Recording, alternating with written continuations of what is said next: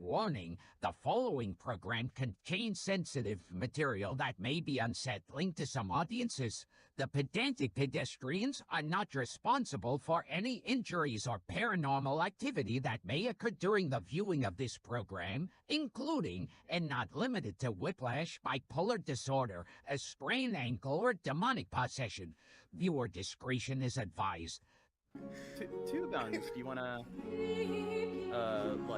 encourage people to suspect those? So funny, Chad. When you see people laughing.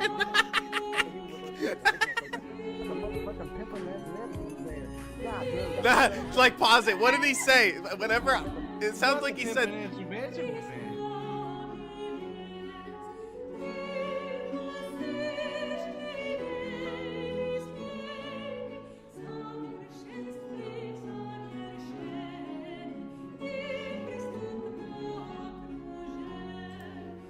We're live? We're live, Gene. We're live. So where's Dirt? He dead. Don't tell people that.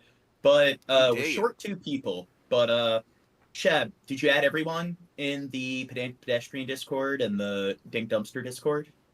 Tell them that we're live? Are you going to do that? I guess. You guess? You're so demanding. Well, why do you take a decent amount of time to get around to doing these things that are pretty simple? Why didn't you do it? Because I'm You're busy. Slow. Well, I'm busy doing my homework and stuff for the stuff that you don't want to do your homework for. You don't do any homework about Pokemon. Yeah, because I'm an adult and I'm not a fucking sped. Whoa. I'm sorry, I'm being mean. But I figured that before we get into the more serious stuff, it's a video somebody sent me. It's how to ruin your college life instantly.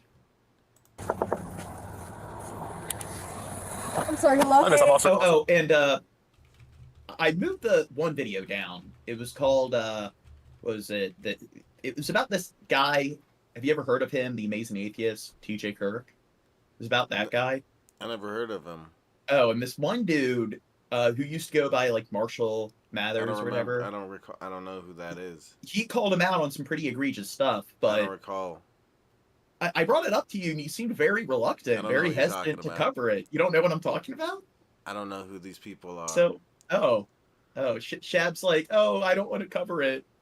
I don't want to hear bad things about the guy that I grew up worshiping. How did this woman ruin her college life? Okay, let's watch. So it's police department. We're just talking to you because we got a couple complaints that you might have been swerving on the road, or I don't think I was. You don't think you were? She looks like she's 15. Is a phone? You're on your phone or for something? Or? No, I'm just a bad driver. I failed to drive test twice. Okay. Okay. Trust me, I'm trying to drive nice. Hey, we need you to step out, okay? You're gonna come and talk with us over here, okay? All right, my dear. Here, put your butt right against there. This officer is gonna ask you some questions, okay? So have you been drinking at all tonight? No. You just maybe on your phone or something? So I'm guessing, what state do you think they're from? Michigan? Minnesota? They have to be in a Midwestern state. Oh. Florida, you dumb fuck. You can hear the Fargo dialect. Hey, a boot? Maybe. Where are you coming from?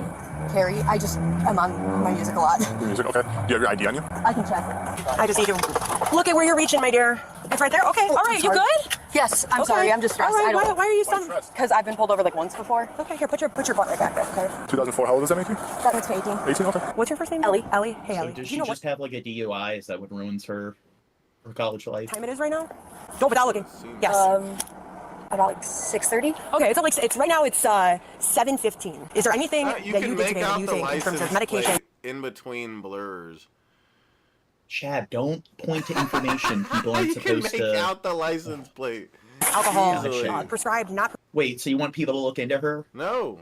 Prescribed drugs, weed, anything like that you took today that you think would impair your driving? No. Okay. This isn't Missouri.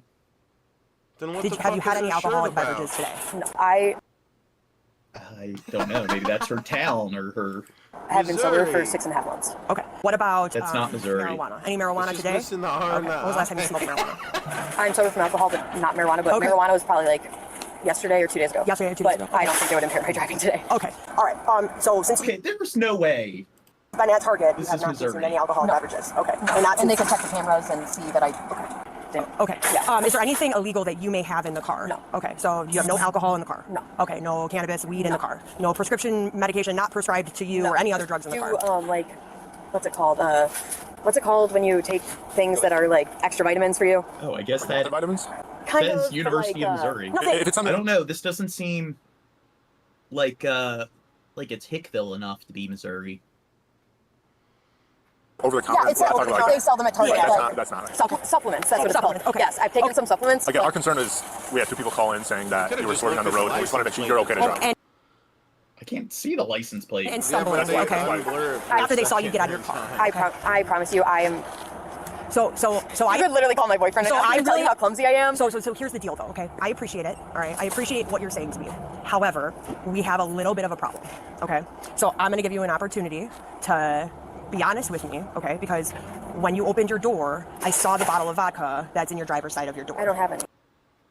Do you think the cop planted the bottle of vodka? Yes. Do you think she put it there? About time. Well, I saw it. Well, Hold on. I don't want you reaching in your car. well, you could open the door. Okay, She I'll just open touched her without her consent. God. or you can stand with Officer Costa right here. I'm just saying I don't have a bottle of vodka in my Okay, to be fair, they are dealing with her in a pretty formal manner here. Because she's a so white it's- girl.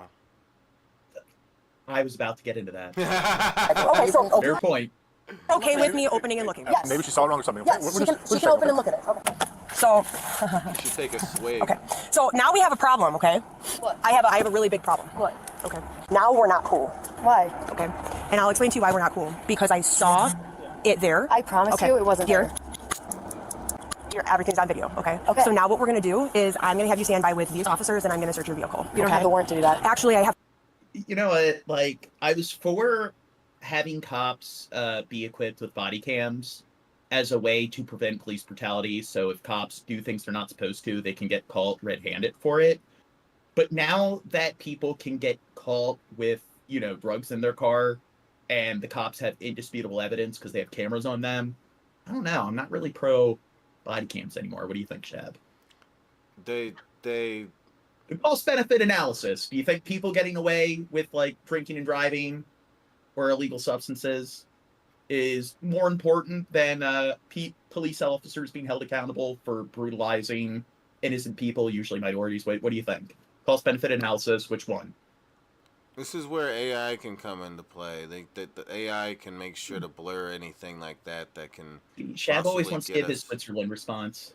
Have probable cause because I observed alcohol. You don't have warrant to do that. Because I observed. I have a alcohol. right to not let you search my car. Okay, so She knows her rights. Right to not let you search my car. Unfortunately, I No, want to I have a right speak to to not let the you search my fucking car. manager. I have a right to not let you search my car. We're not doing this. We're not so You know my rights, not and you touch know me. I have a right to Do not not let you touch me. search my car. Okay, listen. There's I a little don't. weed in the center console. There's a pipe I see. Yeah, Okay. and She's going in unhinged mode, so I guess it's gonna get fun here. you know they don't have a right to search my car. They don't. I've been pulled over before. I know you don't have a right to search my car. Chill out. I'm allowed to I know I don't want to have you in handcuffs right now. I know you don't have a right to search my car. It's an exception to the law. It's called a mobile conveyance. You guys looked in my car before you had the right to search my car, and you saw the weed, and so you don't have a right to search my car. It's also plain view. Yes. You don't have a right to search my I car. do. No, you don't. Okay, so no, I- you don't. Nuh-uh. Do not No, touch you me. don't. I'm telling Just you collaborate, one that's time, dear. I'm Don't telling touch you me for a like fact that. you don't have. You don't have the right to handcuff She's me when I about to start- try to bite your fucking nose off. You don't have the right.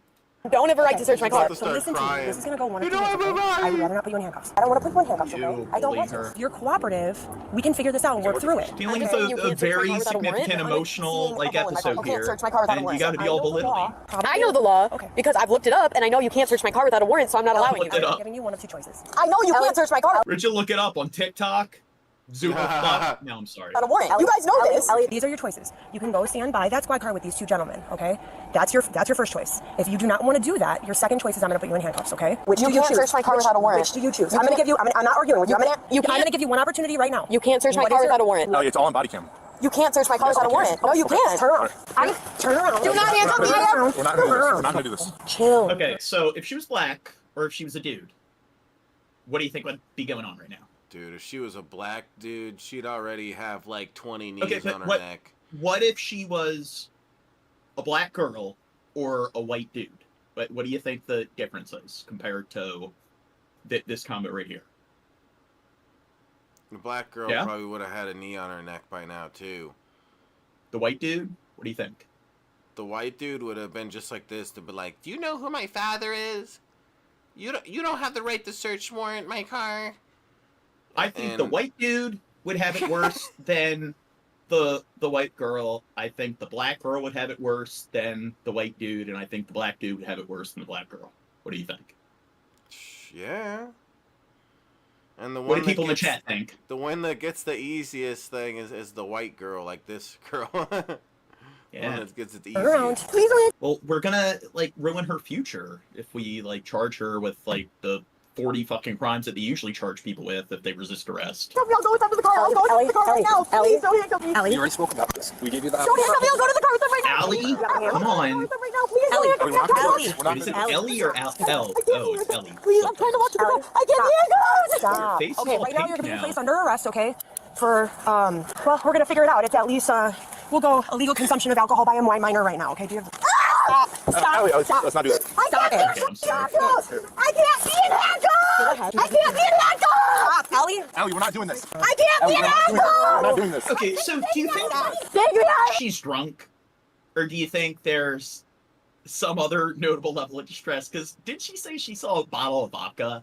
So do you think maybe she's just really shit-faced drunk, or She's not that drunk. she's not that drunk where? I think she'd like- act like this if she wasn't drunk. I think she'd Really? throw a fit. Yeah. Well, like my thing is, it's just even if you're spoiled, you know that having a meltdown like this, you're going to get into a shit ton of fucking trouble. Mm-hmm. I mean, this is where, unless you're fucking mentally retarded, I don't see somebody acting this way. So you think it is just her being a spoiled brat? Yeah.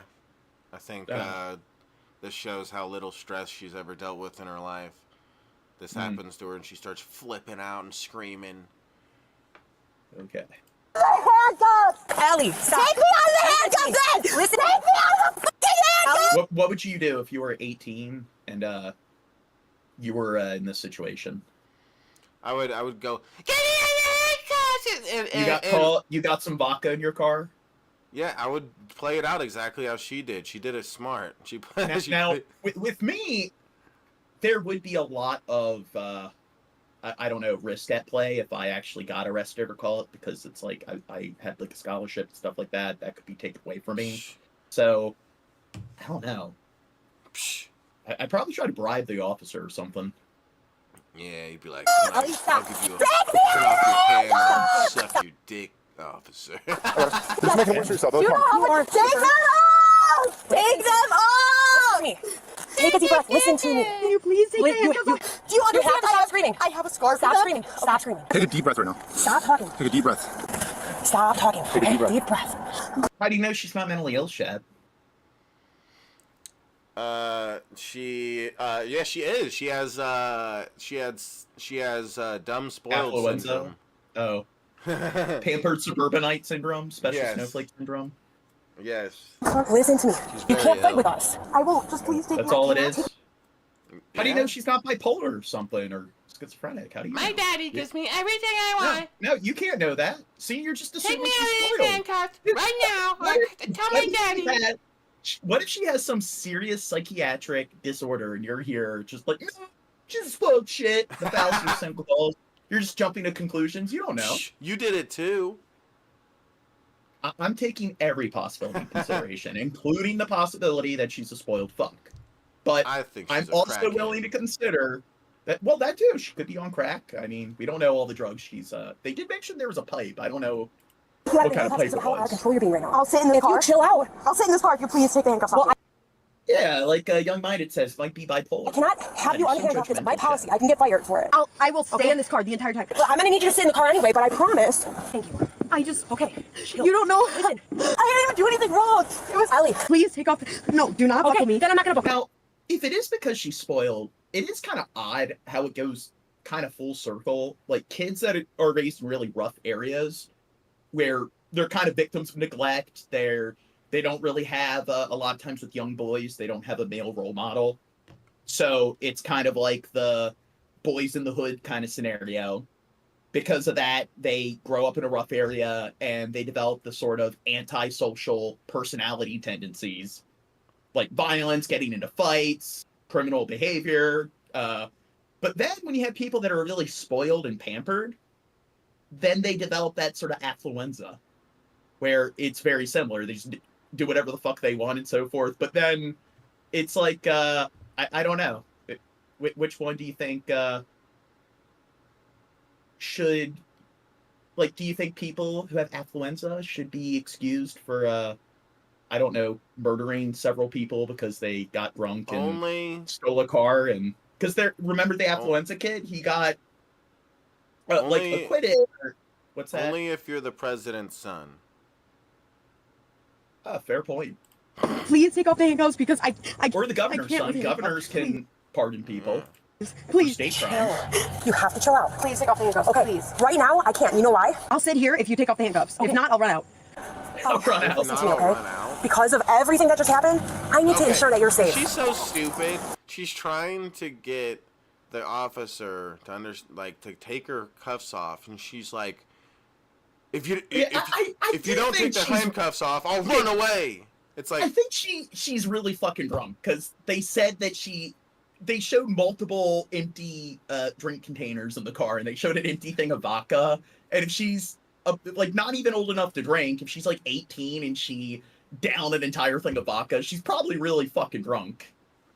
How about we try to do some breathing, okay? You can buckle me up. I think that's what it is. I think it's just she was being fucking stupid and drink a shit ton of alcohol, and she's never dealt with this much alcohol in her system. So she, like, maybe they'll... If you take off the I don't know if they'll verify it. He can't buckle me up. So listen, this is the deal. If you keep fighting like this, my sergeant's on his way here, and he has this device called the rep, and it completely restrains you. If you can't calm yourself down, the way we are now, I am going to have to put you in. She's only 18. So yeah, exactly. She's only 18, and she just got pulled over with a bunch of alcohol in her car. She probably parties. Like, she probably partied hella hard plenty.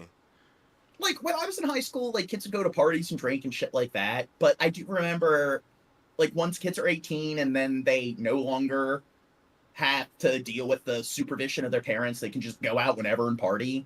You don't have to deal with, like, oh God, mom might get home and we gotta hide all the beers. That is something that you'll see, like, college kids do. They turn 18 or whatever, they're out on their own for the first time, they can do whatever they want, and then it's like, yeah, I can just get some vodka and, like, consume alcohol like it's nothing. So we have to stop. We were on the driving complaint, sort of middle of the road. Doesn't have any empathy. We stumbled across her, she entered the car. And sociopath. Yes, vodka and a bowl in the... You guys made contact with her when she came outside, right? Correct. Okay. And then she was kind of combative with us. Okay. What if I didn't drive under the influence? What if Do you think she was combative? Do you think they're exaggerating? Yeah? Who? What? Chef doesn't pay attention. I was paying attention to the video. Oh, well, just fucking pause it. Do you think she was, do you think she was, being combative? Or do you think the cops are bad? Oh, no. She didn't do anything wrong. Do anything? I just drank it here. Well, I didn't drive under the influence. Well, you could breathalyze me right now and it would come up as more recent. Sweetheart, that's for you to fight. It's kind of weird how, like, now that I'm 29, it's just, I can't believe it's been, like, 10 years since I was this age. And when you graduate from high school, you think, like, yeah, you're an adult. But when I look at kids who are, like, 18, 89, and I say kids, I look at them like they're kids. It's like, she's a fucking baby. In court. Okay, I'll fight that. And then, like, we have 18, 19-year-olds that are being trained and being sent out overseas in the military. They're not old enough to fucking drink, but they're, like, this young, and they're being taught to, like, I don't dig trenches. I'll say that I was going to have someone come pick me up here. That's fine. I was calling my sister. I'm okay with that. Sweetheart, you can fight that in court, but right now you're under arrest, so this is what I have to do. I have to take you to the police department. Please don't. And if I take you to the police department, that's when the cuffs are going to come off quicker. So the quicker cuff. No! Oh, okay, you're trolling me. Wait, is it roster? You're trolling me. You're saying I look 40? No, I'm gonna have a difficult time sleeping tonight. You're old looking, you better tell me. You better tell me you're trolling, because then when we're done streaming, I'm gonna have to lay down in bed and dwell over it, and really obsess over my appearance. So you don't want me to do that, roster. You don't want me to look in the mirror and think that, like, I look older than I am. Come on, Roster. All right, well, listen to me. If I put your seatbelt on, we can get you there in 5 minutes and the handcuffs will come off. Sweetheart, we'll figure it all out, okay? Can I put your seatbelt on now? Can we go? Can we go to get these handcuffs off you, Ellie? God, look at her baby talking her and shit. Again, imagine. The thing is, I do think they're handling it well, the officers. The problem is, would they do this to a mentally ill 30-something-year-old black dude? Yeah, exactly. I wonder. And it would be awesome if they just handled any situation like this.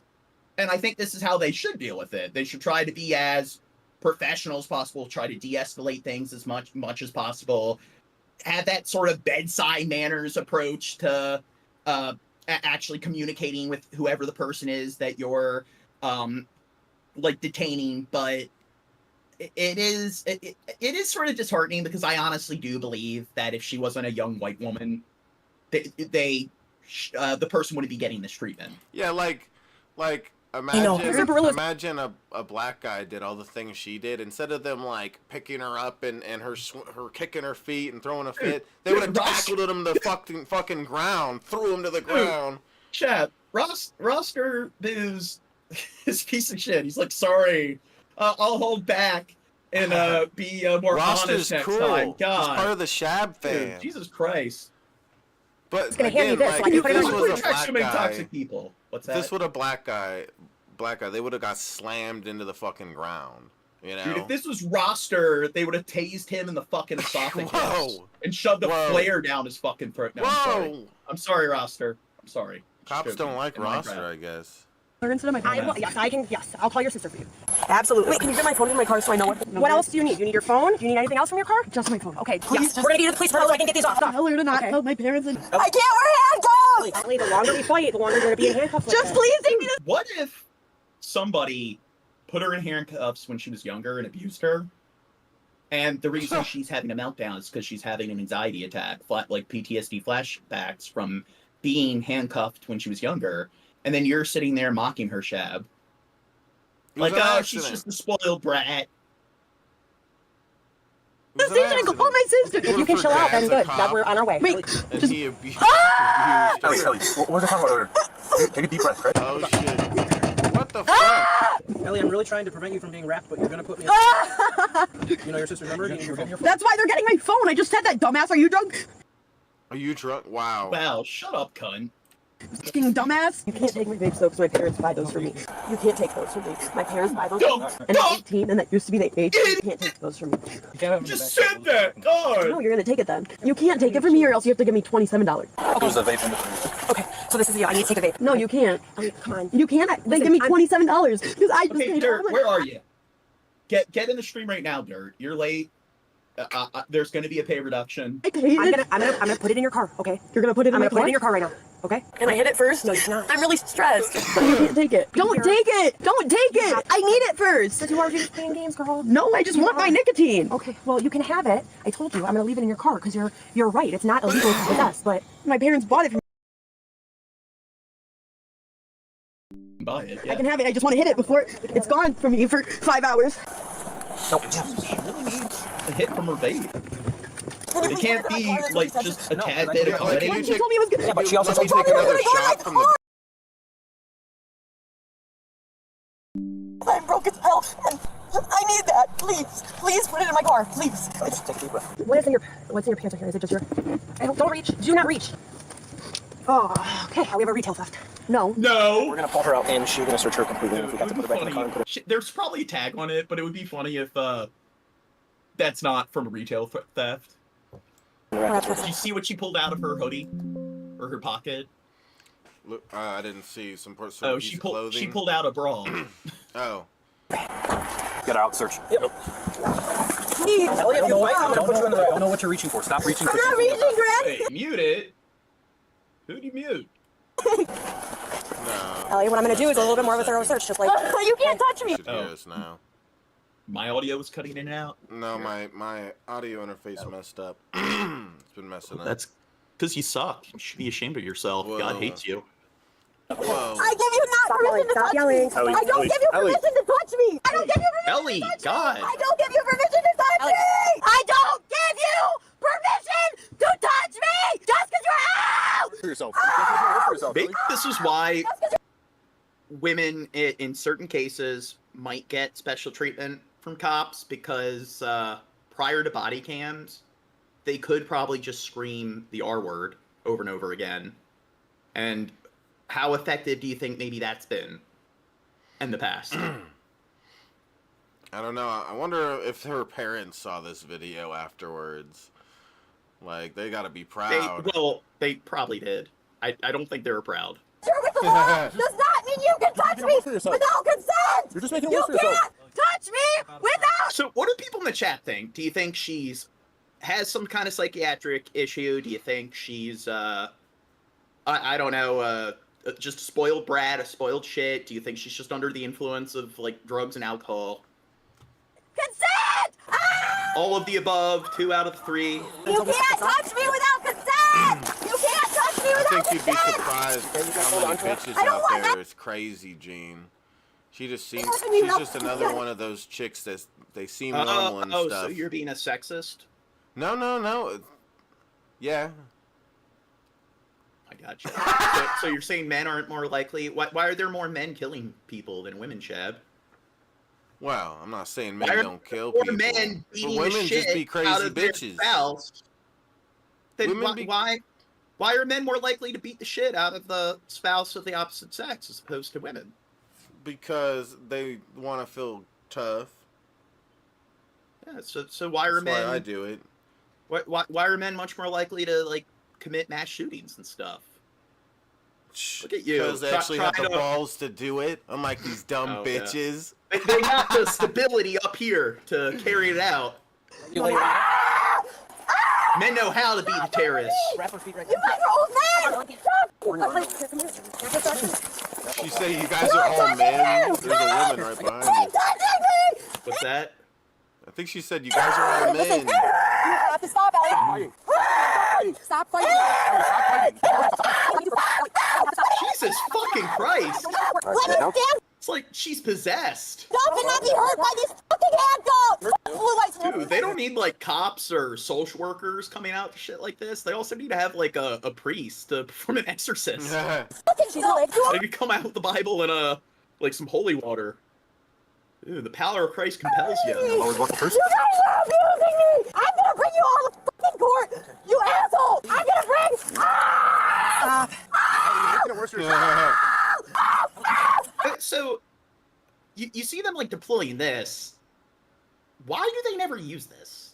No, they do. I've seen other videos. Yeah, I've seen other videos, but it seems like with, like, the rap or this kind of mechanical restraint, seems like it's not really employed as often as it should be. It seems like in a lot of cases they just rely on tasering the person. Yeah, or throwing them to the ground, right? Yeah. Yeah, well, again, yeah, it's because she's a white girl. She's a little white girl, and she's not a big black guy. If she was a big black guy, they'd be on the fucking ground bleeding right now, probably. Or in the back of a police car bleeding. So Roster says, what topic is this for, Gene? Somebody sent this to me or whatever, and I figured that I'm just stuck here with Shab, so before we get into the more serious stuff, we'll just watch a public meltdown video, because then Shab will have something to say. Yay! Yeah, because Shab is a worthless, dumb fuck, and I am ashamed of him. For how just fucking You're gonna make me throw a fit like this, bitch. Yeah. Is that what you want? I gotta replace Shab with Alan, because that's a guy who knows how to think critically and objectively, unlike Shab. Hey, me and Alan are on good stuff lately, so don't be talking about my new buddy. Stuff. Go ahead. Set her up. Knee back, knee back, knee in the back. You How embarrassing if you continue to dig your nails into me, I'm so out of control that the police have to strap you in like a... like a what? I don't know. What is that? What is the thing called? A stray jacket? Stray jacket, yeah. You know why they don't use those? Dirt's here. Dirt. We got a straight jacket for you. A straight jacket. Yep. Yeah. Just for you. You're crazy. But do you know why they don't use those anymore in psychiatric care facilities? I didn't know they didn't use those anymore. Because people would chew on their own face or something. I don't know what. Wow. Because they're too comforting. I have no clue. They're too comfortable. Yes. They'll just run up and slam themselves into the walls and stuff. So if you need to restrain somebody, they usually will like use mechanical restraints, like they'll restrain them to a chair or buckle them down to a chair or like a bed. That seems like a really good way to make someone feel uncomfortable. I would not feel comfortable in a straitjacket. Well, if somebody is a danger to themselves, they're hurting themselves, it's like, it makes sense why you might need to restrain them. Mm-hmm. You're digging those fucking handcuffs into me, you dick. Fuck the cops, bro. I fucking hate all of you guys. Ellie, are you injured? Yes, my fucking wrist. Okay. Bitch. Fuck you. Double check your cuffs. Ellie, stop digging your fingernails into my hands. He can't check your cuffs. They hurt. It hurts. Hold on. Ellie, stop. I'm trying to help you. Stop. I'm trying to help you. It hurts. I've been in mechanical restraints before, like in an ambulance, when I was having seizures. That's what they do when you have grand mal seizures, so you don't, like, convulse and hit your head on something. You have to stop. You're pulling on it. It hurts. Okay, stop so we can fix it, okay? Hey, I did that. All right, just put her in. I did that on purpose. Really, you can just take a straight. I did that on purpose. What? We got to lift her up. Put her in. What? Wait, 1, 2, 3, go. Dude, I'm gonna fucking bring you. It does kind of piss me off, just the level of delicacy they're applying here. And you know damn well, and I know we've said it again and again, but if she was a black dude, or some, like, middle-aged, like, even if she was, like, some middle-aged crazy woman with a bunch of, like, mangled hair, you know they wouldn't be giving the person this kind of treatment. Maybe these cops would, but still, it does kind of piss me off. It hurts. Stop fucking. I'm not. It hurts. It hurts. It hurts. How much Do you pain think it really hurts, John? I think there's minor pain. I think if she stopped resisting, there'd be a lot less pain. But I think the pain she is experiencing isn't really that significant. You missed the StreamLabs, My John. wrist and my. Well, that's Shab's fault. So, Shab, there was a StreamLabs. That's Shab's job to pay attention to that. Recent events. Oh, Timmy tipped. Gene, this woman has obviously been dosed by these police with narcotics and is being framed. These dirty cops deserve to be in prison.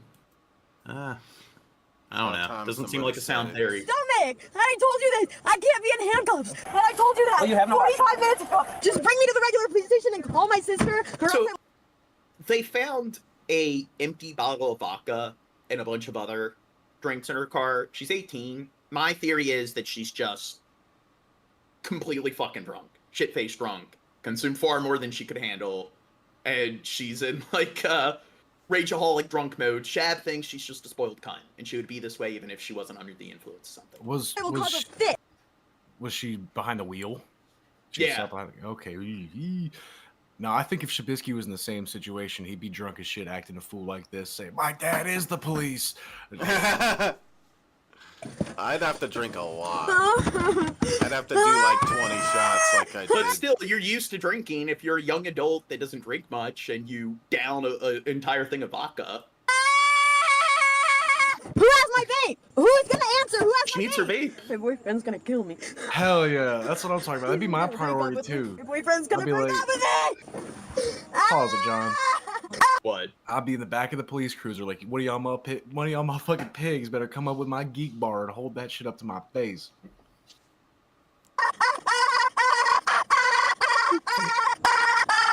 Okay, this is 10 times speed on 1.5 speed.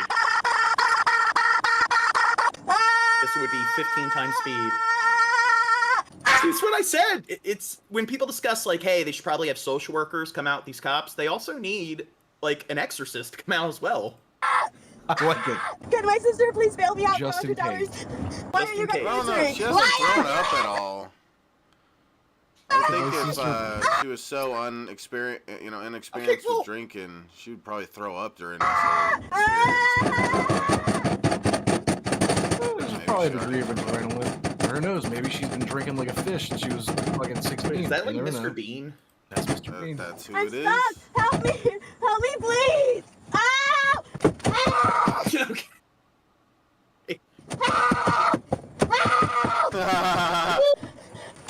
Hey, Ellie, dude, we're almost there. Hit your head so you don't fall again, Just okay? please get me there. Yeah, we're right Will it take behind. $100? Will it take $100? Will it take $100? Can you please answer me? Talk to me and get there. Will it take $100? It's a very specific request. It hurts. My sister bailed me out for $100. You! Please let me out. Thank you. Please unbuckle this. I need to get out. I need to get out. All right, we're gonna get you out, okay? I'm gonna put this on your head, okay? All right, hold on. I can't breathe. think that's necessary? Get this out of my mouth. Get this out of my mouth. Get these handcuffs off of me. Get this out of my mouth. Get the handcuffs Keep off her of me. from biting people. She's spit on people already, didn't she? Yeah, maybe. I need to go out. How much fucking energy does she have? Okay. I need to go home. In the morning. No, right now. No. When you calm down, let me know and I can She's just been and I'll get you on the phone. raging out like this for hours at the, or I guess they said it was only like a 10-minute ride, but still. Calm down and you're gonna behave. Like, okay? Yeah, it's Probably like more almost like 40 ride minutes with to an cops' hour. lives. No. So Ellie, calm down. Ellie, calm down. When you calm down, let me know, okay? I'm here all night. I'm wondering, maybe we should try to find some footage, like body cam footage or whatever, of like officers from this station. Because I'm wondering if this is usually how they deal with it, or if they're just giving her special treatment for being like a young, like small, like white girl. Ellie eventually provided a breath sample that indicated a blood alcohol concentration of 0.09. Yeah, that's pretty fucking significant. I'm thinking it's mostly the alcohol. That's like, I don't know, like that could kill you. Yeah. 1. She was charged with driving under the influence, aggravated battery to a peace officer, resisting, obstructing, my buddy DUI with blew a a blood alcohol 09 concentration of 0.08 or more, illegal transportation or "Son, possession how of are you alcohol. still standing?" Yeah, because isn't it? It's like once you're around like point 1, that's where it's like you're at risk of your liver shutting down. And what do you think, Chad? Do you think she's just a spoiled shit, or do you think she just was being a dumb young adult who? I wonder what amount mine was at the other day when I was drinking. I don't know what to compare that to, but I guess that's supposed to be high. We should have got you your breathalyzer for that. Yeah. Okay, so here says, of course, 0.00 sober, 0.02 altered mood, relaxation, slight loss of judgment, 0.05 uninhibited, lowered alertness, impaired judgment, 0.08 legally intoxicated in California for people over 21, reduced muscle coordination, impaired judgment, reasoning, and more difficult to detect danger. And then 0.1 is slurred speech, slowed thinking, and reduced reaction time. So I was wondering, like, her speech wasn't slurred at all. So maybe that's, she wasn't in the 0.0 or the 0.1 range, but... Yeah. Do you think it's a combination of having spoiled cunt syndrome and being under the influence, or do you think she's just under the influence, or... It could be a spoiled cunt under the influence, John. Or maybe... That's what it is. How do you know she doesn't have bipolar disorder and she's under the influence? How do you know she's And you're not just saying spoiled she's cunt? spoiled. How do you know that I she's guess still we not don't know. spoiled? I guess we don't know. Shouldn't make assumptions, Chad. I do. Oh, Dirt. Okay. There's this one video I was thinking of covering, but Chad claimed that they really didn't want to cover it. I don't know what you're talking about. It was about this dude. I don't know if you've heard of them. They're known as like TJ Kirk, the Amazing Atheist, and this dude known as like Andrew did a video about him, some allegations, but Chad's like. I don't know what he's talking about. Do you think maybe Chad should watch the video, or? I don't know what he's. What do you I don't think? know if that needs to happen on this podcast. Okay. But you know, this is Chad says he doesn't want his idol. The what? Be near his idol. Hold on, shut up. shattered. Tubby tipped $3 and said a bunch of stuff. You gotta read it, Gene. You have to read all that stuff, Gene. All that stuff, Gene. I'm on 50 milligrams of Eddie Von Halen's Gene. You think alcohol alone gave her these superpowers? She was obviously having a few shots, but they probably emptied the bottle on the ground and said she drank it. Okay. Let's go to New York, where calls for answers and accountability get only louder by the minute after police say a man set a sleeping woman on fire and then watched her burn to death aboard. Okay, so this is something. This woman was on a subway, and a guy just came up and lit her on fire. And there was a cop in the video that was just kind of walking about doing nothing. And people filmed her, but no one really seemed to address it. No one really seemed to try to put the flames out. Now, I'm sitting there thinking, what would I do if somebody was on fire in front of me? Like, how would you try to extinguish the flames? I mean, they're supposed to, stop, drop, and roll. But it's like if they're currently being scorched and they're not, maybe you can yell that direction to them, but maybe you take some of your clothes off, like your shirt and stuff, and try to smother the flames, try to get other people to do it. But it's like, I don't know how efficient that would be. So what do you do in a situation like that? Yeah. What can you do? I mean, dude, yeah, unless you have I don't know, a fucking Carhartt jacket or so. I mean, even then, throwing your clothes on it, I feel like that's just kindling. Yeah, it's and the thing is, I'm not a firefighter, so that's like in the moment, having no fucking idea of what the protocol is. What could you do? Maybe that's something, but I have no fucking clue if that would work. New York City subway train, horrible story there. Still, no identification for the victim, but people are feeling for her humanity lost. Medical examiners now try to use DNA. This happened fairly recently, so I don't know if they even know who the woman is yet. To figure out who this woman was. Yesterday, these activists gathered on a train platform. They knelt in prayer in Coney Island. And that does kind of creep you out. Imagine just being on the subway and somebody just randomly lights you on fire.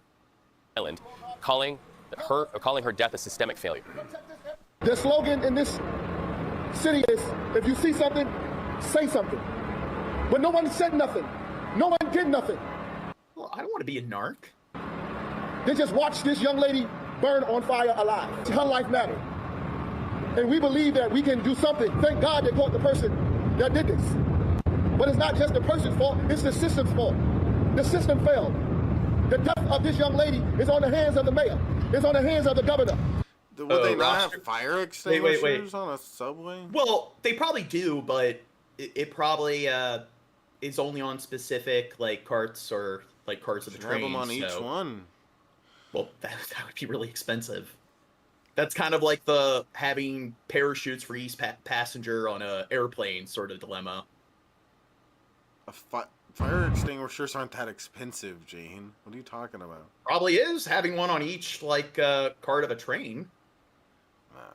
I don't think that's an unreasonable idea. Yeah. That's how much could a little fire extinguisher I don't cost? know. Well, look it up, Shad. I have 3 or 4 of them around my house. I'm not rich. You do? Yeah. Millions of New Yorkers ride the train every day, so we need answers. Her life mattered. That really lands it, does it not?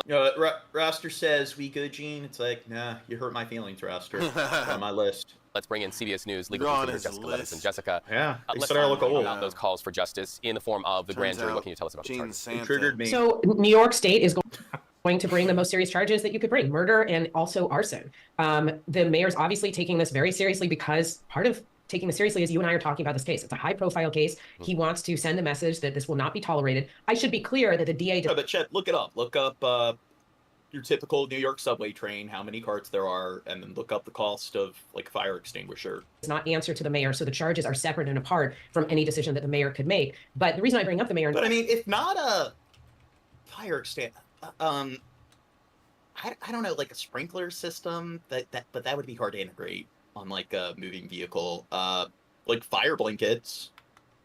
Is we know there's been discussions between the mayor and the Department of Homeland Security as to whether or not there's the option of federal charges. Okay, so he's an illegal immigrant, so this isolated case, this is why we need to build a wall. I mean, just because of this one case.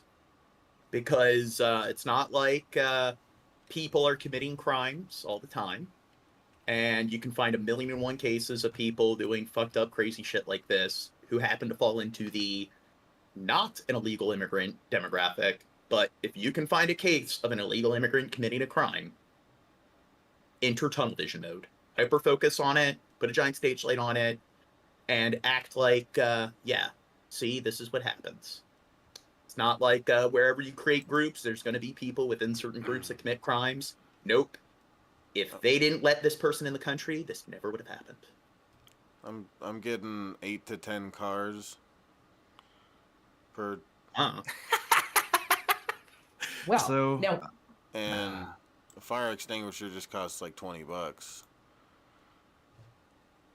Yeah, I don't think that's unreasonable. I agree with you. federal charges would likely include arson charges if they are available. They would carry a lesser maximum sentence than state murder and arson. But I think it's part of sending a message that New York will cooperate with the federal government. And again, that this type of conduct simply cannot be tolerated for obvious reasons. It's interesting to me as we talk about federal charges, the potentiality of federal charges in this case, also to see New York cooperating at the same time with the person who is accused of shooting the United Healthcare CEO. Interesting to see that these are going to be strong messages when you come into New York to obey the laws. Okay, who's worse? The guy who lit the woman on fire, or Luigi, who murdered the Well, here's CEO? the thing. Here's the thing about the guy that just lit the woman on fire. He thought she was a CEO, so I think it's justified. Oh my God. He thought. Yeah. He was just confused for a second. Dude, okay. I was about to say, wouldn't that be funny, but but I said it anyway. Sorry, but it's like, what if it was the CEO? What if it's like, it turned out like news? Yeah, that everybody's this was like mourning over her death at first, and everybody The figures CEO, out she's Blue a CEO. Cross, and they're like, Blue "Fuck, Shield. What? That guy's a hero now. Yeah, and then next week, this other CEO like, we find out that their complex got bombed or whatever, but everyone else was out safe in Minecraft. Their Minecraft complex was bombed. In Minecraft. Not only locally, I need a state, but also Minecraft federally as well. complex. Jessica, while I have you, got to ask you about those lawsuits claiming that Jay-Z and Sean Combs raped a woman when she was 13. Now, the accused wants to stay out of the public limelight, does not want to have her name mentioned. My So far, dad judge is met saying, this okay, we'll grant that. accused rapist. Oh. Did he rape your dad? I don't know. I'll have to ask him the next time I talk to him. Guys, don't joke about this. But this seems to be a Don't trend joke now about this kind of stuff. with these accusers relative to wanting Going to too far. their names out of the press. Like I What are you asked seeing my with that dad, and he concern? just starts crying. Okay, I don't wanna JLV's talk finally here. Where's JLV been? It's been all like AFK. He's been Been all busy watching me MIA play Elden Ring. I think what you're saying, I think you're Well, he needs to invest his time in better things, like watching me play Resident Evil 4. exactly right to say I just Which wanna I haven't say, done John, yet. What? CBS News is no fucking better than us. This poor woman died horribly in such a savage and fucking unthinkable sort of inhuman way. And they're up there talking about Jay-Z just because he's in the same like. Look, she's a reptilian. Look at her reptilian eyes. Yeah, I think Yes, this is you see it. this frame right here is mid shift. Yes.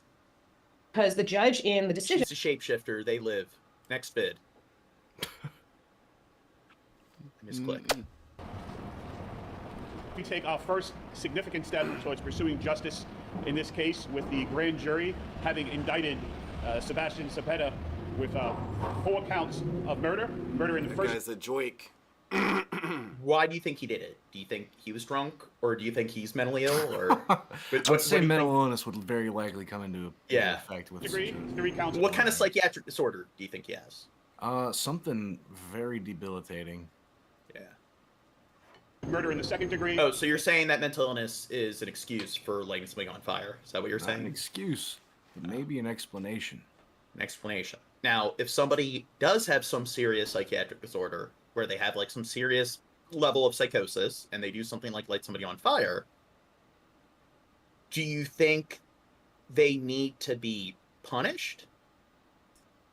I think, in some sense, yes. I think punitive action should be taken. But I do believe that in such a scenario, or if this dude is like hearing the voices that told him to light this lady on fire or anything like that, well, yeah, I think. Well, what if he's before he could be put into any sort of incarceration, he would need medical treatment and get him on a medication that makes him nice and as stable as he could be, and then maybe they can try to introduce him to a sort of population of people. Maybe. But what if he did something like that and he is just completely, like, he is just in complete psychosis? He's just so far gone. It's just should. Is that a scenario where do they know right from wrong? That's the problem. What happens when it is one of those scenarios where they were currently in a state of psychosis. So if that's the case, shouldn't they get the insanity plea? I don't think they should be allowed in public for a really, really, really, really long time. They definitely need to be separated from the general public for their safety and other people's safety. But should they be punished if... I mean, when does it get to the point where, you know, if somebody, I don't know, they pass out and they're operating heavy machinery and it's something that they had no way of detecting or whatever, they just randomly passed out and then somebody died because they dropped some sort of payload on the person. What do you think? Should that person be punished? Well, when is something a tragedy? It's an unfortunate sort of predicament where it's unfortunate somebody died, but when is it just being vindictive, where we gotta punish people if a life is lost, even if it's just sort of happenstance? Well, to answer your first question, John, I will say I think the insanity plea exists for a reason, for especially people who are experiencing a total disillusion from reality, where, you know, I mean, shit happens, bro. You know, the human psyche is a frail thing. As far as, you know, workplace accidents and, you know, manslaughter, you know, I think there's probably a place for that too in some regard. I mean, but there's a difference between somebody's drinking and they're operating heavy machinery and maybe just, I don't know, there's this weird electrolyte imbalance. They had this like rare condition and they end up just passing out. How's that their fault? John, do you have a rare electrolyte condition that caused you to kill a man with a forklift? No, but I'm saying with mental illness, it does seem like in America, since the Reagan administration, we don't really, it's very rare that you actually see anybody be pardoned or absolved or acquitted due to having serious mental illness. People do seem universally, even people on the left, to have this attitude of like, well, hey, it's no excuse. And it's like, well, I can understand saying it's no excuse where they have anger issues and they got angry and shot somebody. But if somebody is going through psychosis, I think psychosis is where we get to the point where it's one thing if they know that they have a condition that causes psychosis and they're not taking their medication, then I would say it should be manslaughter. But if somebody happens to develop a psychiatric disorder that causes them to enter a state of psychosis, I mean, is that really their fault? It's a tragic scenario, but should they be treated like they're a criminal because of it? I mean, if a criminal action took place, John, if I think to a certain degree, but if a life is taken, you know, I'm not saying hand we Robbie eye for an eye, but you know. So if somebody has dementia and they do something that results in somebody's death, it should be treated the same way if a 30-year-old who is completely neurotypical does the same thing. It's a good thing these things are decided by a jury of my peers, John. If a 2-year-old is crawling and they pick up a gun that's laying about and then they shoot the gun and it kills somebody. Yes. No nuance. And Austin, the baby just grows up in jail. Like, what did I do? Yes, like, you need to go to the North approach. 3-generation policy, like 3 generations older, 3 generations younger, all go to prison. You should go to prison. Your great niece, born in prison. Carries the possibility of life without parole. It's the most serious statute in New York State law, and my office is very confident about the evidence in this case and our ability to hold Zepeda accountable for his dastardly deeds. Why do you think they have him in that? No death penalty in the state of New York, so that's why the maximum penalty here is life without the possibility of parole, and we charge that count in order to make sure that we can, you know, seek that penalty. We have a long way to go. This is really the first significant step of today in holding him accountable. There's going to be the felony arraignment again on January 7th, and then the trial team here will work to. Okay, next vid. NYPD now investigating after a man was found with burns. Okay, so here's another scenario of somebody being lit on fire. Just, I was hoping we'd probably get some copycat killers in Minecraft for the sort of Luigi. You can't say that. You can't say that. You can't say you're wrong with that. But okay, no, I was just joking, not being serious. Don't unalive people. It's wrong. It's unethical. It's poor social skills. But do you think this is a coincidence? Because they both happened within. It is two different people, but this is the lamest TikTok challenge ever, dude. I think maybe that one guy, maybe he didn't even like the woman on fire. Maybe there's another Jack the Ripper, Zodiac killer, Stone Man killer on the loose. Like what was it in India? I think in New Delhi, he was like the Stone Man killer, and one of the things he would do is he would take these like boulders or these large rocks and just bash a person's skull in to the point where it was just nothing but a pile of mush. And they were a headless corpse, and they never caught the dude. And he would just go around and randomly, like, decapitate different homeless people. Do you think there's, like, some kind of fireman, incendiary, like, sort of killer on the loose? Scorcher? Both his legs and upper body at New York City's Penn Station. You know what would be interesting for you to look into, Jane? Yeah? Serial killers that are still... what's the word I'm looking for? Like, they haven't been caught yet. Yeah. They're still... At large. They're still at large. Yeah, there we go.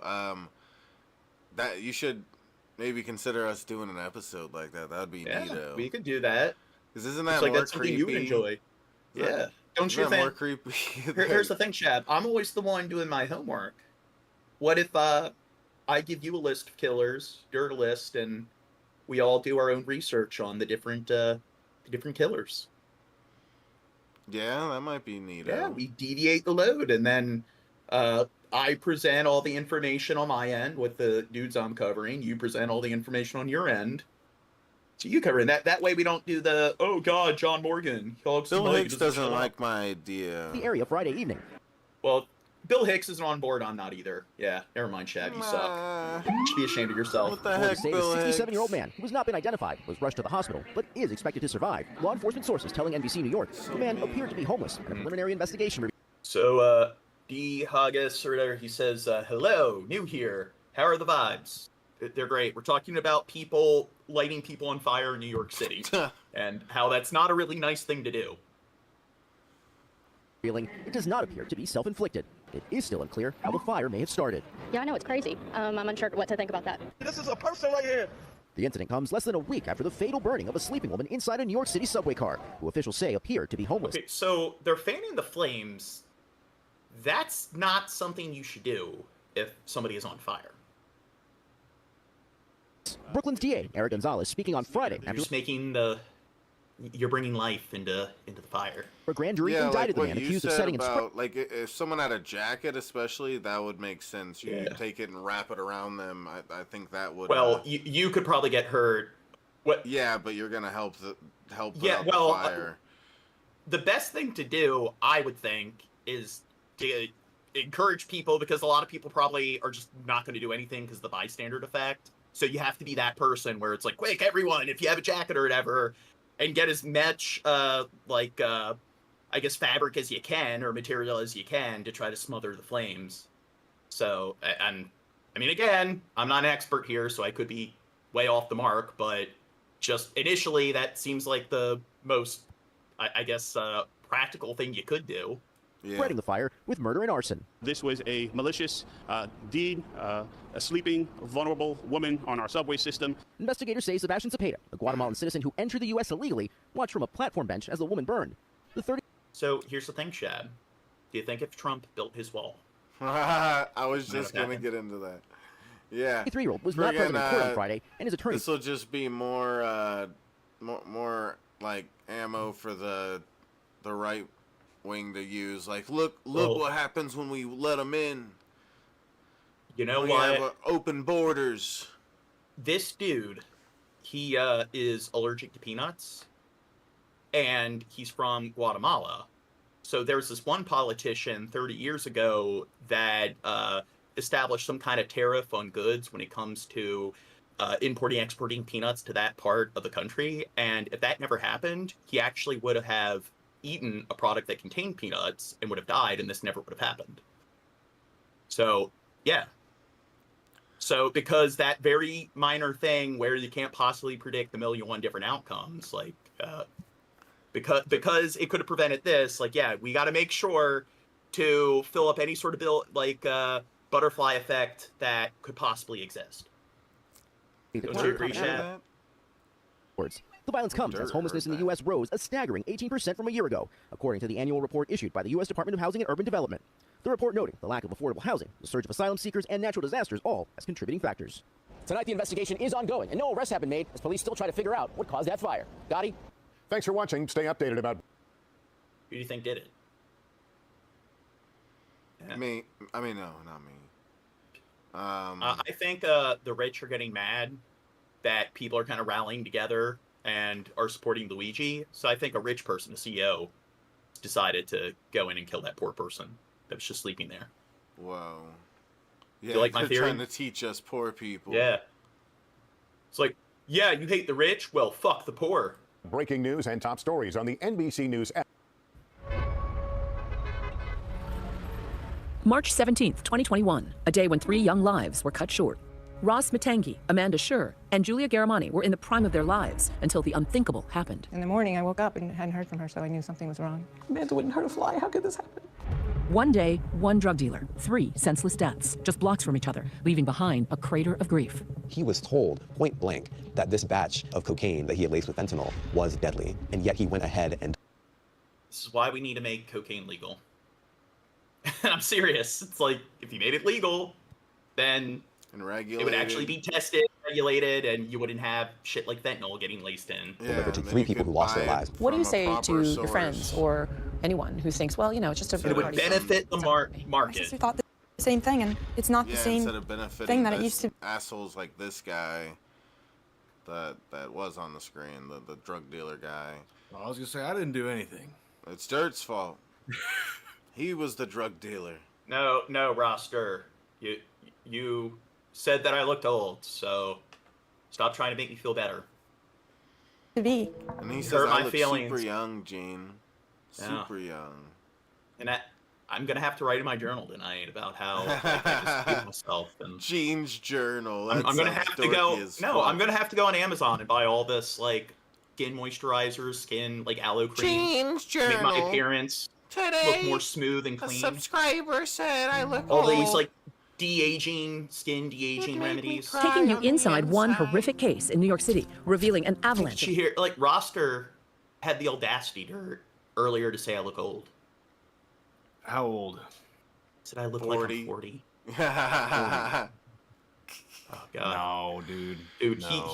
Dude, isn't he evil? He's a malicious, he's malevolent. Machiavellian, Gene. He knew God. Machiavellian. He's trying to get in my head. Evidence obtained by ABC News exposing a brazen drug ring, boosting their profits by lacing. Oh, Bill Hicks trying to say I look 20 in person. Ew, Stop trying to make me feel better. Stop. Everyone's gaslighting me. The camera adds 20 years. It's cheaper, more addictive, and more deadly.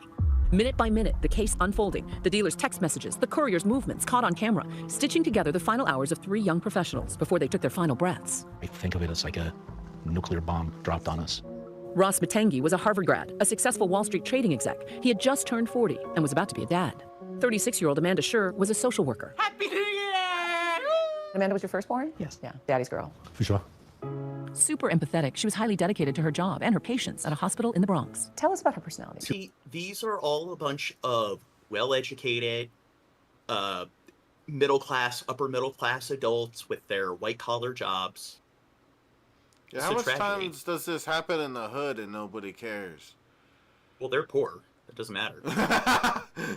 Like, for real. She was always a very empathetic person. Like, what the story is there that these 3 people bought cocaine from a drug dealer and it had too much fentanyl and they died. Yeah. And now, did they all buy cocaine? I think it was cocaine.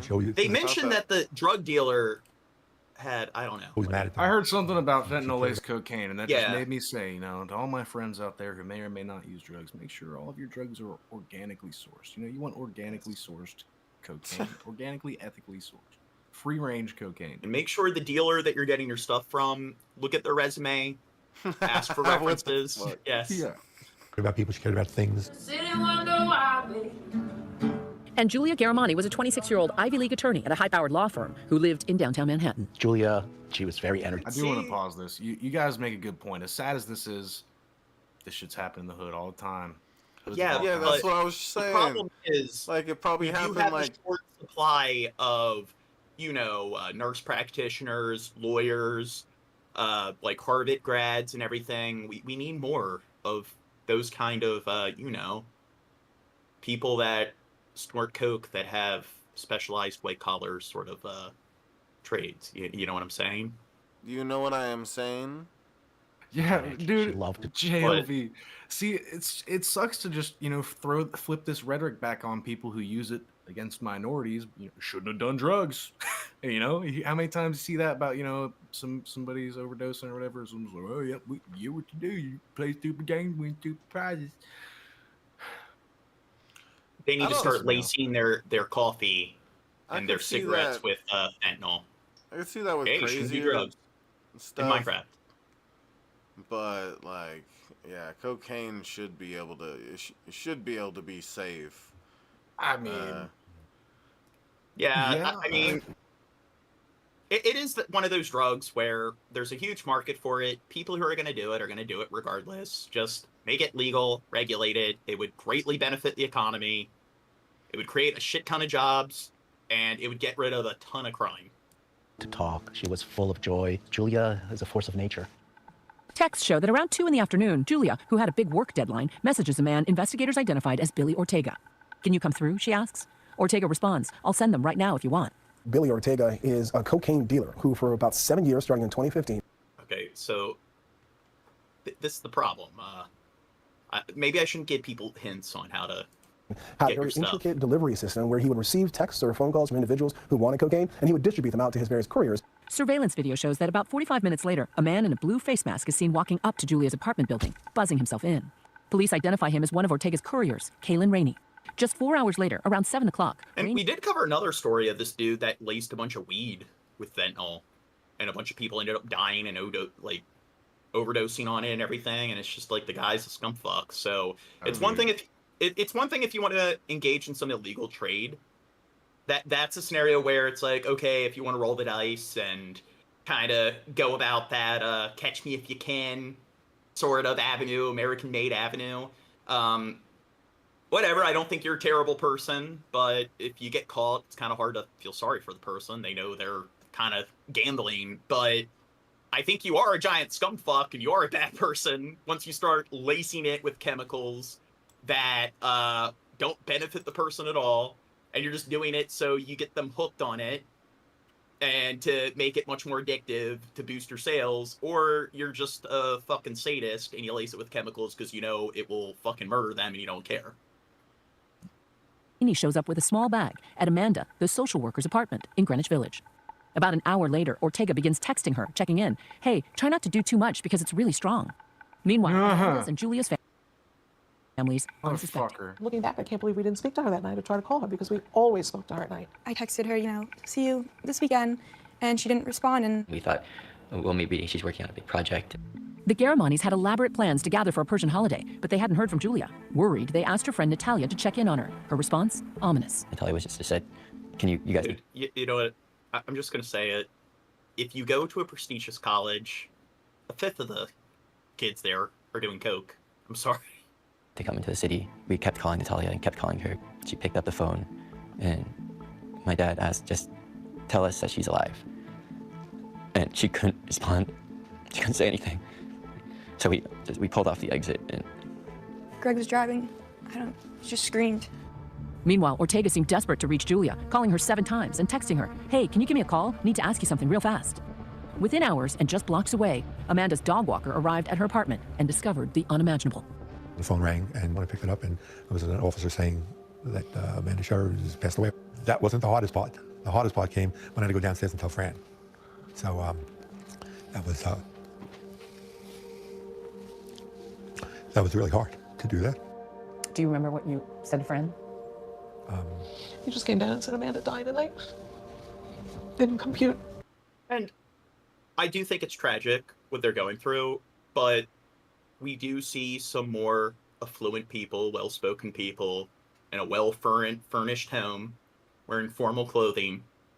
So when we see somebody who got killed because they wanted their upper to help them with their exam, it's just, oh God, this is terrible, this is tragic. But what if it's somebody who, I don't know, is a truck driver or something, and they ended up dying of an overdose because they wanted their supply of whatever their drug of choice is, and they're somebody that's able to function on that drug, but because they come from a more blue-collar, working-class kind of environment, it's like, yeah, they're just a thug, they're just a criminal. So there definitely is that sort of bias. No, my baby, no. The NYPD are also called to a third scene and find a third victim. Pray to Jesus for unlimited cocaine in heaven. Ross, the banker, had checked into a That Midtown would hotel. be like a good song. A review of the hotel surveillance footage found that same courier, Jesus, you get unlimited cocaine in heaven. Kaylin Rainey, also paid a visit to the building, seen here in the elevator, heading up to meet Ross.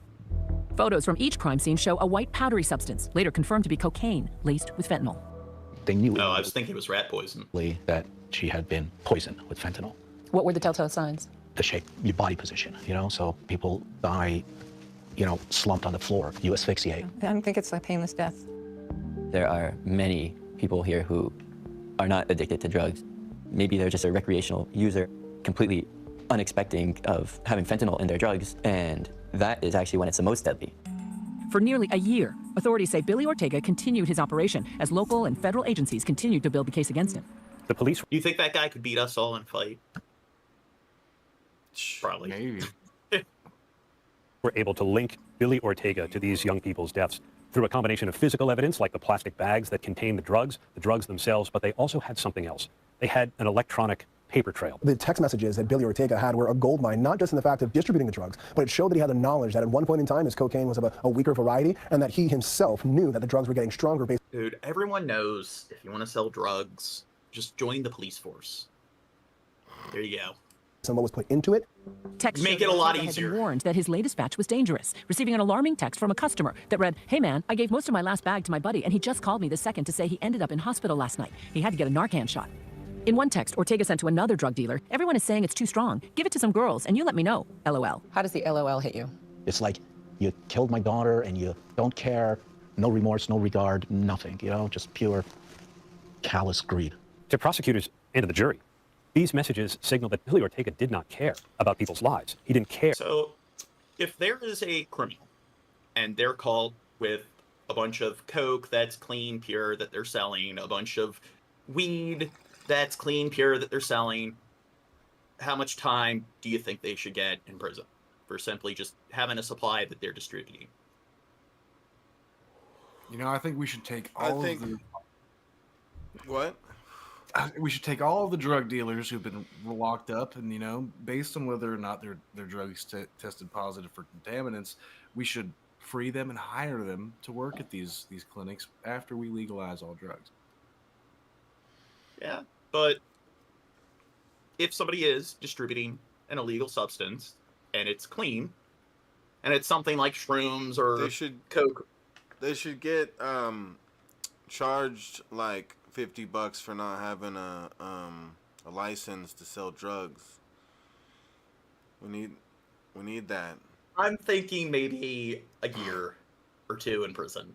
No, they need to be fined for not having a license to sell drugs.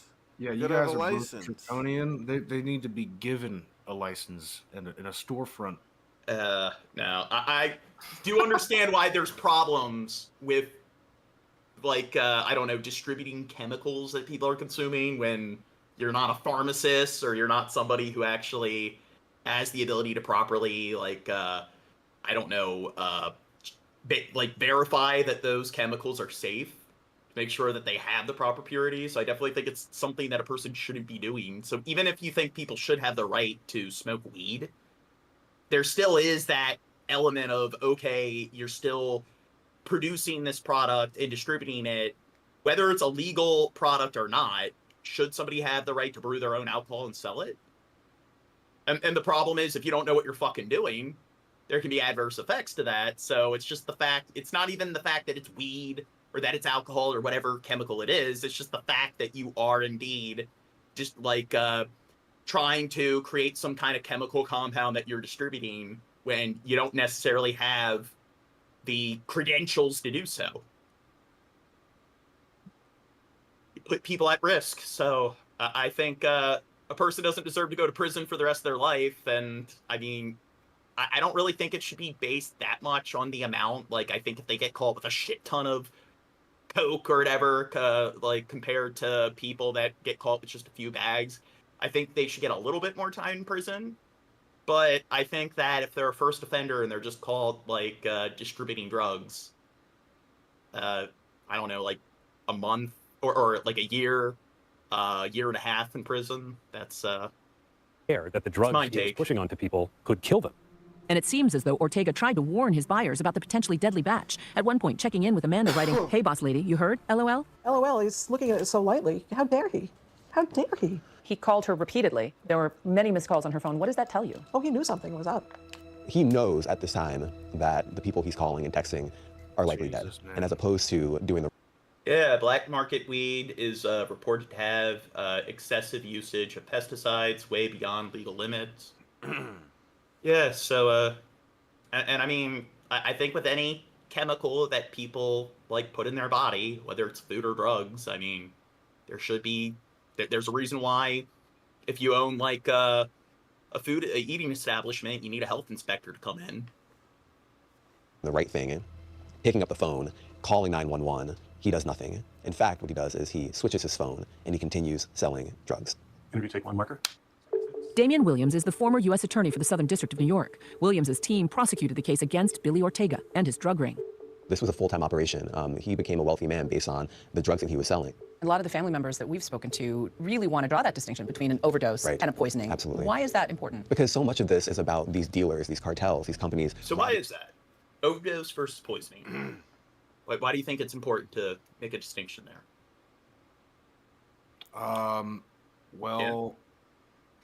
Overdose versus poisoning. I really don't know, because you get alcohol poisoning. That's pretty much an alcohol overdose. Well, the point is that overdose is that you're consuming more of the pure product, and it's because you consumed it recklessly or carelessly. But poisoning is, hey, even though it's an illegal substance, it's not regulated, you still laced it with these chemicals that weren't really necessary, with ill intent, that resulted in them having an overdose, where if they were aware that it had fentanyl in it, then they wouldn't be dead. So I guess it would be like brewing your own alcohol and sharing it, but then putting PCP in your alcohol. Being people of choice. We're talking about teenagers who think they're taking a Xanax, and instead they're taking a pill that's laced with fentanyl. And so to call it an overdose, I think, really misunderstands the moment that we're in. It took about a year, but the authorities are ready. Now, I don't know what the proper methods are of, like, testing it for, like, whether it's has any fentanyl in it or any sort of contaminants, but I think maybe in school, do you think maybe, like, middle school chemistry, they should teach kids how to, like, you know, check chemical substances to determine what percentage, particular milligrams of PCP or fentanyl it might have? Yeah, we should get that in middle school. Yeah. Arrested Billy Ortega. Well, I mean, how many lives would it save if we actually teach kids? Probably substantial. But, you know, John, drugs are bad, okay? You don't want kids to know that about drugs, because drugs are bad, okay?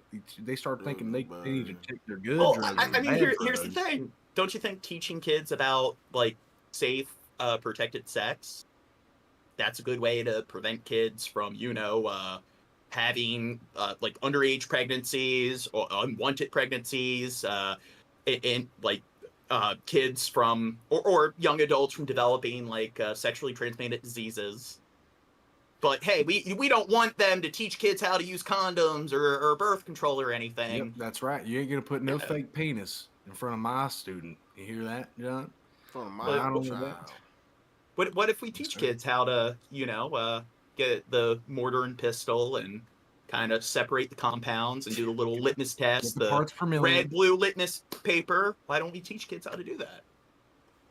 differentiate like the different substances. Yeah, we should hand out free drug reagent kits at middle schools. Exactly. Or we just let kids know where they can get it. And they charged him with supplying the fentanyl that ultimately killed Ross and Amanda and Julia, linking him to those deaths. The trial of Billy Ortega took barely 2 weeks before a jury was convinced he was guilty, and the very courier that was seen on surveillance images showing up at their houses to give them the drugs, he ended up pleading guilty and testifying against Ortega. He was convicted on 3 counts of narcotics distribution resulting in death. Would you consider that justice? Justice would be if he gets life in prison. Today was the end of a 2.5-year process after the death of our respective. Here, I was reading the chat. If he gets life in prison. Yeah, go back. Today was the end of a. You went back. We're talking about teenagers who think they're taking a Xanax, and instead they're taking a pill. Here, but the authorities arrested Billy Ortega, and they charged him with supplying the fentanyl that ultimately killed Ross and Amanda and Julia, linking him to those deaths. The trial of Billy Ortega took barely 2 weeks before a jury was convinced he was guilty, and the very courier that was seen on surveillance images showing up at their houses to give them the drugs, he ended up pleading guilty and testifying against Ortega. He was convicted on 3 counts of narcotics distribution resulting in death. Would you consider that justice? Justice would be if he gets life in prison. Resulting in death? Today was So did he get the death penalty? the end of a 2.5-year process after the death of our respective children were poisoned with fentanyl. Just last year, Billy Ortega was sentenced to 30 years in prison. Oh, 30 years. The families, it wasn't long enough. The sentence that was imposed was below what we wanted. We had asked for life in prison because Billy Ortega killed 3 people. So people will make that argument that, hey, it's their fault for gambling and so forth. It's their fault for rolling a set of dice and consuming substances from like some sketchy, uncertified supplier. But the problem is, what if somebody is like, you go to a friend's house, they give you a bottle of wine, and they poison the bottle of wine. It's like, is it your fault for not knowing 100% what's in that glass of wine that they poured? So it's like, even though wine's legal, if somebody does that with an illegal substance, should they still like, hey, I'm giving you this like bag of shrooms, but they lace it with rat poison? It's like, whether they're lacing it with fentanyl or rat poison or anything else, it's like they should still be charged. So, like, some people argue that, well, hey, it's their fault for doing the drugs. So if the person laces it with other like sort of substances, then I guess you don't really need to factor that into their sentence. What are your thoughts, Shab? I agree, Gene. You agree? Obviously, you don't have anything to add? Well, yeah.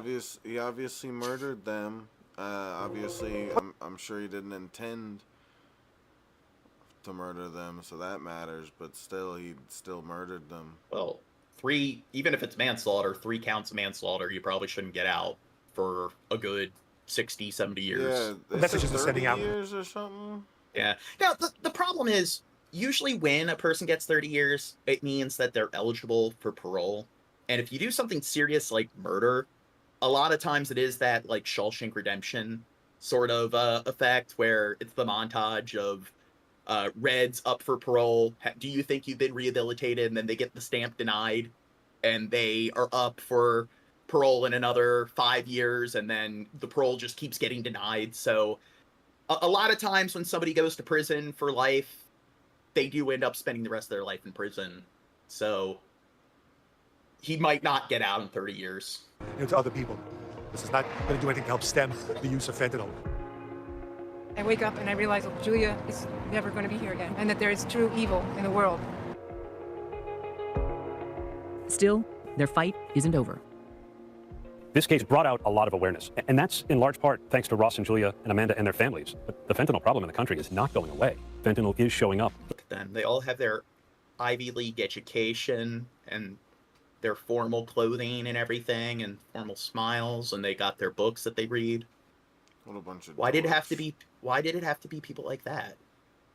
In other drugs, partly because the drug dealers want people hooked. And that's why law enforcement is continuing the fight. Our mission is to make sure that this doesn't happen. The reason why we're talking now is because it's still happening. Justice for Julia is acting and acting now. The number of school employees being assaulted on the job is rising in Texas. More than 2,600 assaults on educators were reported last school year, according to new data from the Texas Education Agency. KXAN investigator Kelly Wiley is tracking what happens after teachers are hurt in the classroom. When Tiffany Robinson began teaching in Texas, she never imagined she'd be writing this letter 18 years. So, violence amongst youth has declined, or at least in the year 2010, the last time I really looked into this, it had declined by like 80% since the 90s. So the issue is, are kids more likely to engage in violence in school? Or do you think that, I don't know, educators are being entitled? What do you think? Like how dirt's gone. I wouldn't be surprised that violence with the kiddos is getting worse. I don't know. Why would it be getting worse? TikTok? I don't know. Why do you think? Oh, Corona. All the kids being infected with Corona, it's making them violent? No, it's just that the whole pandemic happened. People are still stressed and punching people. I punched a person earlier. I don't know, Gene. Well, you think it's the here's teacher's my fault? thing. What if what if a kid assaults another kid? What do you think happens to a kid when they assault another kid? They both get in trouble. What happens if a kid assaults a teacher? They get thrown in jail. Criminally charged. Yeah, so shouldn't violence towards minors be worse yeah, than violence towards adults? So this is one of the things that really irks me about our educational system, is that it's the teachers, the overseer of the classroom. Absolute power corrupts absolutely. So it's just, if a kid cusses out a teacher, they get like suspended and so forth. It's a extreme crime. But if kids mistreat other kids, it's whatever. Teachers mistreating kids is no big deal. But then if a kid mistreats a teacher, oh my God, then it's a war crime. They get a 2-week suspension or some shit. Yeah, and when I talk to people who are educators, I just tell them, like, once I present this sort of outline to them, that it's like, okay, kids mistreating kids, teachers mistreating kids, or kids mistreating teachers, they want to sit there and they want to have this attitude of like, okay, if a teacher's mistreated by a kid, you really slap that kid on the wrist, you slap them down hard, you really make sure to punish them, to send a message. But why don't they have the same attitude if it's a kid being mistreated by another kid or a kid being mistreated by an adult? Years later. Gerald ISD trustees. I am writing to formally resign from my position as chemistry teacher at Gerald High School effective immediately. I'm not saying you lock kids up in jail, but I'm saying if we're going to, I don't know, suspend a kid for being assaulted by another kid, then the teacher should get suspended for being assaulted by a kid. If not, then that would be here's the thing. If a kid gets mad and assaults a teacher, what did that teacher do to the kid to give the kid a good reason to assault them? Hey, a kid's not just going to assault teacher for no reason, so the teacher must have been doing something to contribute to the conflict. And that is the logic that they use when kids get into fights with one another, is that, hey, a kid isn't going to assault another kid for an unjust reason. Both kids have to have some level of involvement. Yeah, there was this time a kid sucker punched me and hit me right in the temple, and I fought back, but I was dizzy as fuck while I was fighting him, and I hit him, and we both ended up getting like, what's it called where Suspended. You gotta do in-school suspension, detention?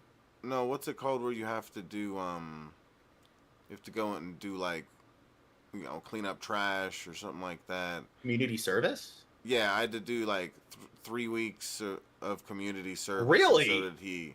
Yeah, and it's like, I got attacked by him. I didn't even want to fight. Like, but I get the same, and this. Yeah, but this the thing is, you were involved in it. It's highly Yeah. unlikely that, like, another kid is just out of line and initiating stuff. Yeah, and the stupid thing is too is I'm sure that he has a record of this kid always went around trying to get into fights with people, punching people and stuff. I was not fighting people, so it's like, why would I get treated the same as him when he's going around attacking people? It's just so weird. It's not just It that. should be It's taken also way more serious, just like you said. Like if a teacher's attacked, it should be taken very serious. Yeah. Then the kids wouldn't think it was okay to just go around and beat up other kids all day to show out, because their dad doesn't pay attention to them or something like that. So they got to go around, I don't know. But that's my thing. If they're not going to carry out the same kind of penalty, if it's if the same crime or if another kid is subjected to the same kind of behavior, then you know what? They can't hold the kid to that level of accountability if they do it to a teacher. So whatever punishment the kid gets, if they do it to another kid, they need to get the same punishment for doing it to a teacher, and vice versa. The punishment. Dude, could you imagine a world that where teacher needs to be suspended without pay? Could you imagine a world where a kid assaults the teacher and they both get suspension? Yeah. Teacher gets suspended without pay. Yeah, they should get suspended for 3 weeks. Like, but he hit me. Nope. Yeah, well, hey, you probably were looking at him in a certain way that irritated him. Exactly. Maybe you should have walked on eggshells more. Yeah. Just a lot of disappointment. You just get worn down. The last straw, she says, was She on a seems pep rally real at lovely, Gerald High by the School. way, so far. Hey, don't judge a book by the cover, even though I'm getting Karen vibes as well. Her thing that she wrote out was like, I don't know. She read her letter and it sounded, I don't know. She just sounds like a very robotic woman, a soulless woman so far. That's what I'm seeing, but I'm not sure. Maybe I'm wrong. When she says a rowdy group of students eager to leave class got in her face. Cussing me and telling me, F you, you're going to make me late to my next class. And they were getting up out of their chairs and coming forward, and it was getting ready to get out of control. So that sucks, and I don't think they should have the right to do that, but what if they are getting in another kid's face and screaming in another kid's face? So it's just whatever sort of penalty you think they should get, you need to carry out the same penalty if they do it to other kids. If not, then if you're not going to punish them if they do it to other kids, then you can't punish them if they do it to teachers. And teachers can't get in a kid's face and scream in a kid's face. And I'm sorry, do you think that's something that teachers don't do? I think that happens a lot where a teacher will get into a kid's face and scream at them on the top of their lungs. So if a teacher does that, shouldn't they also be held to the same level of accountability? And this is just one of the things I find to be very sort of perplexing, where outside of the educational system, the attitude seems to be that kids are the victims, that no matter what, adults should know better, that an adult mistreating a kid is always exceptionally worse than if a kid mistreats another kid or if a kid mistreats an adult. Adults should know better.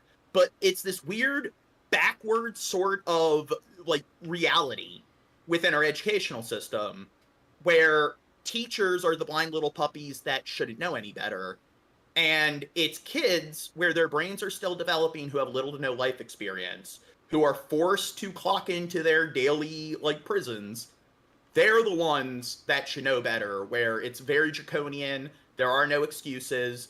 But the teachers that chose that career path where they're fully grown adults, their brains are fully developed, they're paid to be there, yeah, they can't be held to any level of accountability. They get 1,000,001 excuses, but with kids are just lazy because it's not adults where their brains are fully developed that should know better. It's kids with little to no life experience where their brains are still developing. They're the ones that are just not taking accountability. By the time the bell finally rang, Robinson decided this would be the end of her near 2-decade teaching career. I was crying, went to the associate principal. Oh, so were you listening to what I was saying, Dirt? I caught a little bit at the end there. Okay, so wait a second. So she didn't even get hit or nothing? Yeah, she said that they were screaming and yelling at her. They were getting in her face and screaming at her. Jesus Christ, she didn't even get assaulted, and it's like, what a victim. Like, God, shut up. Yeah, but do you think, I mean, I know we are kind of judging a book by its cover, but do you think the Karen-esque person here, who's exuding the Karen vibes, do you think she ever got into a kid's face and screamed at them? Ooh, I bet. I could imagine Yeah, her. so that's the thing. So why is it this terrible fucking foul if a kid gets into a teacher's face and screams at them, but then what happens if a kid gets into another kid's face and screams at another kid's face, and then if a teacher screams in a kid's face? I don't like her. See, this is why, you know what? I think it's like with police brutality, where for the longest time, before cameras were everywhere, cops would just abuse their authority nonstop, and it's just the cop's word versus the word of the person in handcuffs. And it's like police officers, people becoming cops just because they are power trippers and sadists and it's an easy power grab. No, we live in a magical, wonderful world that is just so pure that, you know, like having enough sadists that can fulfill those roles, that just doesn't exist on the same planet where the slave trade, the Holocaust, and 9/11 happened. We live in a magical, wonderful world. And same thing with educators. It's not that you look at the data and teachers have the lowest IQs on average compared to any other major. Teachers have the lowest SAT scores on average. Yet, look at how entitled they are. They can do no wrong. It's always the kids are just not obedient enough. It's the fact that they always blame the executives or the parents. It's just, well, you know what? I understand that you are going to have kids that are poorly disciplined. You're going to have parents that are bad parents. But you're also going to have kids who are good kids and they're dealing with a bad teacher. So acting like the bad teacher element doesn't exist at all. It's just you're delusional when you think that we're talking about millions of people and you're acting like bad teachers just don't exist. Yeah, I mean, enjoying or. And I told her, I said, I'm done. I'm resigning. I'm not doing this. I'm not taking this. I'm here. Oh, can you hear me? Yeah. Yeah. I never had like a fucked up, like absolutely malicious piece of shit teacher that would like raise their voice and just take their anger out on their students. I know they exist. You know, there's plenty of videos out on TikTok, but I did have teachers that were totally checked the fuck out, did not give a shit, and you know, just book work and didn't care if you completed it. You know, it's just whatever, dude. You know, it was like sink or swim in a lot of those classes. I had a teacher, her name was Miss Slayball. She was a giant cunt. And I never really dealt with a lot of issues with her directly, but every kid talked about how she was a giant asshole. And I did observe her get in other kids' faces and scream at them. And it's like she was just a piece of shit. Another, not in school, but I had an uncle who was a teacher who got in my face and screamed in my face and assaulted me on multiple occasions. And he got kicked out of a public swimming pool because he ran up and grabbed this one kid by the arm. And he had this attitude, like he had the right to go hands-on with other people's children.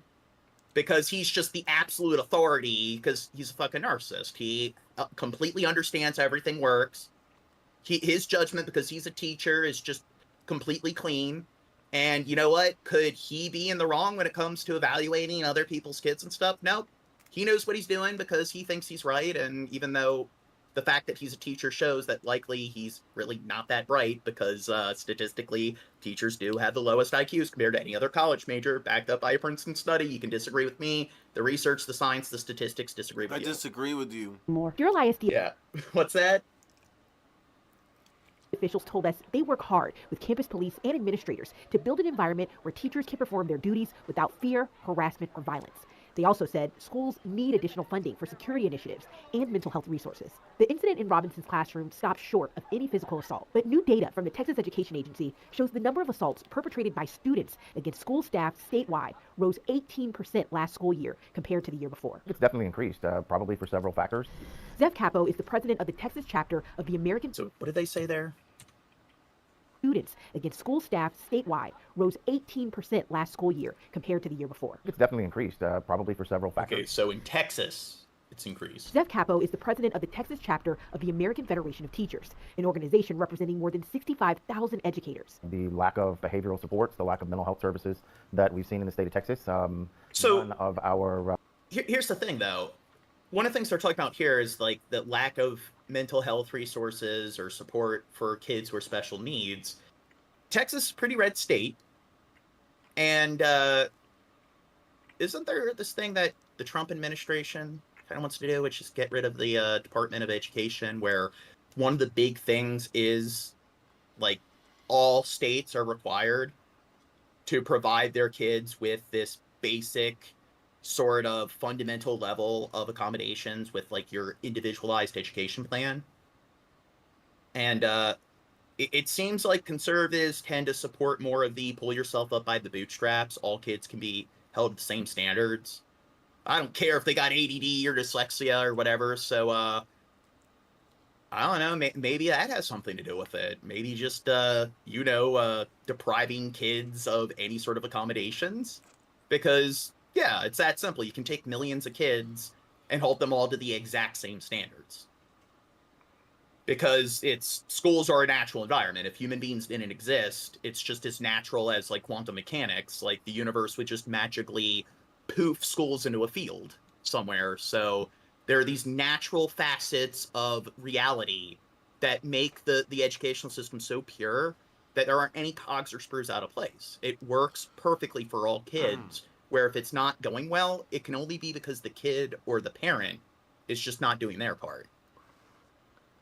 mental health providers, whether it's counselors, social workers, psychologists, meet the recommended student to professional ratios in the state of Texas. Under Texas law, teachers who are assaulted at school can request what's called assault leave, paid days to recover from physical injuries that can't be deducted from the employee's personal accrued leave. Yeah. The law says districts must I was a teacher, but one of my students yelled at me, so I had to quit. Oh, yeah, I mean... I had to quit, Gene. I couldn't handle it. They yelled at me. I mean, yeah, because I'm teachers used are to the only doing the people that... yelling. Yeah. Wait, you no mean fair. that they're... It's almost like a bunch of cops are quitting because they can't just do whatever they want and they can't be the Uber citizen. So now that they're getting held to a greater level of accountability, it's deterring the cops that just are a bunch of self-indulgent, sadistic narcissists. So it's almost like that element of that type of person who lacks any self-accountability and they get to be the overseer of the classroom and absolute power corrupts absolutely. Them not being able to just do whatever the fuck they want, and because they're the authority, it's written on a piece of paper, treat it like it's unequivocal dogmatic truth. You mean people like that probably are less prone to becoming teachers now? It's like, accountability. God.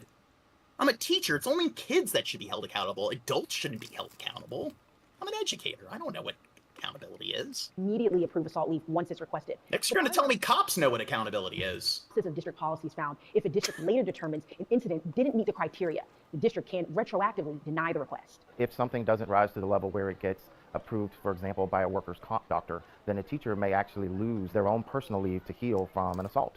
Not every assault results in a teacher being hospitalized or needing, acute medical care follow-up. But, sometimes you don't want to go back in the classroom the next day. KXAN analyzed data from Central Texas school districts between 2018 and last school year. Among the 29 Central Texas districts that responded to our survey, district officials reported at least 340 assaults on employees in that time frame. But those districts received. So it says 123,000 serious violent crimes were committed by children ages 12 to 17, down from over 1.05 million in 1994. So, yeah, all these metrics I'm finding show that violent crimes have been declining amongst youth. Year by year, decade by decade. It showed that the 2 years following COVID, it went up a little bit, but it's still been going down since those 2 years.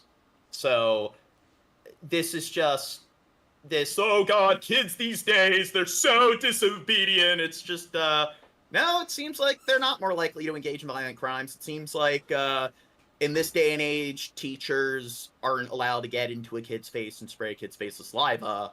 And if kids get mad and yell at a teacher, it's not treated like they just committed a war crime. So it seems like maybe it's just educators being a bunch of self-pandering brats. far fewer assault leave requests. Do people in the chat think I'm being too apathetic? I'm being too mean? No, Robinson people in the says chat think she you're hadn't great, planned John. retiring for several more years. I think you'd make a good But cop. at 56, she's starting. I'd be a good, what is it, Medicop?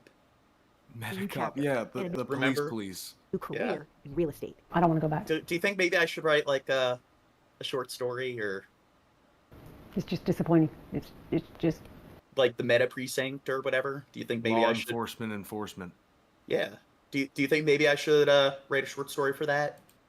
It's just disappointing. The problems have gotten worse through the years, and I don't see it getting better. So far for this upcoming legislative session that starts in January, lawmakers have not pre-filed That was some powerful Oprah. any bills to address assaults on educators. There hasn't been any significant legislation Oprah. on this issue since 2019, when lawmakers added harassment And you get a car. to the list of behaviors for which a student must be removed from the classroom.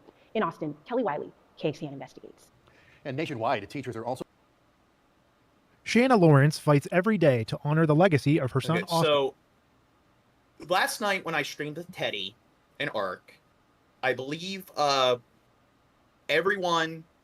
got up to pee once that entire stream. Or I think Ark and Teddy got up like once towards the very end, and we streamed for like 7 hours. How many times has Shab gotten up so far? I've gotten up probably just as many as he To has. many, I can't Austin talk was a- shit, John, but I'm You guys dude, suck. look, I got a tummy ache, John. I got a tummy ache. What do you want from me? Just got a little tummy ache, John. Gentle Giant, a leader on the Beaver local. But I think I might have seen Ark pop in the waiting room, so maybe you should message them. Football team and an avid hunter, he loved life and was a friend to everybody. But he was always that person that people just gravitated to and people just flocked to for his personality, and he just lit up a room. On December 13th, 2015, tragedy struck when Austin took his own life. He was only 18 years old. It was a complete shock. So here's the thing. Suicide rates have been on a notable rise. So kids are less likely to assault other kids or adults. Kids are less likely to commit homicide, but kids are more likely to kill themselves. So do you think maybe, I don't know, one thing that might cause a kid to kill themselves is if they get physically assaulted by another kid and then get suspended for being physically assaulted? Do you think maybe that might contribute to a kid unaliving themselves? Do you think maybe an educator getting into a kid's face and spraying their face with saliva, do you think maybe that might contribute to a kid unaliving themselves? So what do you think? No, it's all that Marilyn Manson and Nirvana. Exactly. To Video games. It was a complete shock to the community, his friends, the rest of Yep, online bullying is a big factor, and that was something I didn't really experience growing up. So, Facebook was kind of rising in popularity by the time I got to my junior late. It's never too the late. family. Gene. There was Yeah, nothing that I feel bad for these kids who developed a digital footprint before most of their brain. Yeah, and you do know a lot of kids, they just kind of lack a filter. They're oversharing or posting things that years later they're going to look at it. It's like, oh God, I can't believe I out for the whole world to see. would even indicate that this would happen. Shortly after Austin passed away, one of his childhood friends asked Shanna if she would like to do a walk to benefit suicide prevention. From there, they created Austin's Army. So far, Austin's Army has sold almost 200 t-shirts and raised $8,000 for the American Foundation for Suicide Prevention. It's so comforting and just makes my heart feel so warm because I feel like we're doing something good that come out of something that was so tragic. Shanna wants to make sure that no parent or family ever has to go through what they went through. I want people. Now, Shab, we were discussing suicide and how suicide rates are rising and violent crimes and homicide rates amongst youth have been declining. So we were just talking about teachers bitching about kids yelling at them and they don't get to suspend the kids for 5 years or whatever because of it. What do you think is more likely to contribute to a kid killing themselves? Do you think an adult, getting into a kid's face and screaming in a kid's face in front of other kids, or a kid beating up another kid and that kid getting suspended for being beaten up? Do you think maybe that's something that might kind of add to or increase the likelihood of the kid kind of axing themselves? I concur, Gene. I concur. Yep, those things You are know, bad, too, John. that the But I blame impact all it that has Marilyn on Manson and Nirvana. Yeah. Freaking your loved ones' lives. I blame anime. It doesn't leave you. It never leaves you, and you will forever question why or what could I have done different. Shanna wants to try to break the I stigma. mean, I know kids shouldn't bully like the kids that are hardcore into anime, but I'm sorry, those anime kids. Look at what anime is doing to them. It's making them targets. So the kids should be punished for bullying them, but I don't know. Maybe we shouldn't allow kids to engage in anime. associated with suicide and mental health awareness. What is it, the weeaboos? Got to break the stigma, and people. So are weeaboos just girls that are like really into anime? I think it's either or. I don't think it's Either or. it's a gender Okay. Need to talk about it. Mental health needs to be talked about. I feel like it's number one right now. To learn more about Austin's Army, read the story below. Hi everyone, I'm Lindsay Watson. Oh, Vlad's like, I blame Gene. Hey, I did not bully anybody when I was a kid. He bullies Kids me. Kids accused me of bullying, but they brought it on themselves. Thanks for watching the WKBN 27 First News YouTube channel. No, but in all seriousness, when it comes to like my background when I was a kid, it's similar to the shit we've dealt with on the internet with the John Morgan haters. It's people starting shit with me, and then I start roasting them, and then they cry like a bitch to the guidance counselor. Or have their parents call in about the evil things I said to them, and it's like, well, I'm doing my own thing, minding my P's and Q's. It's not like I approached them to start shit with them. They came to me. It's not my fault that I'm more adept at finding the right things to say to really get under their skin, to really fuck with them emotionally. So, it's not my fault. What do you think, Dirt? Well, John, I think, you know... Okay, do you think I'm engaging in self-justification when I say that, in my case, they did bring it on themselves? I don't know, John. I never walked in a mile of the shoes of the kids you bullied in middle school, John. I'll never know. I didn't bully them. You're a bully, Gene. I didn't bully them. They tried to start shit with me. And then you made them cry like a bully. Okay, and then there you go. Now they know to fuck off. And Gene, this is why Gene should be part of the police. He bullied the bullies. Exactly. Well, were they not trying to bully me? Like, they were talking shit about... That's what I'm saying. Yeah. You bullied the bullies. That's why you should be in charge of the police. Okay, good. In my brain, though, I'm just imagining, like, a young John where someone, like, you know, John's doodling on his paper or something, and the kid next to him's like, wow, that looks fucking stupid. And he's like, yeah, whatever. That's why your parents are divorced. You're not far off. Subscribe to our channel, and don't forget to download the WKBN 27 First News app for breaking news alerts. This morning, new details on the case of... I'd just be like, yeah. 10 years from now, when I'm working my desk job, and you're, like, kissing the pavement, begging for drug money, like, yeah.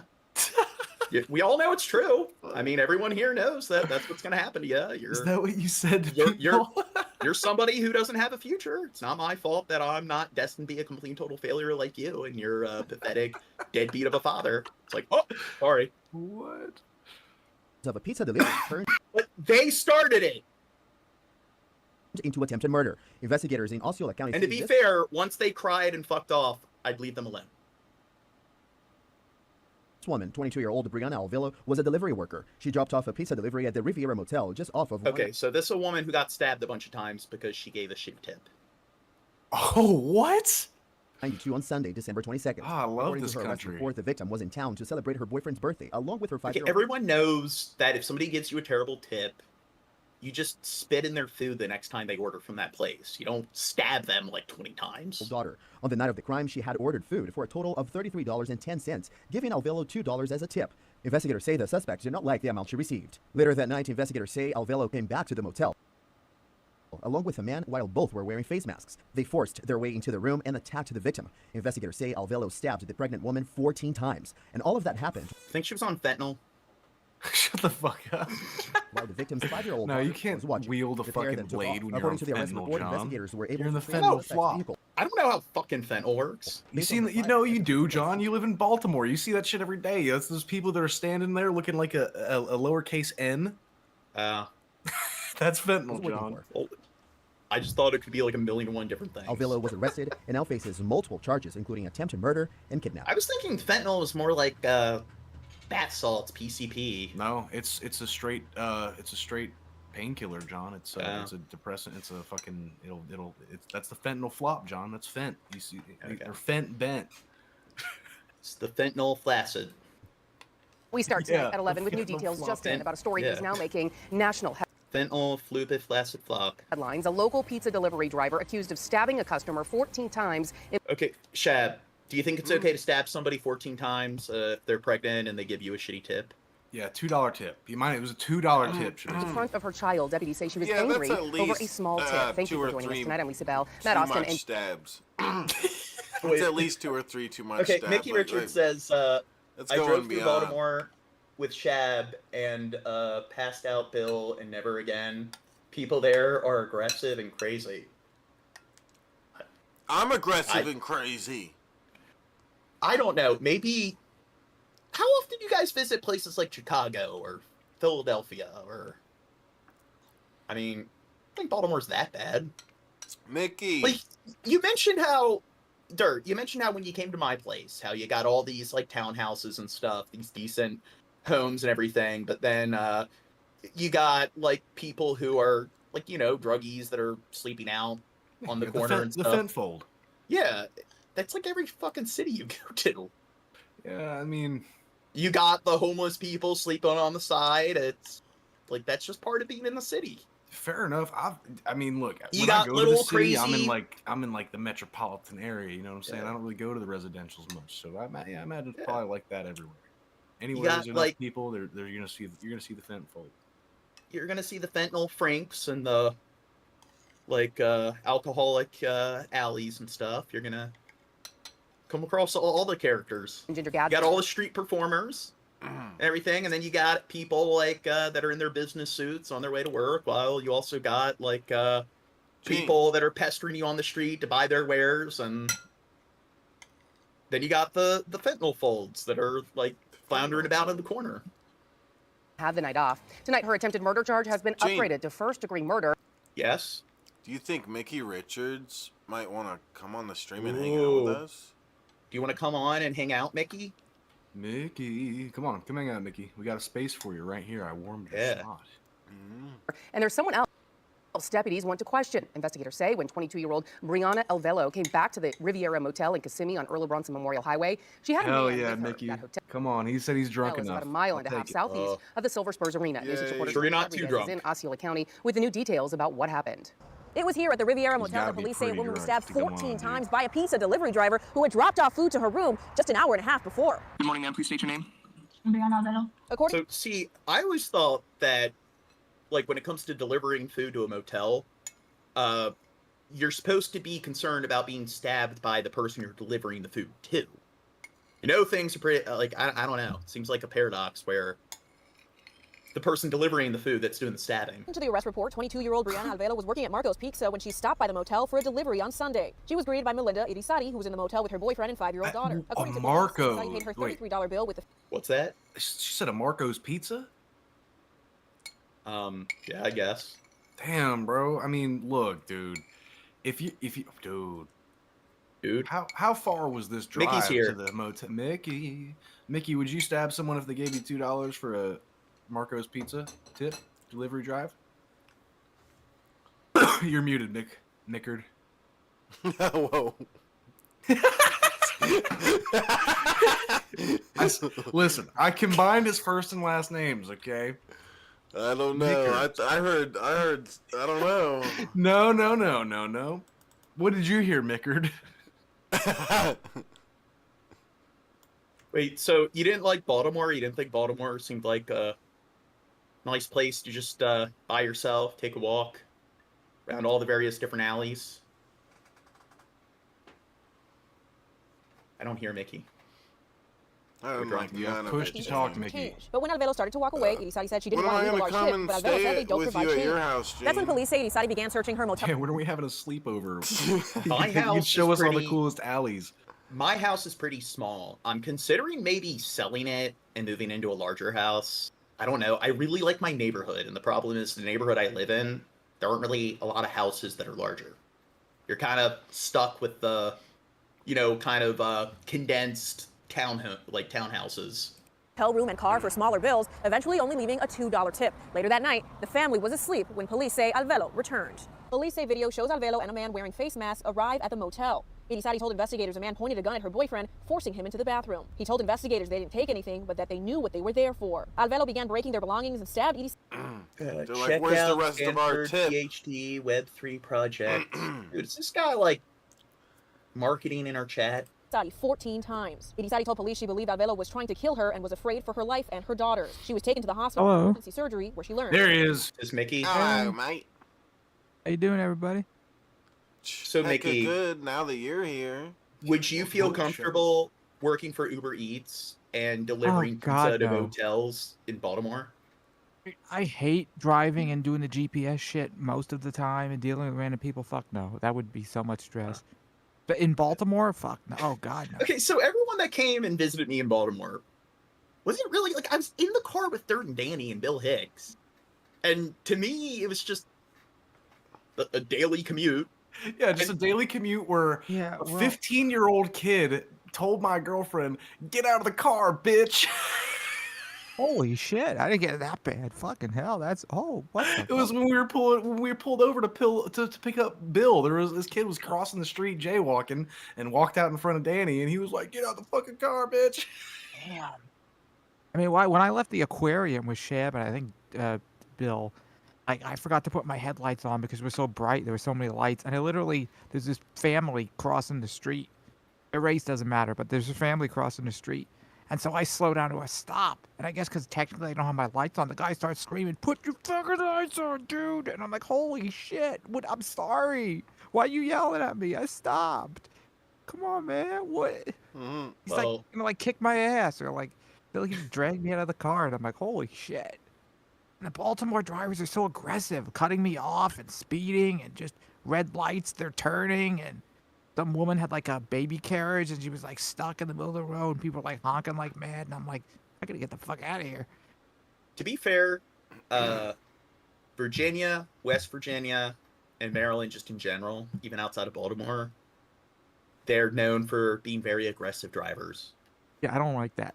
Yeah, they what you're talking about, them honking at you and then driving in front of you, flipping you off, and then cussing you out, you dumb fuck. Get off the fucking road. That's just Maryland, Virginia, that's the Stillwater states. All right, well, I can't remember the last time I honked at anyone, so that's my perspective. Yeah, just look up Maryland, Virginia, West Virginia drivers. Few weeks pregnant. Investigators say they came here to the Marco's Pizza on Chaps Place, and the manager confirmed that Alvelo was the one who delivered the order to Riviera Motel. She was arrested right here. Roster says they made an AI gene voice that is scary accurate. On Monday. Is it just monotone and ask questions all the time? It's probably easy to do it. Yeah, he's got one on. He just uses Microsoft SAM. Of customers and team members are always our top priority, and we are taking this incident very seriously. Alvelo is charged with home invasion with a firearm, kidnapping, and aggravated assault. She was originally charged with attempted murder, but is now facing a premeditated murder charge. So do you think if you stab a pregnant woman in the stomach 16 times because they give you a shitty tip, do you think that should be first-degree murder? Yes. I think it should be I guess yes. murdering two people. What's the right answer? And I'll say that one. Wait, Chab.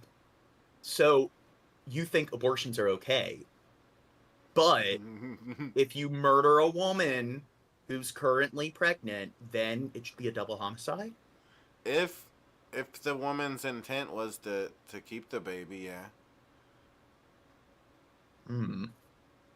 I don't know. I see some hypocrisy. You're a fucking hypocrisy. Working to confirm who died. She was denied bond. What if the knife avoids the baby miraculously? What if he just happens to stab around the womb the baby survives. You gave you provided a makeshift C-section. Yeah. Made sure that when the cops were there, they could take the mother's body to a coroner and the infant's body to to a hospital. Is a punishable by life offense. Police continue to search for the man they say helped Alvelo attack the family over a bad tip. Anyone with information is urged to contact them. That's why you don't give people bad tips. That's so dumb. She did that over because I would normally just tip $5 or $10 for a pizza. So Would she be okay with $5? Would $3 have made a difference? Well, you're tipping $10. Jesus, that's a lot of money. The etiquette is it's supposed to be that's not much. Well, it's supposed to be 20% of the overall bill. For delivery. Yeah, for delivery, it's when you tip, whether it's delivery, whether it's like a waiter, it should be 20% of the bill. 15. Sorry, call me an ass, but expensive enough. Jesus. Well, I always do 20, so If I can go to the kitchen and get the food myself, I would. Thank you. If you can help investigators identify that man, you're asked to call crime line. Dude, Chad probably gets a bunch of like cum and mucus and spit in his food. And at the number on your screen, 1-800. It's like, what? I thought you were just supposed to give them like a $4 or a 4% tip every time. 3 tips. Yeah, that chocolate sauce is 50% shit. Yeah. Severity of the extra sugar. Okay, we've covered. Damn, Remy. You gotta tip at least a little bit, Remy. Remy? You can't just not tip. Okay, so here, that's Luigi illegal. Mangione. There he is. Mamma mia.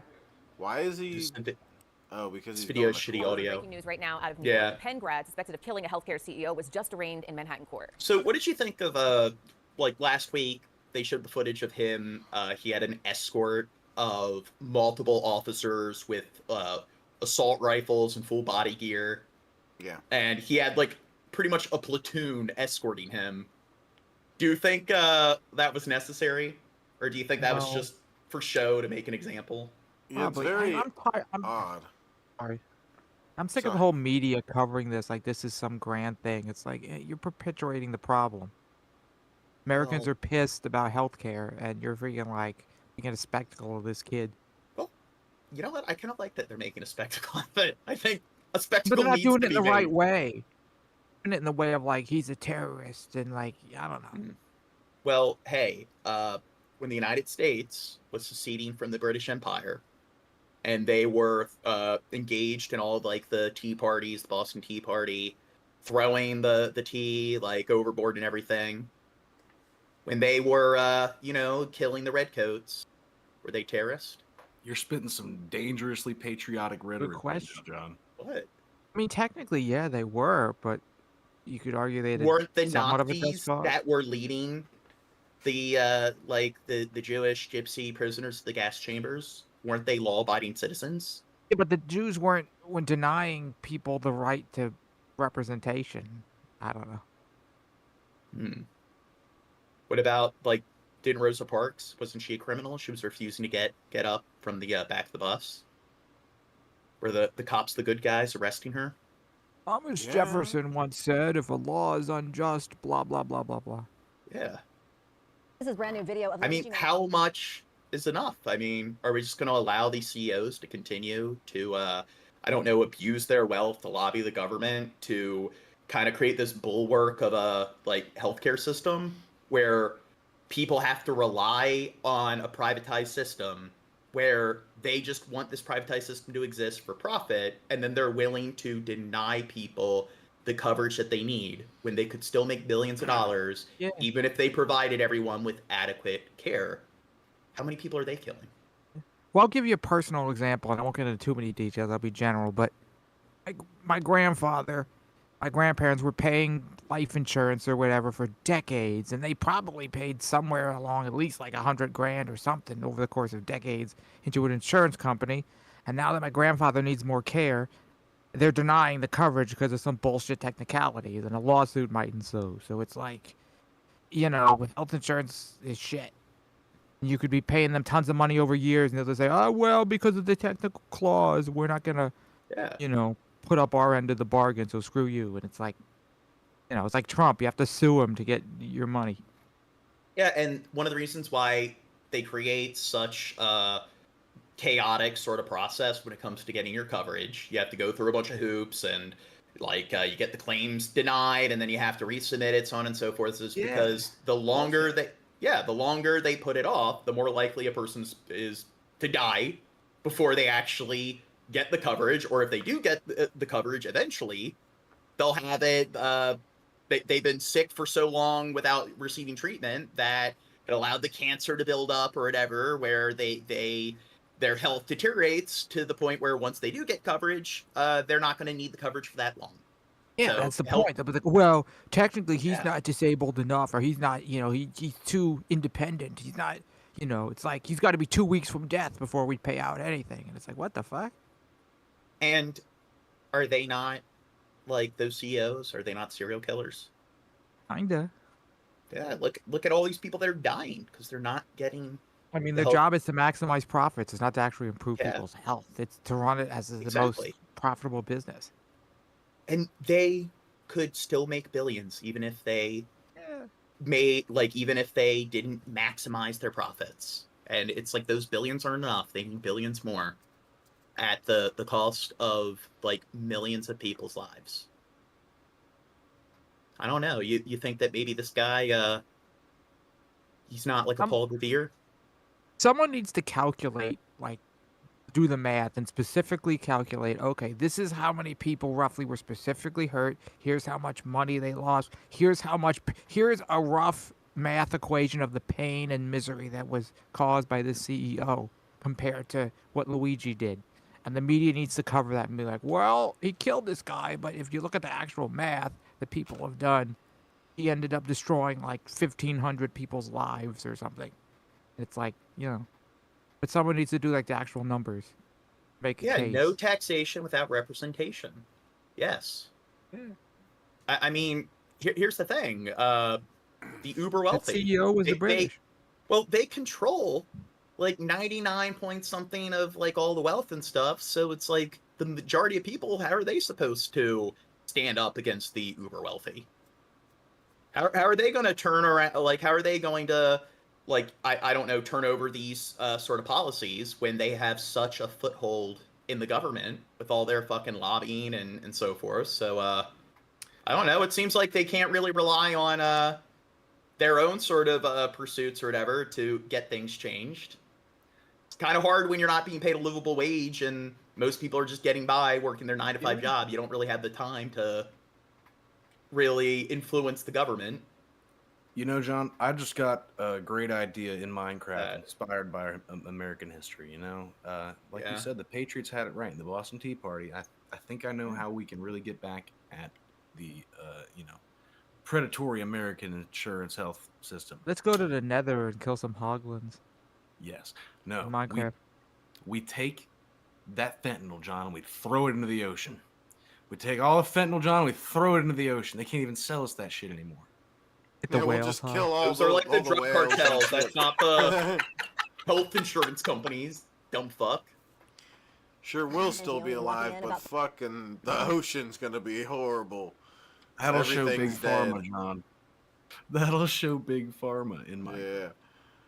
Humpback whales are migrating at record speeds. Well, I mean, here's the thing. What if there's an uprising and there's enough people that fight against the oppression of the malicious, malevolent health insurance CEOs? They drive them out of the country, and then in its wake, like, they plant the flag of the universal health care. Do you think that 100 years from now they're going to be looking back at them like they're just a bunch of terrorists? Do we look back at Paul Revere and Alexander Hamilton, George Washington? We look at them like they're a bunch of terrorists? If the narrative crafted over decades and through students in schools that they were justified, then yeah, We only think that the founding fathers were great because in school you learn that they were heroes, Yeah, but when do you think it's completely make up your reasonable? mind. When do you think it's reasonable to classify them as a hero? I mean, I don't know the whole ins and outs. I mean, if you were to tell me that George Washington, married a 12-year-old or something, I'd be like, oh God. But you don't know half the ins and outs of this, so. Do you think they had good intentions in certain ways, but I'm not gonna praise them as absolute heroes. I mean, not absolute heroes, but you can acknowledge that they were heroes in the particular areas that they get credit for, such as liberating us from the British rule, from the Mad King, King George III. I mean, honestly, if you look back at it, who really cares if we would left the British or not? If they gave us representation and we were still part of Britain, who cares? Britain has mostly the same rights that we do. Like, they're You just don't- like, all right, you get representation in Congress and we give you a little more freedom, but you're still technically British like Canada or some shit. It'd be like, okay. Well, they didn't make Canada a dominion until like the late or the early like 20th century. Oh, well. Indictment that includes first-degree murder and terrorism charges. He will now likely be returned to federal custody. ABC's Aaron Katursky has more on the case. This morning, Luigi Mangione is in a New York State court where he's charged in an 11-count indictment with murdering United Healthcare chief Brian Thompson in furtherance of terrorism. Was targeted, premeditated. Okay, look. Terrorism? Count indictment with murdering United Healthcare chief Brian. So, the other thing is, who's the fucking kid that shot? Was it Dylan Ruth? That's the big one that they keep making the comparison with, where he shot up a black church. He had like straight up white supremacist views, and yet they didn't classify that as terrorism because it was a bunch of middle class black people. But because this is a rich CEO, let's classify him as a terrorist and let's escort him to the prison with an entire platoon of stormtroopers. Thompson in I don't know. Doesn't this guy? He's like he's a super villain.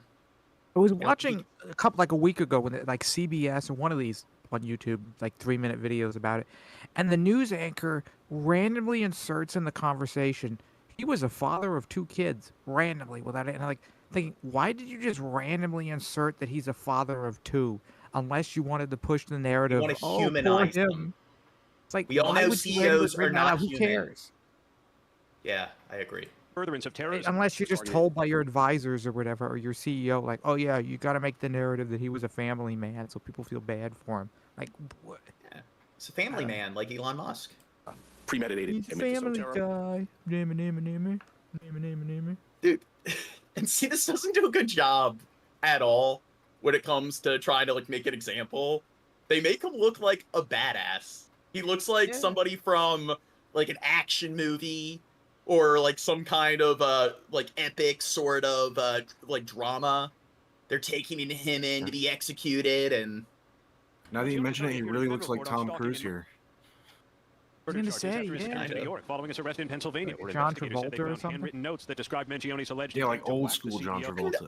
Travolta. I can kind of understand why they might have a few guards with rifles, because he has been drawing a lot of attention and he's kind of generated a fan base. So I can understand, like, hey, like maybe a group of radicals or whatever might want to come and like break him out. But now that you mention it, that doesn't sound so unreasonable.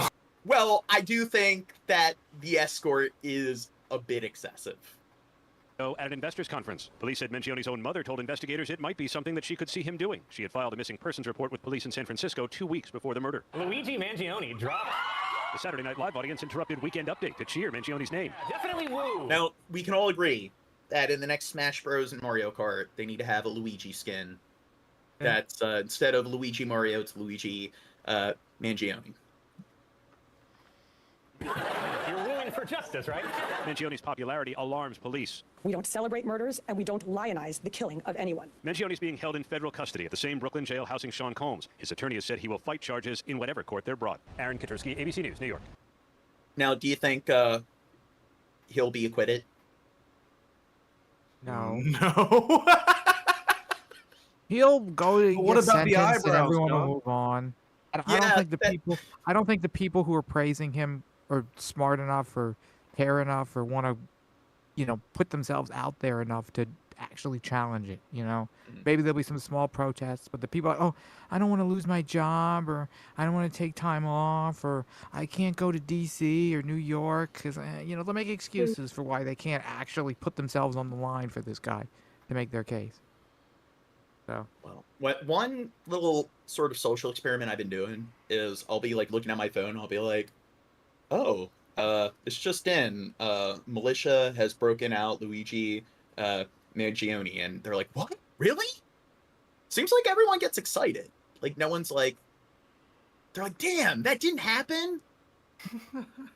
Mangione's attorney says they are going to fight the charges. She also expressed concerns for her. To New York City now and the arraignment of the man accused of shooting United Healthcare CEO Brian Thompson. We're talking, of course, about 26-year-old Luigi Mangione. He pleaded not guilty to 11 state murder and terrorism charges in that killing. So let's bring in CBS News legal contributor Caroline Polisi. Good to have you with us, Caroline. So I want to show you Mangione's attorney in court expressing some concerns over whether her client can get a fair trial. Let's listen to it and then we'll talk about it. And I just want to put on the record statements that the mayor made publicly about my client. Nothing saying alleged. Do you think, I don't know, so what if he gets the death penalty? But you know how, like, Mr. Robot, you have, like, the F Society, you got your, like, little vigilante justice sort of union? What if we start to see a little, like, underground vigilante justice sort of anti-CEO society? Yeah, but then you get the anti-CEOs, John. Oh, yeah. And then you get the... What are you talking about here? You get... The anti-CEO. It just won't end. It'll be like people try to break him out of jail, and he'll be like, no, I must stay to prove a point or something. I wanted to send a strong message with the police commissioner that we're leading from the front. I'm not going to just allow him to come into our city. I wanted to look him in the eye and state, you... He's getting his teeth knocked out to give gummers. Gummers? What? So I don't think this dude's getting his teeth knocked out in prison, because I think that he's probably got a decent positive reputation in prison. I think he's more likely to be idolized by the people in prison as opposed to hated. You carried out this terrorist act in my city, the city of New York that I love, and he wanted to show symbolism. Your Honor, he's not a symbol. He's somebody who is afforded the right to a fair trial. He's innocent until proven guilty. And the mayor was talking to jurors. No, he's a terrorist. Future potential jurors that elected him. Those are the people that elected him, that he is talking to and calling this man a terrorist. So, Caroline, that begs the question. The crux of this really is what New York Mayor Eric Adams had to say about Benjamin Netanyahu, a terrorist. Yeah. You're a terrorist, Gene. Yeah, basically. Does this argument really have any traction in your view? Yeah, it does. Is Joe Biden a terrorist? Maybe. Good question. I mean, he's enabling terrorism in many fronts, but... Is Boris Johnson a terrorist? Is enabling terrorism? I don't know. Buffalo is a very well-respected lawyer. She knows what's going on. She knows how to. That mantle is really ugly. Is President Macron decorated from her France? house? Is he a terrorist? I don't like her mantle. No, I agree What with is that, Nikki. pine Her cones and, interior like, white decoration shit? skills What are is that? fucked. Those For ceramic deer? pots Come on aren't now, even. it's They're not even ugly. symmetrical. Look at the Okay, spacing of on the top of pots and that, length. do you think Macron from France, President Macron from France, do you think he's a terrorist? Well, I think he's done something right. Didn't he do something bad where they were like, "Ooh, that's kind of you don't want to do that, Mr. Macron." What did he do? It depends how much he cracked down on protesters, because France, they've been protesting a lot in the last, like, decade, Well, so... here's the thing. France and the UK have some of the strongest militaries on the planet. So we know about the United States and their involvement shilling for Israel, but Britain and France do the same thing with, like, Israel. They're some of the big major economic military powers on the global stage. And you got all the African Franc countries. France has supported a lot of coups in those different ECOWAS states that they've kept a lot of wars going or whatever for the benefit of their own country's GDP. It's something where if you look at all of these sort of policies that they've exploited with the African Franc countries, they're currently like they're like number 8 in terms of like their economy, their GDP, and they wouldn't even be in the top 30 if they didn't exploit these sort of policies. So you can blame a lot of the really serious ongoing wars that have been taking place in East Africa due to France and their encroachment in those areas. So do you think maybe if we're going to claim that U.S. presidents should be branded as terrorists for supporting Israel or supporting,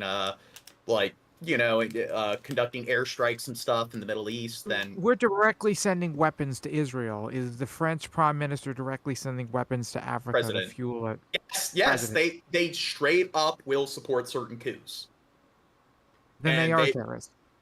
And we do that sort of thing through the CIA as well, do we not? And the thing is, Britain and France, where the U.S. go, they pretty much follow. So if you see us sending weapons to a country, they probably are doing the same thing.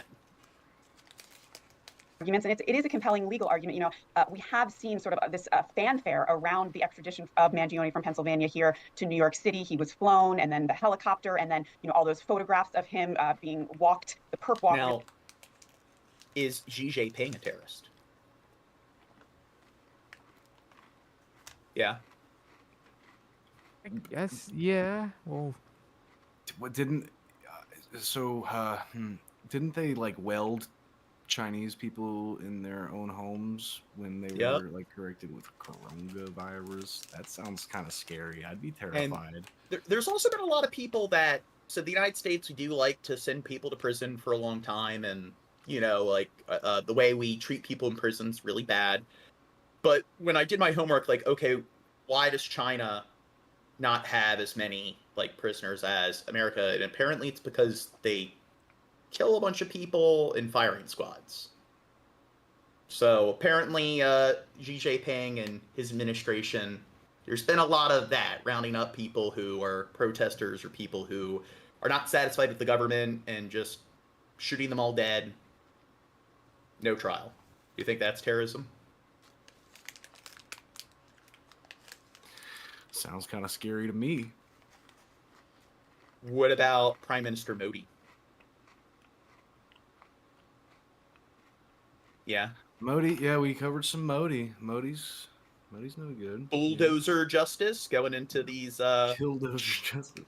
Well, I called it bulldozer, but yeah, I like Killdozer better. Well, yeah, he would go into these Islamic neighborhoods, like in some of the northern provinces that border Pakistan, and bulldoze like those provinces and so forth. Sheikh neighborhoods and stuff. He was a member of a like Hindu supremacist group that you look at its origins, and they were responsible for like assassinating Gandhi. So, and he was known for being involved in inciting that one infamous like riot in the early 2000s that resulted in hundreds, like close to 1,000, like Islamic, like Indian citizens dying. So, do you think he's a terrorist? Sure. Sounds kind of scary to me. John, do you think I'm a terrorist? Yes. Now, NATO, the United States, like, okay, the US, France, UK, they like to give a lot of support to other countries and so forth, but don't a lot of the other NATO states like to also give support to Israel or give support to some of the, fucked up players on the world stage that are doing some really bad things? So is, Justin Trudeau a terrorist? Is this a history class? You're like asking all these questions, Well, like I'm trying to give us like this. Oh, I get it now. Like, I'm trying to kind of get people to wrap their head around it, and like when it comes to questioning the semantics of what a terrorist is, try to gain some perspective. bad people Like, I don't like. End of story. what are the parameters of what a terrorist is? And it's just is pretty much anybody who is the head of state of a country and one of the like top like 50 countries in terms of GDP. It's like, are I'm they an American. Terrorist is Muslim dude in Sandland. That's all I know. Oh, in Minecraft. Yeah. Really with so many FBI, NYPD, Eric Adams in the Just trying to get discussion going. background, and she does have a point. Her issue here That is is what I the hear policing from of the Trump potential jury supporters all the pool. time, He does go to basically. trial here. Eric Adams did not hold. Do you think that this one dude in the front with his rifle and stuff, do you think he's a Trump voter? Heck yeah. He's What about in New York though? But I don't know. What about the taller dude behind him with the glasses and everything? Do you think No, he he's voted for Obama. Back when talking about he wrote in acting Obama. as though it were a foregone conclusion that he is What percent of the officers escorting him or the stormtroopers are conservative voters? 65%. Every one of them. I think that's kind of generous. crime, as she noted there, he didn't use the word alleged, and she had some pretty harsh words for him, saying that he of anybody should understand that a criminal defendant in this country is innocent until proven guilty because he's innocent. Is he a terrorist? Yeah. The mayor of New York. Looks like it to Isn't me. he accused of like corruption or bribery or a bunch of his recently? He's had a lot of issues with like corruption and shit. Eric Yeah. Adams. He's far from popular. So he's a terrorist? He's just not great. New York has kind of gone downhill a little, at least since COVID. Last time I went there. I relate to that argument. So let's play this out. Let's say the judge sees some credence in that argument. What could we see? A change of venue out of New York State? How could that play out? No, I don't think it'll go that far, but potentially, a tongue lashing and admonishment in terms of moving forward. But look, it is on the flip side, it is going. Next vid. The man accused of killing United Healthcare CEO Brian Thompson has just pleaded not guilty in New York State Court. 26-year-old Luigi Mangione. Okay, he pleaded not guilty. So he definitely doesn't have the he definitely doesn't have the eyebrows compared to the other dude caught on camera. So do you think the eyebrow defense is going to hold up? Yeah, dude, this guy is not nearly as hot as I thought he was based on the photos I saw in his profile picture. I think with OJ, it's like if the glove does not fit. Here, it's like the eyebrows is facing an 11. That fat. Well, if too fat. If the eyebrows aren't as thick, you must acquit. Indictment, including first-degree murder in the furtherance of terrorism for allegedly shooting Thompson in the back outside. That guy's tall. Jesus. I know Luigi's supposed to be like 6'2". Look at this that guy. guy's like 6'10". What the fuck? Well, this guy, it's like Luigi, like he's 6'2", so that means the guy in front of him. That's like 6'5", at least 6'6". Jeez, I mean, and then look at the guy in the back though. I mean, if he is really 6'2", and these guys are really tall. I mean, that's like, dude, they're all a bunch of Dark you know, Masters. Remember Dark I Masters? get to ask the basketball questions all the time. At a Manhattan hotel. If convicted, he faces life in prison without parole. He's also facing federal charges filed last week, possibly making him eligible for the death penalty. His lawyer calls those federal charges a pile-on and promises to, quote, move forward with a vigorous defense. And just moments ago, Mangione entered that plea to the state charges. Let's listen.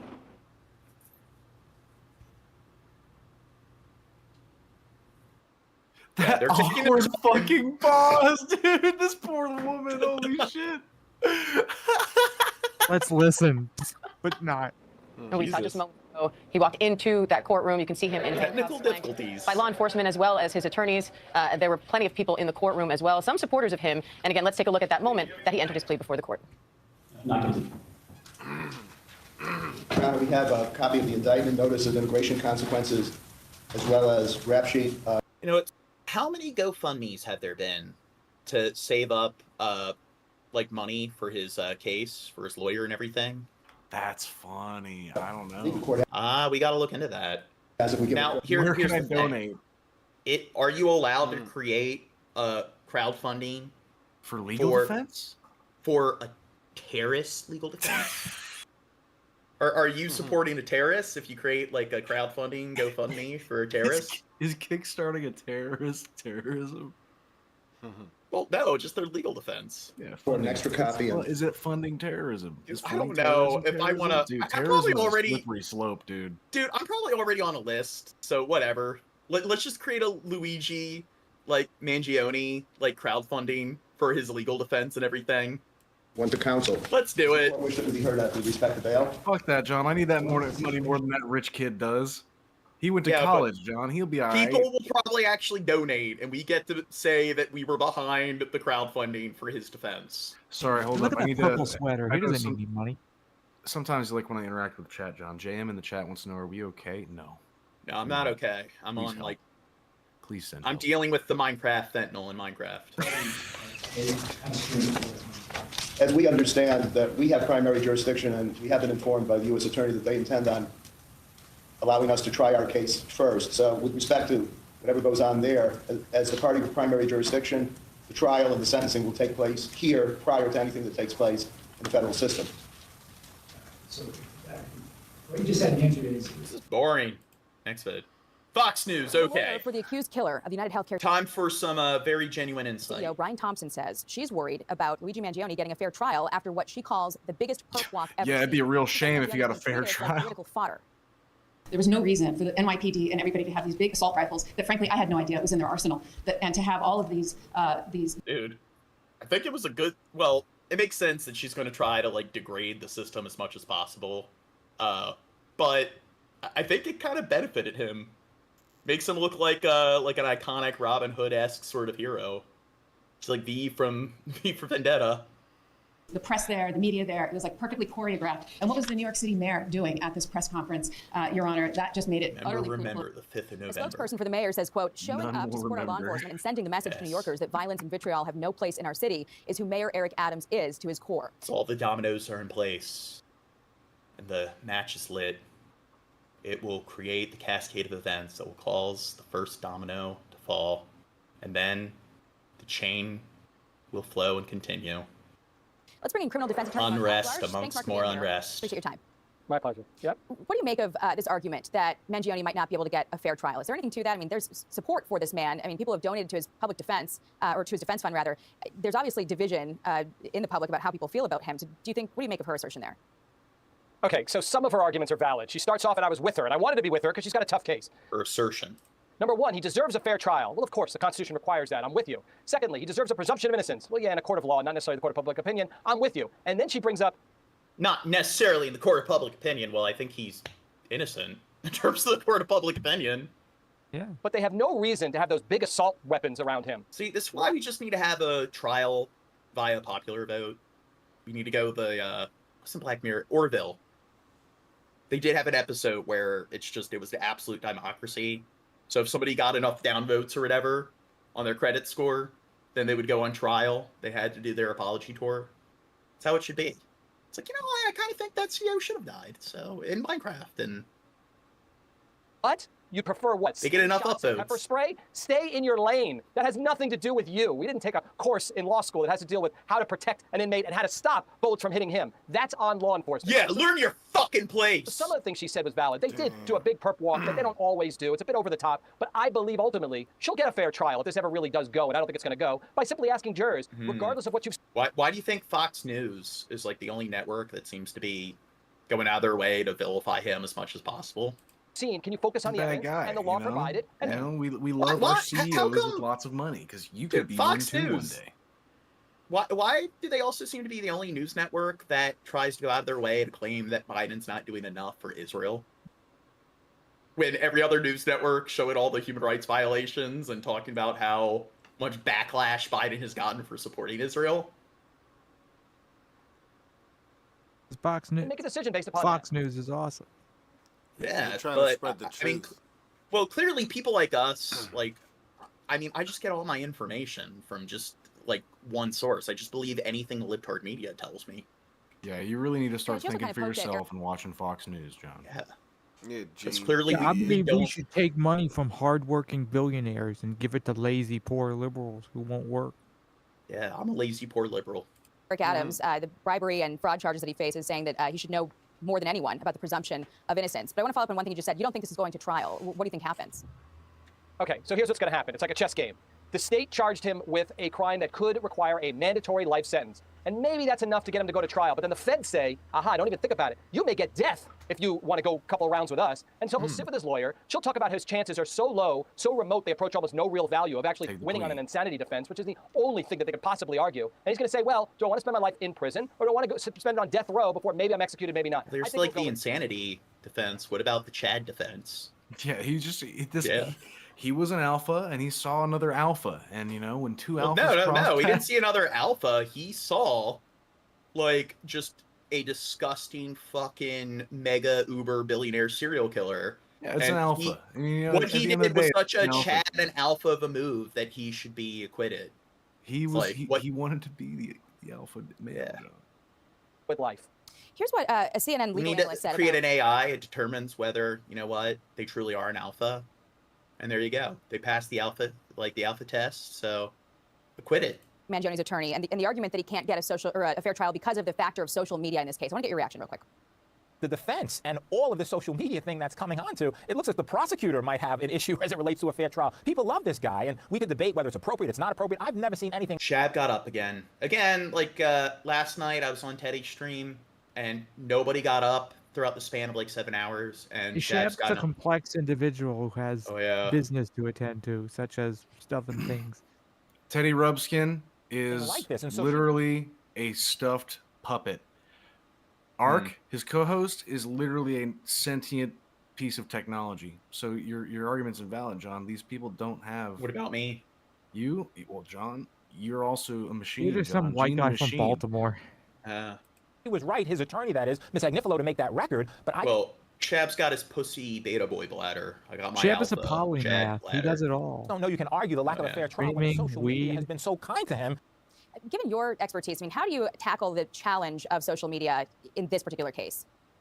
You can't stop it because we have this wonderful thing called the First Amendment. The concern I have is for the prosecutors because we have very disturbed people who somehow think that eliminating a father who has 2 young children over some God. Oh, He's a family man. He had kids. Cause is somehow Kids need to know that their dad was a piece of shit. Yeah. Jurors, people who claim they can be fair, but have an agenda. They need to go to his family's funeral and tell his kids and like all of his loved ones to their face, you're like your dad, your brother, your spouse, he was a disgusting piece of shit, and the world is better off with his absence. I mean, honestly, like that's what the kid should be told. Like, look, your dad did some bad stuff. I'm just hurt a lot of joking. people. I'm just so joking. It is what it is. I Don't- know it's don't sad, but I feel crush like their funeral. the kids need to understand the social reasons why, why there are so many people praising him. It's because your dad hurt a lot of people, and a lot of people aren't happy with what he did. This is what it is. Because your dad is a killer. Going to quit this guy. Your dad is a serial killer that hides behind his wealth and makes Your it dad's acceptable. in the mob or something. He gets ads that look whacked. You got to handsome. learn So, about that it. Like, repulses me. That's an important point, stealth jurors. All right, Mark Eiglash, thank you so much for being here. Appreciate it. Click here to subscribe to the Fox News YouTube page to catch our hottest interviews and most compelling analysis. You won't get it anywhere else. The nation's most famous murder suspect, Luigi Mangione, spent Christmas behind bars despite all the misguided adulation of his supporters as Congliano. They could at least, like, I don't know, give him a weekend off. I'm to go out, eat with his family on Christmas. I mean, he did take out, like, one of the greatest fucking killers in our lifetime, so... Reports the accused Let this man CEO post assassin bail. was treated like all the other inmates. We're learning how accused CEO assassin Luigi Mangione spent Christmas. Dude, Jesus Christ. How big do you think this guy is? What if everyone else is just really with the small? hair? Well, no, because they've stated he's 6'2", so... That's like, well, he's also closer to the camera. yeah, I want to say 6'5" at least. Maybe 6'8". Behind I'm bars. counter- He I'm was served counter- I'm Cornish count- game ugh, or I'm turkey counting leg and for green beans, distance. but at an unappetizing. 6'4" at most, 6'3" maybe. John, you're smart. Find out who that guy is and look up his height. Yeah. I don't know. I'm guessing, I'd say he's probably close to 7. So I'd say probably like 6'9". Hour, according to prison consultant Sam Mangle. They're served holiday dinner at 11 o'clock in the morning. Why? Because the staff wants to go home to their family. But it wouldn't be Christmas without gifts. Even Mangione got something at the Metropolitan Detention Center in Brooklyn. You think he got a lot of fan mail? Yeah. The facility will usually give a gift bag. Gift bag might contain extra hot chocolate, cookies, a little piece of cake, or a honey bun. Things that are readily available on the counter. Because somebody in the chat says, Gene, do you think it's okay to... No, it's really bad. Don't do that. I'd prefer it if you didn't. But that's all they're I don't know what they're asking yet.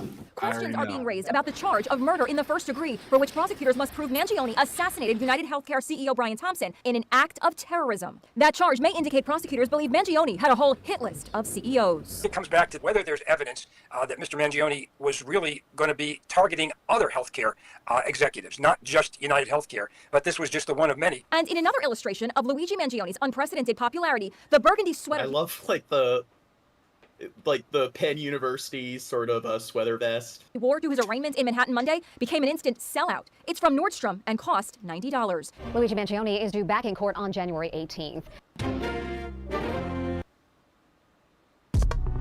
So people in the chat, do you want him to be acquitted or do you want him to be found guilty? Think maybe I should do a poll? Yeah, do it. Okay. Do it. I agree. Oh, Shab's back. Where were you, Shab?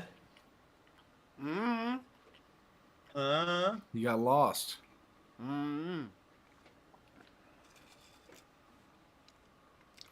Talk to the chat. I want him to be acquitted.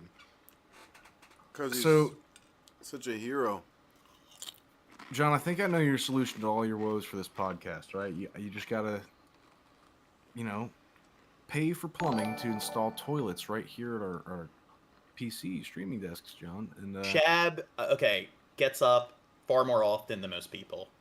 Stop enabling him. If Shut up. Shabisky You know had I'm a right. bidet, if Shabisky could sit on a bidet right here in front of his elevated standing desk, he'd never have to leave. He's got a beer fridge in arm's reach. You keep some cold cuts in there, eat them straight out of the bag, and spray his ass with a bidet. You'd never have to go away. You need to invest in these things, Gene. For me. You're an Great engineer, Bisky. John. Just build it yourself. Put a little septic like right what, there. an idiocracy sort of toilet like couch? Yes, the forever toilet, dude. Yeah. You never have to They get call up. it that? No, I'm just retarded. Gil, I just said that. Sounds good though, huh, Sean? Shouldn't we market it, John? Patent it, yeah. Patent it, the forever toilet. He murdered someone, dude. So you think it's okay to murder someone, dude? That's what Luca was trying to ask. Lukpa. It was You an think it's okay to accident. murder someone, John? One sec. Well, do you think it's fair to call it murder? What else is it, John? I don't know. What else is it when you take a man's life, John? Can't call that murder, dude. Me personally, acquitted. Do you think he'd kill another if he's acquitted? Yeah, maybe. I don't know. I don't know. Maybe he So really learned his acquitted lesson. Maybe he'd would really mean learn he's his lesson. Getting Acquitted would mean he just let go free to go. Yeah, I believe so. Which I don't think really That's in any. psycho. Yeah, in any reality, it would never happen. But I like this poll as a thought experiment, anyways. Anybody who's serious about it, he should actually be acquitted. That's psycho. That's They crazy. keep telling me I'm just passing the character limit. Okay, here. But just what if this. he's insane, Trubisky? What if he was in psychosis and he was disillusioned? There are with the four reality? options. 4 options. Rewarded, acquitted, paroled, guilty. Luigi Mangione, the 26-year-old prime suspect in the murder of United Healthcare CEO Brian Thompson, garnered unexpected attention for his fashion during his Manhattan What do you court guys appearance on think? December 23. Facing 11 charges, including first-degree murder in furtherance of terrorism and multiple weapons Bill offenses. Portley says they should be acquitted. So you're saying that Bill Portley's crazy, Shab? Right now, we're 50-50 for rewarded and Mangione acquitted. attire became the focal point. Crazy, Bill. He wore a burgundy sweater that was initially thought to be a $1,000 Maison Margiela piece. However, it was later identified as a more affordable Washington Do you think we've Marine talked sweater by about Nordstrom. Luigi enough, or do you think we Let's should? keep it going for the poll. Okay. Priced originally at $89.50 I think we've seen the same and clip currently of on him sale for walking with those people $62.65 with a 30% enough, discount. You know what, fair. If that's all we have is him being walked on the burgundy one he wore is now. Oh no! the Wait, height wait, of we that got. guy. Hold up. We're getting to steal his fit right now, dude. The steal the that fit. purple sweater. Look, they're like, look. If you want to copy Luigi's who hails drip, from a prominent Maryland it can cost you. Found at the crime scene.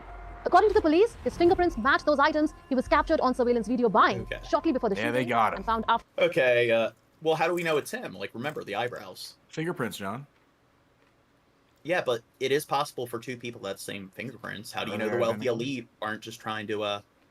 Yeah. How do we know the wealthy elite aren't using their resources to plant like replicated fingerprints there? Dude, what if him and what do they call it when they set you up? You're the whatever. Framed? Yeah, whatever. Him and the fall guy, the patsy. What if their fingers were surgically, transferred at birth? They had a finger transplant, and now he's got the fingers of Luigi. Dude, they use some CRISPR DNA to make a clone of him. Anyway, okay, next story. Okay, so this is graphic, violent imagery. So this afternoon, we're getting reactions from the disturbing body camera footage just released to the public. Okay, so the media's been making a big deal about it in the last 24 hours. So 4 or 5 correctional officers decided to beat an inmate to death. They decided to handcuff him down to a bed and just do a Rodney King to him, but even worse, to the point where they fucking killed him. So Earlier today, this was released by Attorney General Letitia James. The video capturing brutal moments, beatings inflicted upon a now, handcuffed. do you think that maybe they just didn't have the resources to deal with him here? That they just couldn't, I don't know, the guy wasn't being compliant, he was resisting. That's the problem. They need Inmate more is holded at the funding. Marcy Correctional Facility. Yeah. in Yeah, look, the Utica. cop was just having a bad day. We All the figured it defund the out. police narrative was Dan Lee, our stressing him reporter, has been out. gathering man. reactions to this video today. We do have a warning for you, though. The images that you're about to see here are certainly Oh quite my disturbing. God. Police need safe Well, spaces. okay, do so- the job properly. Yeah, it's a very hard job. They deal with a lot. So you know what? If somebody is working as a first responder, and they're dealing with a lot of frustration, they're dealing with burnout and so forth, just find a random person and beat the shit out of them, and it's okay because your job's really hard. So if you have a hard job and you're dealing with a lot, you're allowed to murder people. Yeah. In Minecraft. I think I saw the guy resisting, to be honest. Yeah. Well, hey, it's black and white, so it like that George Floyd dude. You know what? He wasn't being completely and totally compliant. He committed some petty theft. So we all know that if you're not 100% innocent and cops seriously injure you or murder you, then the cops are completely innocent because, hey, you are committing a crime. So if they lit you on fire because you jaywalked, well, hey, you were jaywalking. Yeah, look, George Floyd did some bad thing once. You know, he wasn't a role model. You know, he wasn't a billionaire making that money. So, you know, it's okay to, you know, he deserved it. I mean, he should have not have resisted arrest because, like, when he was handcuffed and the cop was, like, pressing his entire body weight on his neck and his esophagus and stuff, and he was gasping, "I can't breathe." I mean, you know what? Maybe if he was white and ran a business, you know, we'd have sympathy. But, you know, he was a bad guy. Well, no. He was just not being compliant. Get out of your head, even for those who've spent their entire I've talked to career in people law recently, Trump supporters, who were just like, well, you know, he kind of deserved it. I don't really care because he did some bad thing once. Therefore, I'm going to, you know, exploit that one bad thing he may or may not have done. So, therefore, it was okay that he got choked to death. Blah, blah, blah. And I'm like, what? Yeah, it's almost like 100% of people have done bad things in their life. So, yeah, just find one example of somebody doing something bad, and therefore, for the rest of their life, whenever bad things happen to them, they deserve it and they bring it on themselves. But they don't hold standards like that. They'll make excuses for their family and their lives. Yeah. Somebody else, it's like, well, they did one thing, but me, you know, I forgive people, but for them, no. It is stupidity. Like I discussed before, metacognition, thinking about thinking. There are people out there where they just are that dumb and absent-minded. They really just aren't mindful of how prone to error just people are in general, and just how often just anybody makes mistakes. So they will make that argument, and I was like joking about like, hey, bullying, like if a kid is bullied, they bring it on themselves, but there are people that will do that where they see one example of somebody being an ass. So then because of that, any scenario in the future where they're mistreated, they deserve it because that one time they did something. It's like based on that logic, everybody deserves to be. Wow. Well, they don't have logic. That just reaffirms their pre-existing biases. We and Fox got News, another whatever. StreamLabs, Gene. Ooh. Yeah.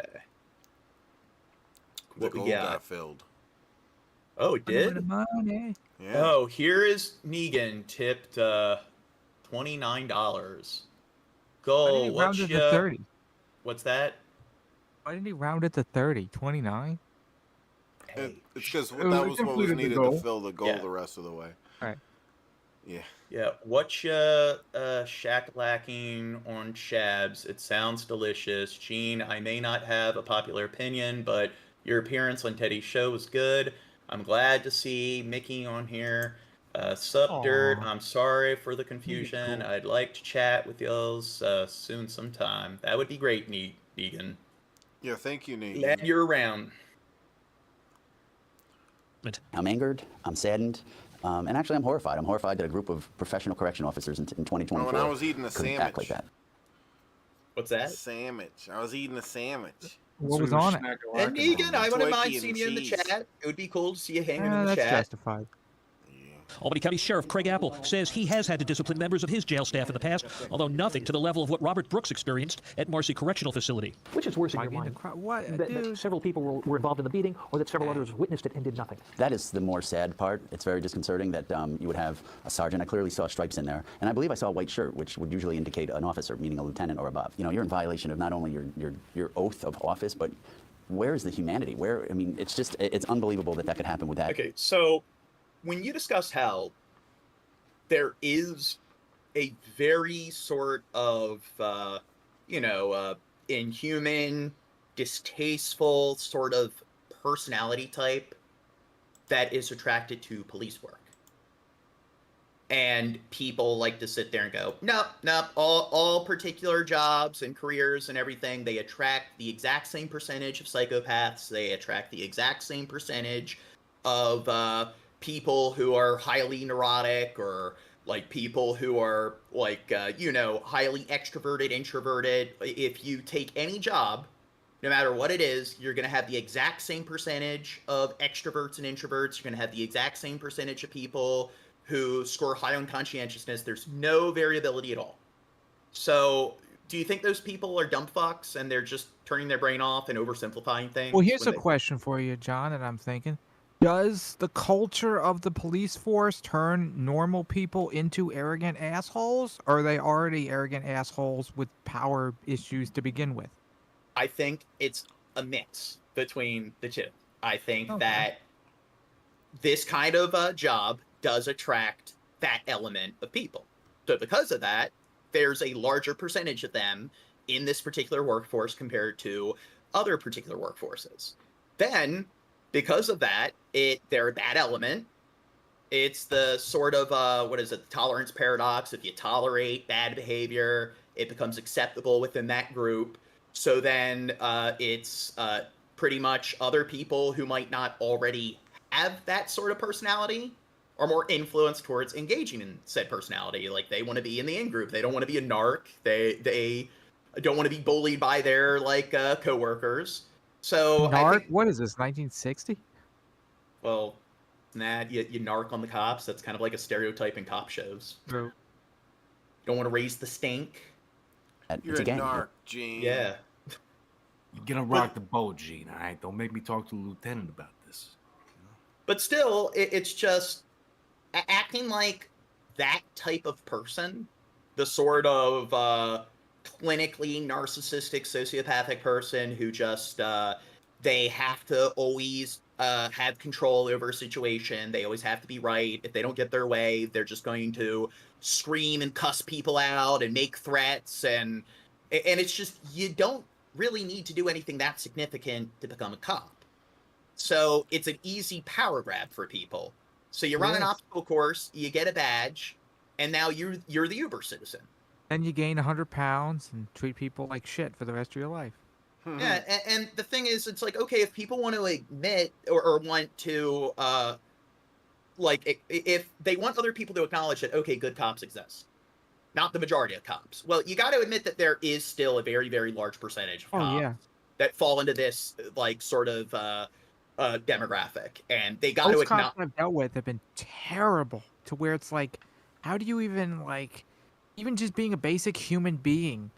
It's just like, that's your one job. It's like when a road is closed and it's like, yeah, my job is 20 feet in front of me. Can I go through? And I have to knock on their tinted window and hope they don't point a gun at me. And they're pissed at me for daring to ask them a question at 9 a.m. It's like, you're sitting in this car doing nothing and you're getting pissed that I'm daring to ask you a question when the road is closed. What? That's your job. What do you think you're supposed to be doing? Just sitting on your phone playing fucking Angry Birds or some shit? Candy Well, the problem Crush? is they're the Uber citizen, so how dare you, I guess, I don't know, act like you have the right to ask them for any assistance. They come to you to talk to you. You don't come to them. That's why you're there. Yeah. That's why they have you in front of the sign that says road closed for the construction. You can tell people, is there through traffic? Do I have to go around? That's why you're there.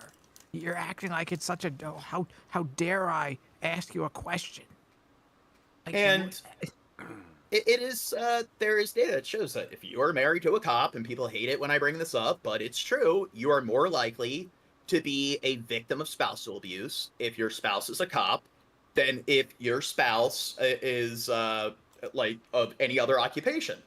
So, clearly there is a particular, really distasteful type of person that is drawn towards this type of work, and they definitely need to create a filter to make sure that that element is kept out of that particular workforce when it comes to police work.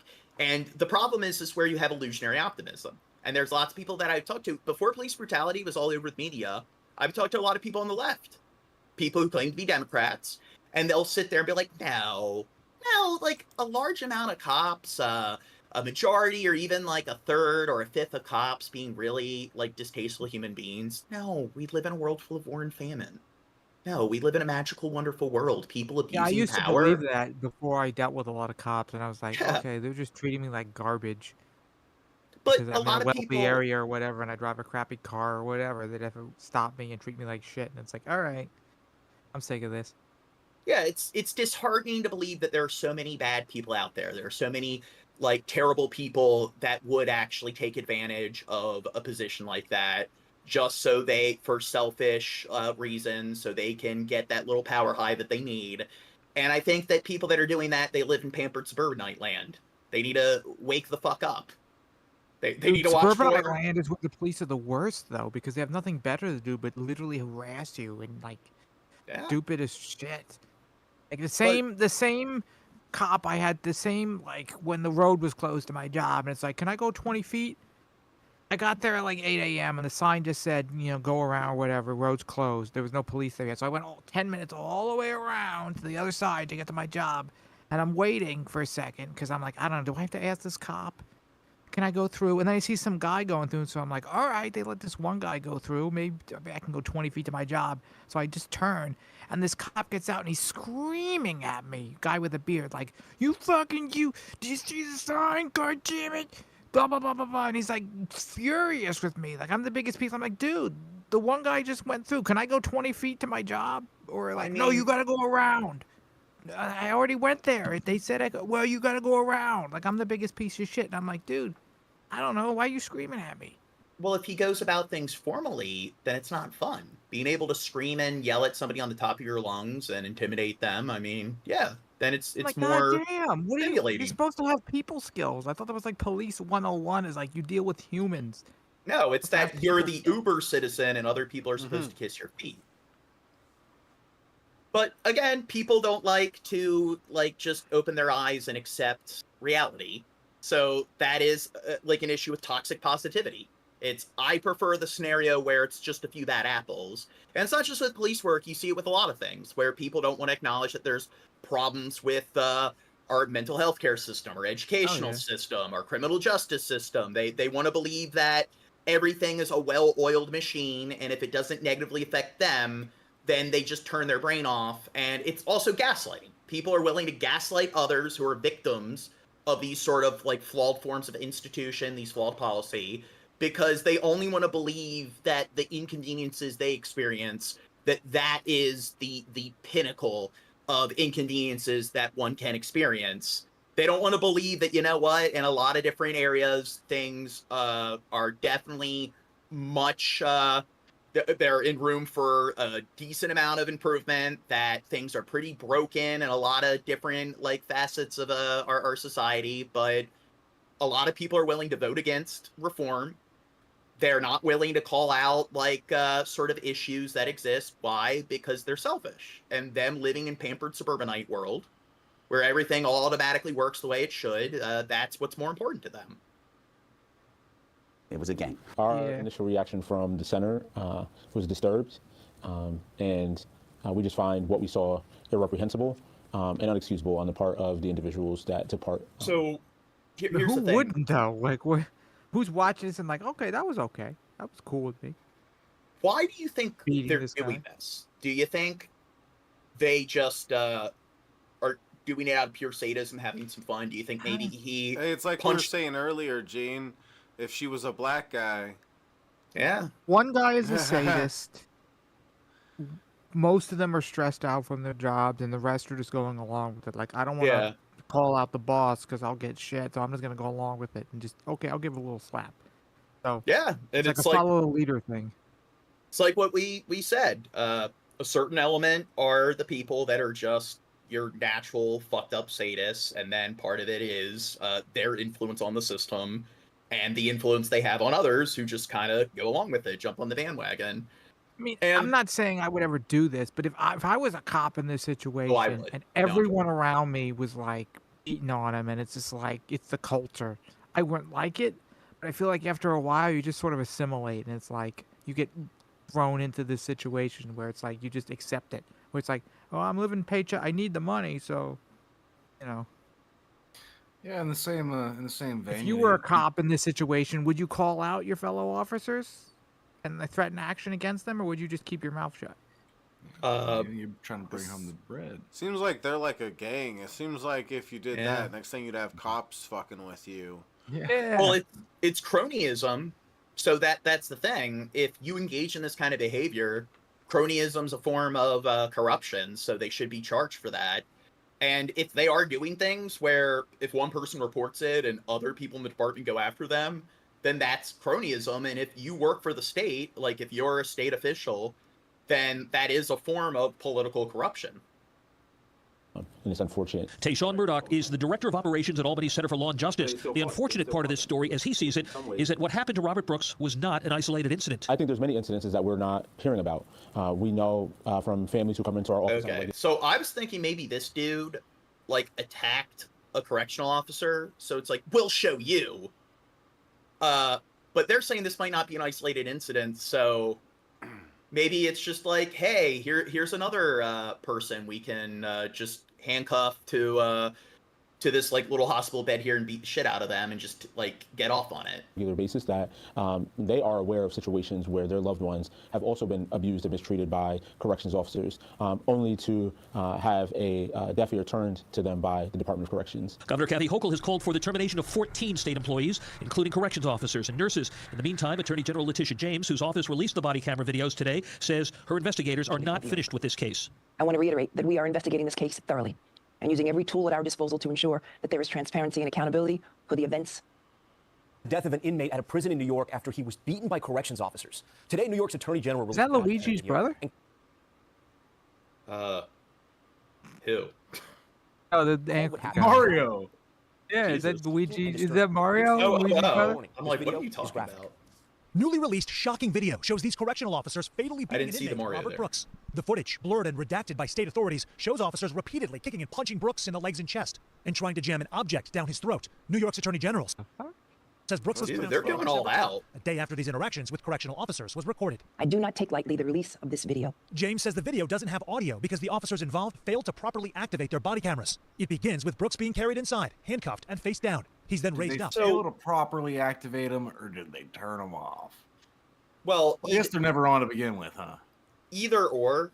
It's just if they're not properly activated, then... I guess properly activated would be like, okay, I'm about to engage with a suspect, I'm going to activate my body camera.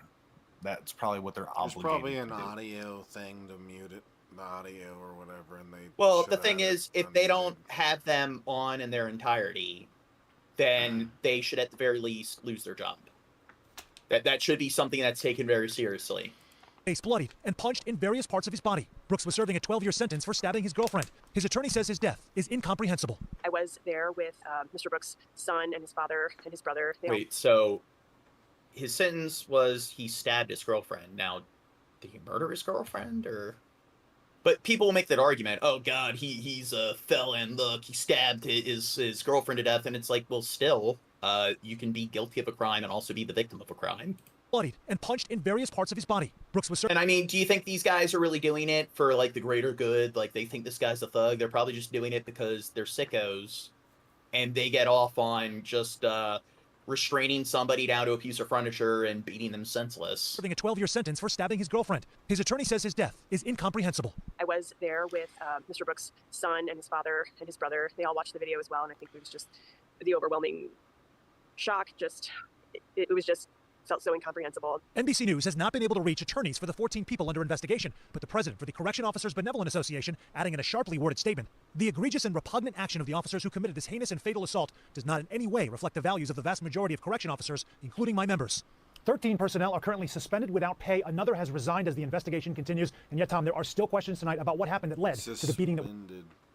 So all the people there, what do you think is the minimum sentence that every single officer that was in that room should face?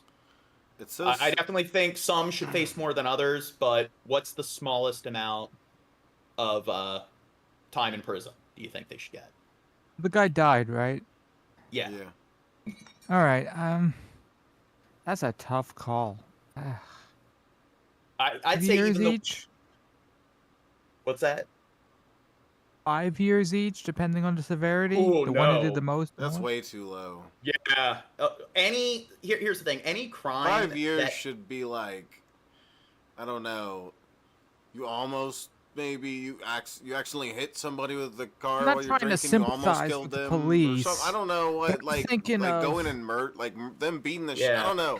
Trying to compare it to something, but like 5 years is way too low. If you're a dumbass police officer and the people you work with are starting to beat him up, and you're like, all right, I'll go along with it, and I'll just punch him once. I don't know. It's a tough call. I would say the ones that were like there should be a different level for different ones. Who was in that charge? Were, who was the more or person who less. called the shots ultimately? That person who was doing the most of the punches and the kicks. Well, I'd say the people who were the core participants should definitely because out of all those police officers, somebody's in charge or somebody's got supervision over everyone else to some extent. Well, I think the person who 10 to 20 years. I think the person who's the authority should get the most amount of time, but I think all the primary participants who are in the center of it should at the very least get life in prison, 25 years. And I think the people who are like in the background that stood there as it happened, maybe they threw one punch, they should like at least have some kind of manslaughter charge or second-degree murder charge. They should at the very least get like 15 years in prison. I don't know, because honestly, I can see. Well, I don't know, because I can see myself being in that room, and I'd probably step in and be like, "What the fuck, are you guys? What But I think somebody who wasn't as emboldened would just kind of let it happen and be like, "I don't know, I was just a rookie and they did it, and I was kind of there, and it happened so fast, and blah blah blah." All of those dudes in that video looked like they were at least in their 30s. I don't know. I feel like the people in the background should get like a couple of years maybe, or didn't really. I mean, they could have stepped in, but there are scenarios where you'll have like there's this one story where these kids threw a rock off of a bridge and it killed somebody, and there was like one kid that didn't even throw any rocks; he was just with them. And he got sent to prison for like over a decade. And then a lot of people that I talked to are like, well, hey, he was still like there. He was still like with the group participating, even though he didn't throw a rock. And it's just, well, if that's the case, then these guys that were just in the background should get... But to me, I'm thinking like, okay, this person serves jail time because they were too much of a pussy, or they were too weak to stand up to their coworkers and say, "This is wrong. Stop it right now." Versus just letting it happen. I don't know. Well, they all participated in carrying them into that room. It seemed like all of them threw punches. We just saw Tom. But I'll ask you. I mean, this is a stupid hypothetical. But in your career or your job, John, if something like this, for whatever bizarre reason, happened, and you realize you could potentially get fired and lose your career or your job or whatever at Baltimore or whatever for standing up for yourself, what would you do? What if I saw 5 people beating the shit out of another person? Baltimore officials in an office beating up somebody because Baltimore's a shithole, I don't know. What would you do? I'd report it. I mean, based on my kind of job, I'd have no reason not to report it. But what if you were just in so much... In the moment, though, in the moment, you're watching it happening in like a 2-minute period, or whatever, 5-minute period. That's different if you're just there and you witness it, and maybe you don't want to know what to do in the moment, but at the very least, you should report it afterwards. I think you definitely should be held accountable if you say absolutely if the guy who's in the room in the background who did nothing reported it afterwards, what should the sentence be? I think they should be acquitted at that point if they're just there and they're not participating and they do report it. I think that's a scenario where I'd be willing to let them off. But there, it seemed like they were all like participating to some extent. So if you just throw one punch to the person, or you're assisting them with holding them down, I'm sorry, if you go hands-on at all, I don't think they were doing it, and I was afraid that if I didn't jump on the bandwagon, it's like, nope, I think you should spend a decent amount of time in prison. New video just released. Thanks for watching. Stay updated about breaking news and top stories on the NBC News Okay, app. Lester Follow us on social media. Without investigation into the death of an inmate at a New York prison, the state attorney general's office releasing body cams. Hey guys, don't throw rocks off the bridge. I'm telling. Gets thrown off the bridge also. How inappropriate would it be for me to comment on her tits? The one in the purple. That would be so inappropriate. We'd have to cancel you because we don't tolerate that kind of stuff. How dare you mention tits? We hate those things around here. I think they're real or fake. We're getting a closer look at immigration plans from the incoming administration. President-elect Donald Trump's pick for border czar is sharing new. Okay, so apparently there's a war going on between the MAGA elites.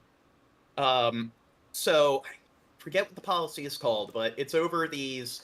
They're sort of like white-collar visas. It's the H-18 visa program, and the way it works is that essentially they will try to hand out visas to highly skilled workers in other countries like India, like it usually is India, when it comes to things like IT, other forms of white-collar work. And one of the reasons they do it is because the labor's a lot cheaper compared to hiring somebody who's from the U.S. that has the same kind of education. But the other thing is that they can kind of hold the visas over their heads. So it's kind of like a form of indentured servitude where they can be like, hey, well, if you don't put up with the excessive amount of work hours and deal with less pay, we can just get rid of your visa and send you back. Should be right back. Yeah, and that is something where, of course, Elon Musk is like supporting this kind of visa program and everything. And this is a scenario where it's just I'm pro-immigration, but it's like when we did the factory farming episode, and they would have buses that would go out and they would gather up illegal immigrants, take them back to the country. They'd give them like some kind of like lodging, and they'd have them work in the factories. Why? Because they're required to do some pretty fucked up things to these animals. So why would somebody follow through with it? Well, their only option is to, if they deny or if they don't follow through, then they'll just ship them back to like Honduras. And that this is something that major corporations, they do like to exploit legal and illegal immigrants in this fashion. And the irony, if the officer doesn't join the other officers and beat the guy up, they'll lose their job. Yeah. But here, next topic. But it is kind of ironic because on the right, they love to use immigrants as a boogeyman. They're going to steal your jobs and everything, but yet it's usually the big corporations that are exploiting illegal immigrants.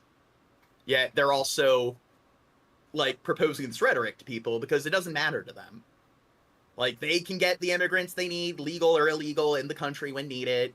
So it's just the illegal immigrants. Oh, they're coming into the country. We need to stop them. It's a boogeyman for the dumb fucks that live in like Appalachia and all the like, yeah.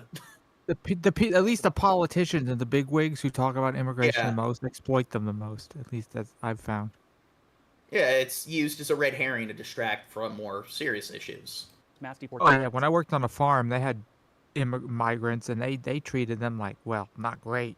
Oh, you work 16 hours today? Great. Show up at 7 a.m. tomorrow and do the same thing. It's like, what the fuck? Yeah, and it is sort of, it borders on slavery. Oh, yeah. Oh, of course. Oh. And another thing is, so when it comes to your sort of conservative groups, one type of conservative, which you see with like Elon Musk, you got they call them like your tech bros, where they support kind of like the tiger parenting, the draconian parenting, where it's all about doing everything you can to prepare for college. Kids spend too much time watching TV and staying up late and having fun. You want kids to follow the strict sort of button down sort of like schedule and routine. And I would say my father kind of fell within that type of conservative. But then you have the sort of like Trumpite sort of conservative, which is like the working man and like we need people to stop being pussies, and it's about like pulling yourself up by the bootstraps and hard work. Yeah. But both of them are about like just, hey, everyone's equal, just apply yourself. But now they're really butting heads with each other because you have the racist sort of MAGA Trumpites where they're all about the working class citizen and fuck the illegals. And then you got the tech bros where they're all about, hey, most Americans are retarded, so we need to recruit all these smart people from other parts of the globe. And it's because, Americans just aren't smart enough. It's not that they want to support these visa programs to exploit the cheap labor, and so they can kind of treat their employees like horseshit, and they can't complain because they can just get rid of their visas. Trump's former I don't think conservatives would care, honestly. If Trump literally just was like, we got out one person who was a rapist and we deported them, MAGA would cheer and be like, okay. Well, we're the MAGA satisfied. conservatives wouldn't care, but the tech bro conservatives, especially a lot of the Elon Musk fanboys, probably. But Trump's not going to deport all of them. They don't even like. I think they've changed their standards. Like to MAGA, if you just said like, "Oh, we deported all the rapists and the criminals," well, they're not talking about deporting them. They're talking about like supporting these visa programs versus not supporting them. So this isn't a scenario where we're talking about illegal immigration. We're talking about like work programs and so forth, and relying on like visa programs to get more work in the country, as opposed to supporting our working class citizens. And so because of that, the tech bro versus MAGA sort of conservatives are now really butting heads with one another. During the first Trump term, says in a series of interviews that the administration does not plan on separating families, but instead doing something different. He says the roundup could also include families, leaving it to parents whether their U.S.-born children will be deported with them. We're dealing here with American citizens. Okay, so far the poll for Luigi, 25 votes, rewarded 20%, acquitted 32%, paroled 4%, guilty 44%. God. I voted paroled. Guilty. They can't speak for themselves. Children that may now be deported from America. Vivek Ramaswamy said on If we let him go, next thing he's gonna do is take you out, Gene. You big successful guy, you CEO, you.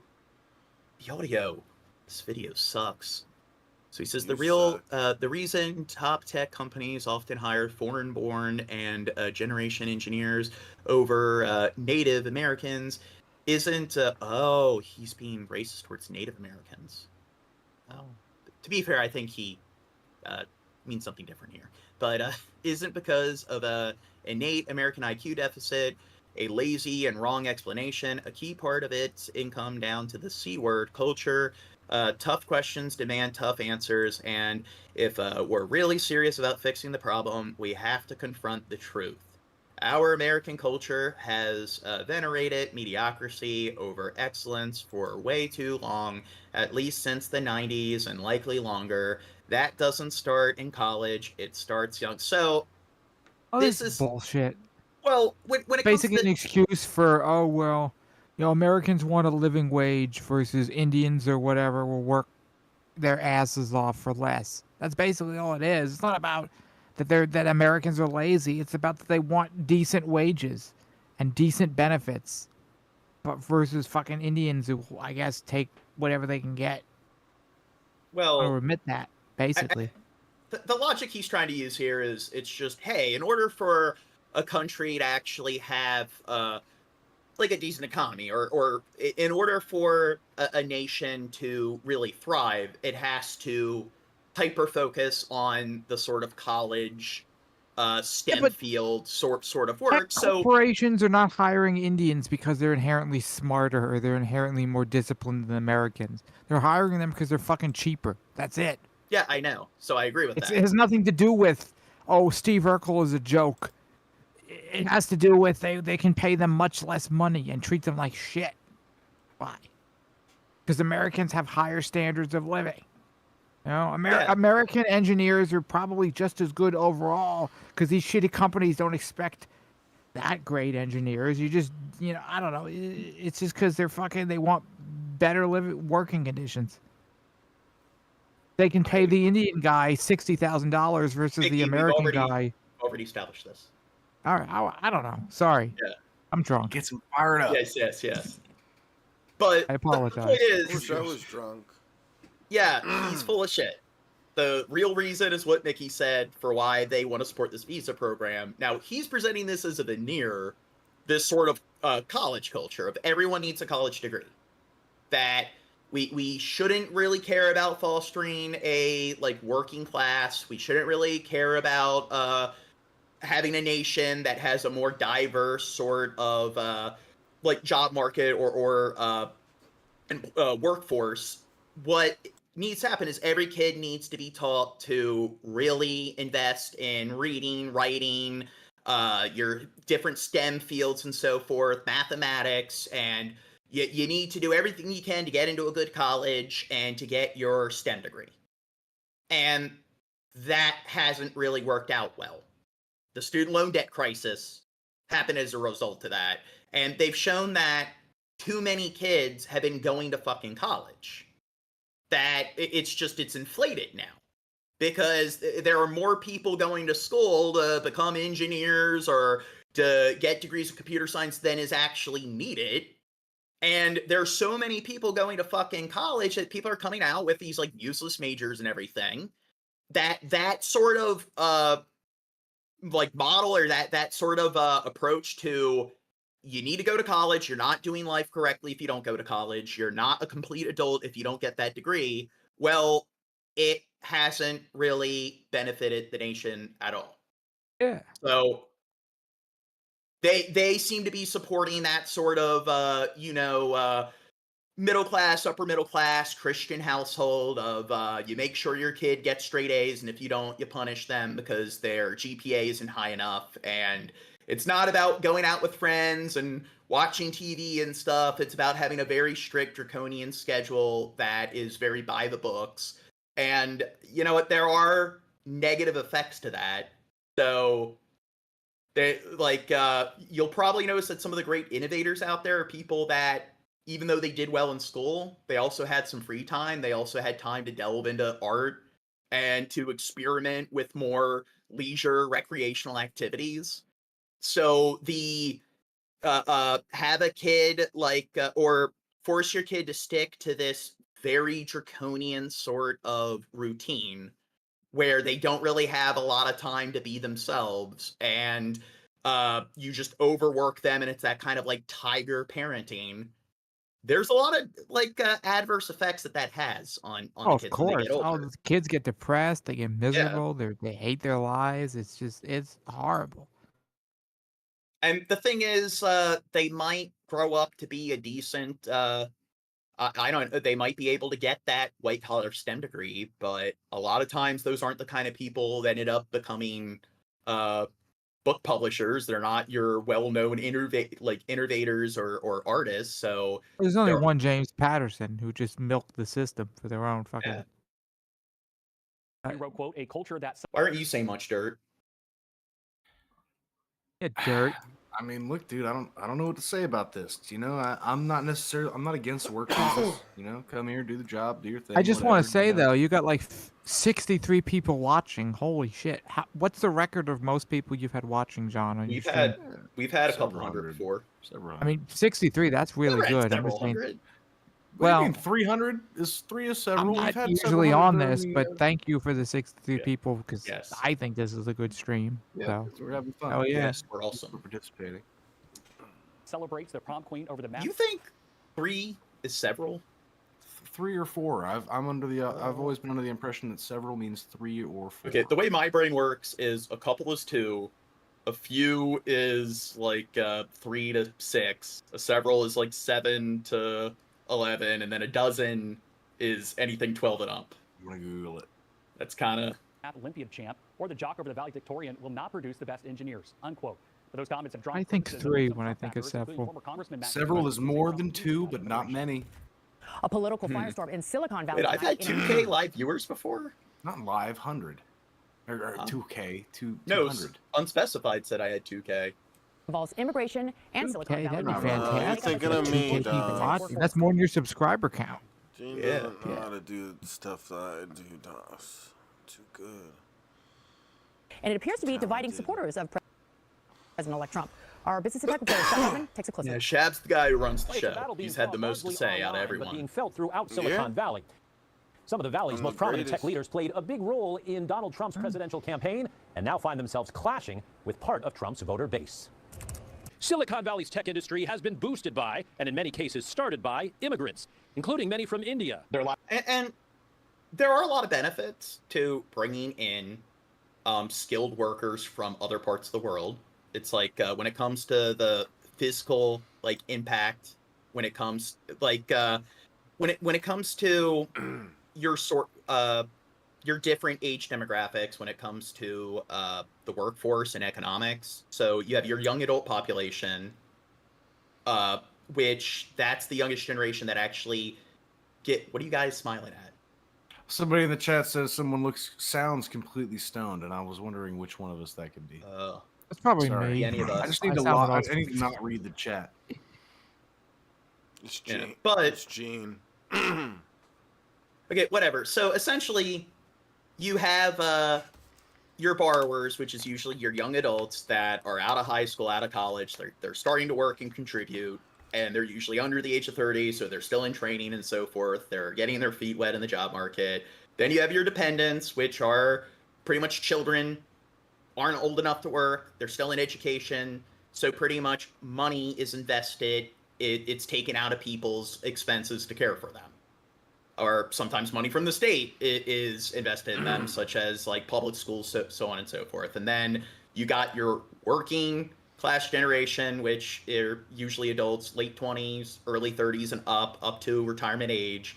And then once you get to retirement age, which is 65, that's where the fiscal sort of benefits start to decline because they become elderly and more I guess resources need to be invested in caring for them once they're of retirement age. But the thing is, if somebody is an immigrant who moves to the country as an adult, you don't have to invest in all of that training and public education or whatever.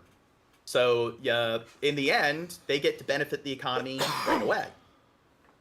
Now, the problem is that if you are going to have programs bring people into the country, they should have the same kind of rights as everybody else.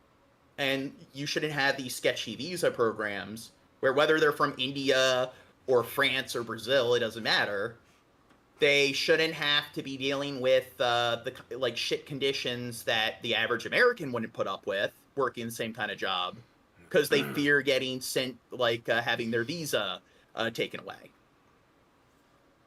John, why not? Huh? Which is why venture capitalist Chio Minot. What's that? They're giving all their money back to their families in India. You know, the dollar they're making here is worth a shit ton in India. They're rich over there making the money here, huh? Why shouldn't they have tough conditions, huh? Well, then, if that's the case, if somebody just heard this from conservatives.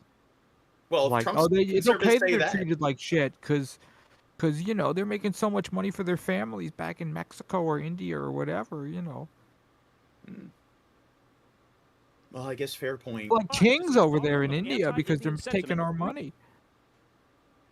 I don't think that's really the case. No, it's not. But people will say that. What's that? Was that the rapper that tweeted that? Nas? On Twitter. I don't know. And then I think it all came to a head with this appointment of The gay cowboy guy? Ram Krishnan, Trump's nominee to an AI policy post. The backlash was quick, largely criticizing America's current H-1B visa policy, a way for highly skilled workers to come here, often for tech jobs. Companies like Google, Tesla, SpaceX, NVIDIA, Yahoo, Stripe, all were founded by immigrants so much. So I think you'd be hard-pressed to find anybody in the Bay Area who disagrees that immigration has been great for this country. The issue is pitting some tech Trump supporters against other Trump allies, with a divided Trump base and Bay Area techies caught in the middle. If you can afford to live in San Francisco, yeah, you probably like it. But most people who can't don't. I mean, Trey in the chat says, yeah, people really leave America to get a better job. And I mean, we do have the #1 economy. That's not exclusively due to good reasons. I mean, there is sort of like a double-edged sword.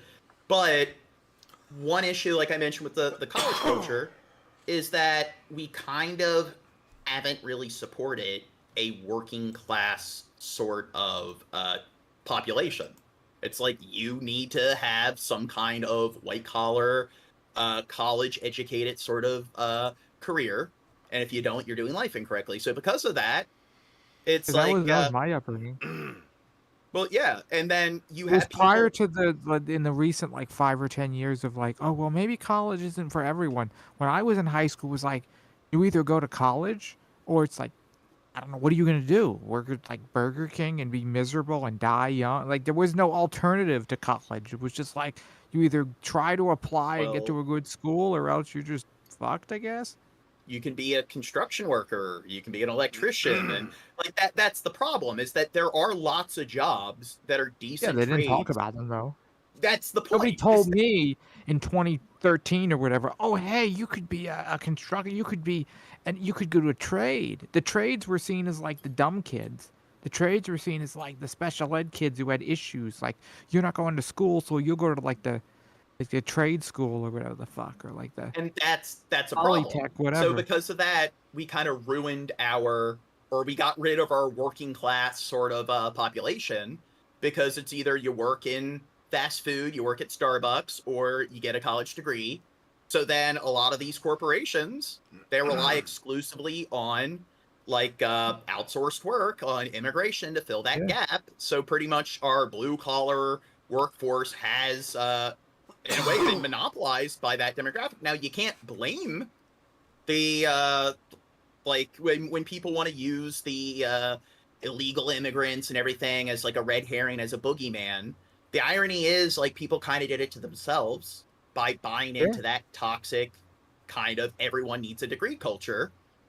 And because of that, it's like we kind of have like there are all these jobs available for people, but nobody wants to pursue them.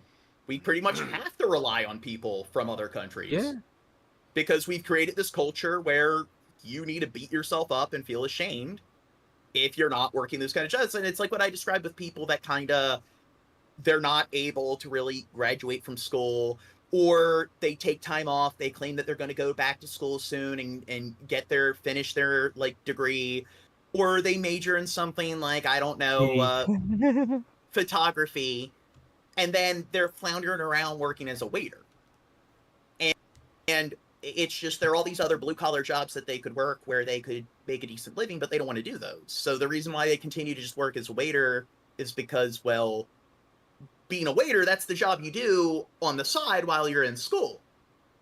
So I think it is this weird sort of, they put themselves in limbo because by, I don't know, getting the job that isn't working retail or being the labor or being a waiter, even though they have access to decent jobs, that's them telling themselves that, okay, like I am no longer going to commit to getting that degree or working in that particular field. And they shouldn't be ashamed of it. But I do find that people, you know what I'm talking about there? People put themselves in that weird sort of limbo of, hey, like I can't really get a job with this degree, so I'm going to go back to school and get a degree in something else. And then they're spending their entire 20s, early 30s working as a waiter when they don't need to. It's not like that's the only job available to them, but they're doing it because they don't want to actually invest in that workforce that you're told that you're doing life incorrectly if you become an engineer or if you become a trucker or being an electrician sucks, John. You don't want to be a long haul trucker. Fuck that, dude. Yeah. You want to sit around? I'll tell you from an early fucking age, like, what do you want to do? Like, I don't know. I'm 15. I don't have no fucking clue about jobs or anything. But it's like, okay, I'm gonna do this. And if you don't do that, it's like, well, I'll go back to school, and it's like. Well, here's the thing. It's also, if you really aren't interested in being an engineer or an architect or a chemist, you're probably not going to finish your classes. You're probably not going to be able to read through the textbook to actually learn what you need to pass the exams. It's not that you're stupid. But it's just when you're forcing yourself to pursue this particular field of work just so you can be part of the I have a degree club, then maybe you need to reevaluate.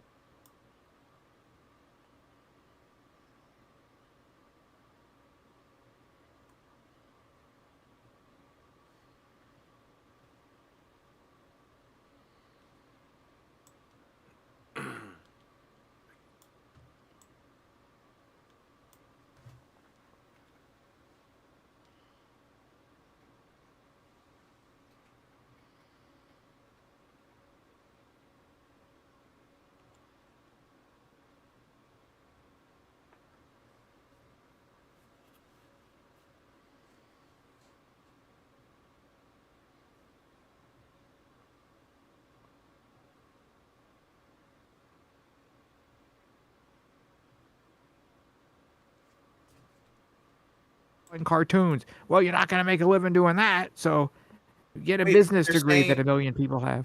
Negan's saying they mute it. We can only hear Shabs. Oh shit! No, Are they not able to hear us? Let me see I don't. something.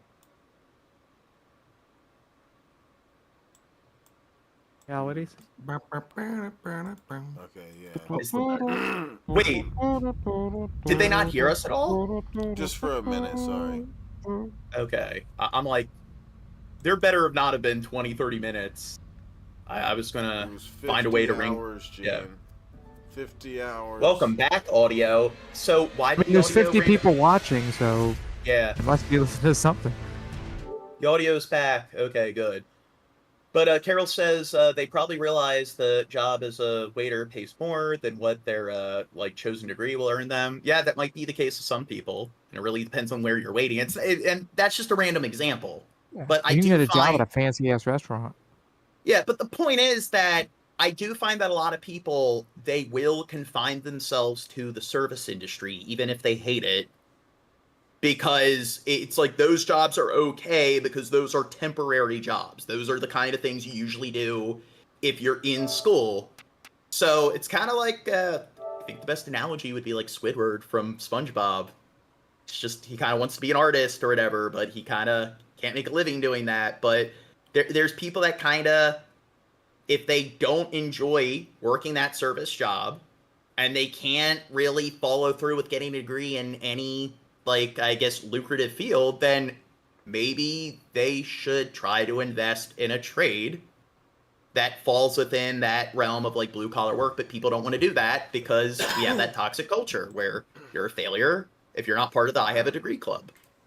This sort of recognition that actually when you're talking about immigrants and you're talking about people of color, yes, that includes potentially, you know, the very valuable Google software engineers. That includes tech leaders. The argument escalating after Trump appointee Vivek Ramaswamy tweeted, "American culture has venerated mediocrity over excellence. A culture," he says, "that celebrates the prom queen over the math Olympiad champ." Okay, this guy sounds like a dork. That this is all sort of set to come to a boiling point. I just think it's going to be interesting to see how Elon. And he said, like, he says that it glorifies the prom queen and the jock. That's all not, culture, though. Yeah, well, the thing is, that's not new. So he's doing the, like, oh god, this modern culture since the 90s, it glorifies mediocrity. The prom queen jock being idolized in high school. That's been a thing since, like, the 19th century. In 1957, if you were a girl in high school, were you idolizing Elvis or were you idolizing a math kid? Come on. No, kids in the 30s in and South 40s. Korea today, are you idolizing the K-pop guys who are hot or are you idolizing some math guy? Yeah. No, but in the 40s, your average kid was completely complacent, buttoned down, and they were really invested in the books and everything. And it's just this modern trend of kids, like, not being completely subservient to the adults around them. Like, yelling at a teacher and stuff. I mean, nah, this is all a product of the new age. She navigates it. She has a point. Musk, who is a huge Trump donor, is now backtracking a bit regarding H-1B, tweeting about wanting only the top 0.1% of immigrants. Scott Budman, NBC, Bay Area News. Now, a fight is brewing tonight between two factions of the MAGA movement, the transitions, let's just call them tech bros, and its immigration hardliners on the other side, over how the incoming Trump administration should approach skilled foreign workers. Now, two of those techies, Elon Musk and Vivek Ramaswamy, posting on X advocating for welcoming skilled labor-based immigration, including the H-1B visas that tech... Oh, it's H-1B. Earlier I said it was H-18. And other white-collar industries rely on to hire foreign... That's why I need to wear my glasses. ...argues it brings top talent right here to the United States. But that ignited a fight among MAGA supporters who say the H-1B visas take jobs away from American citizens. Former Congressman and one-time AG nominee Matt Gaetz said of the tech bros... Chad, you haven't really been saying a whole lot lately. ...did not ask them to engineer immigration policy. Now, this fight comes as the president-elect is expected to launch some sort of a mass deportation operation for undocumented migrants after inauguration. NBC News had a one-on-one with his incoming border czar who kept the door open. Kind of discussed it enough, I think. Do you think I've discussed this topic enough? I think so, John. Yes. That's that's pretty big of you to realize. Well, I like how I pick all these videos and we get through like one 1-minute video and then I have like 30 minutes of dialogue. Yeah, and then by the time we watch the next video, you're like, well, we pretty much talked about this. Well, maybe that's a sign I'm improving when it comes to my commentary. The fact that It only takes half of a 2-minute video on 1.5 speed to get the 30 minutes of dialogue. I like it, John. I like it. John. You don't know shit, Gene. It's growth. Yeah, there's nothing left to say. The PPP is The Palestinian over. Health Ministry says We've said it all. John has explained Israeli forces are everything. intensifying attacks on 3 hospitals in northern Gaza. The ministry run by Hamas says Israeli troops are... Okay, so this just in. Within the last 24 hours, the IDF has successfully destroyed the last functioning hospital in Gaza. If you're wondering how, when are there going to be no more hospitals? Well, guess they've reached that point. Good job, IDF. Forcing the wounded and patients to evacuate. This as the IDF says 3 of its soldiers were killed in combat in northern Gaza. ABC's Inez de la Qatar joins me now from London with more on that. Inez, what's the latest on this fighting? Yeah, Dan, so the fighting at the moment appears to be concentrated in the north, with the IDF saying that 3 Israeli soldiers were killed in combat in northern Gaza on Monday, and we are learning that 3 hospitals have come under attack by the IDF. So we've been covering this every week. So now we've gotten to the point where there aren't any hospitals left. So just picture that. Every time we've covered this and we see all the wounded and bloodied and injured children and adults, there's at least medical staff, hospital beds around them. How do you think it's going to progress from here? What do you mean progress? They're done for. It's terrible. The world stage doesn't care. They refuse to call it what it is, which is a genocide. It's blatantly obvious. What she just said, 3 Israeli soldiers were attacked, so they destroyed their last hospital. But they attacked them first. Oh, wow. But it is also, when it comes to famine, so an extreme famine is breaking out, and it's people can only survive so long without the proper substance, the proper nutrition. So one notable example of an extreme an induced famine in modern history is the Holodomor in the Soviet Union in Ukraine, where there are food shortages in other parts of the Soviet Union. So Ukraine was a territory where it's hey, let's exploit this fertile land and just seize all the food available here, and let's export it to all the other regions outside of Ukraine, so we can show people that, hey, yeah, our governance and stuff isn't shitty. Look at all this food we have.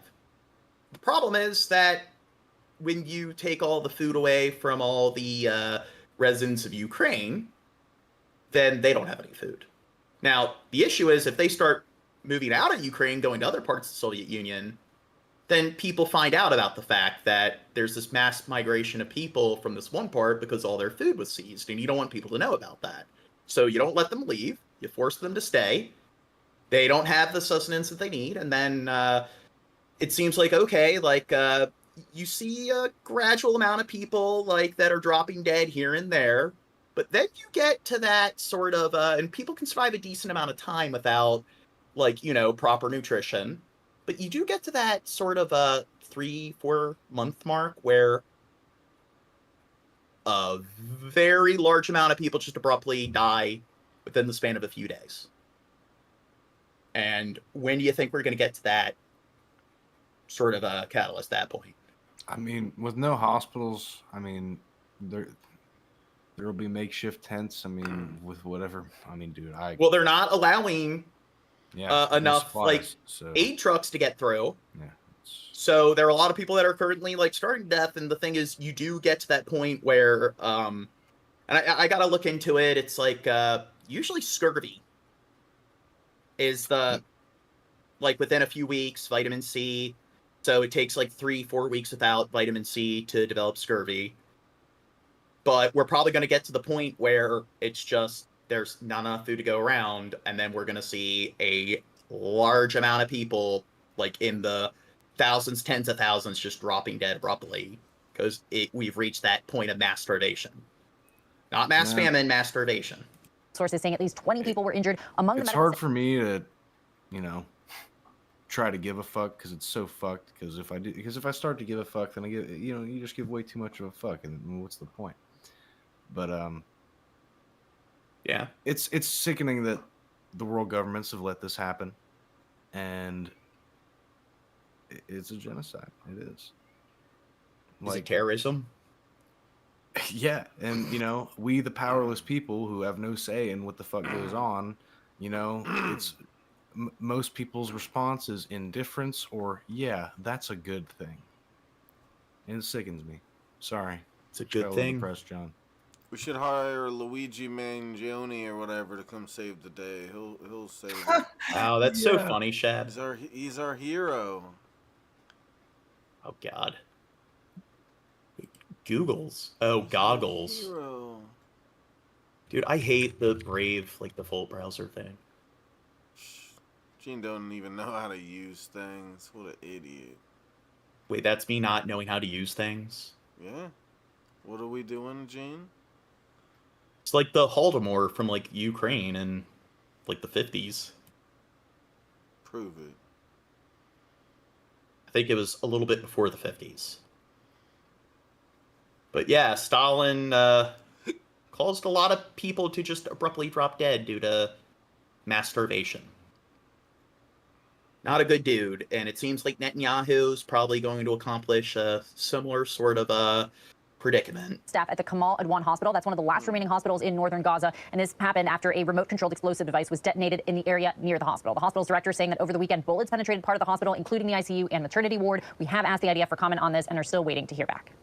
Now, this comes as Prime Minister Netanyahu says progress is being made on a potential ceasefire. What's the latest on that?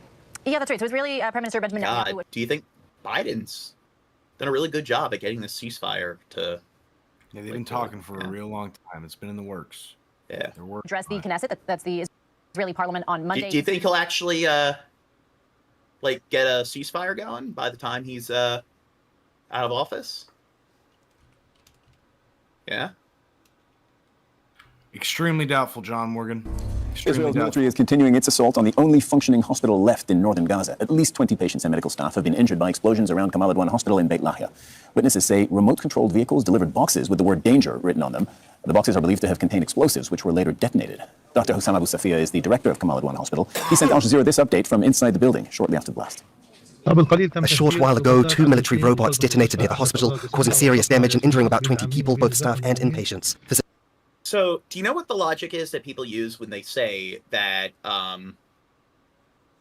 they're not bombing indiscriminately? Yeah?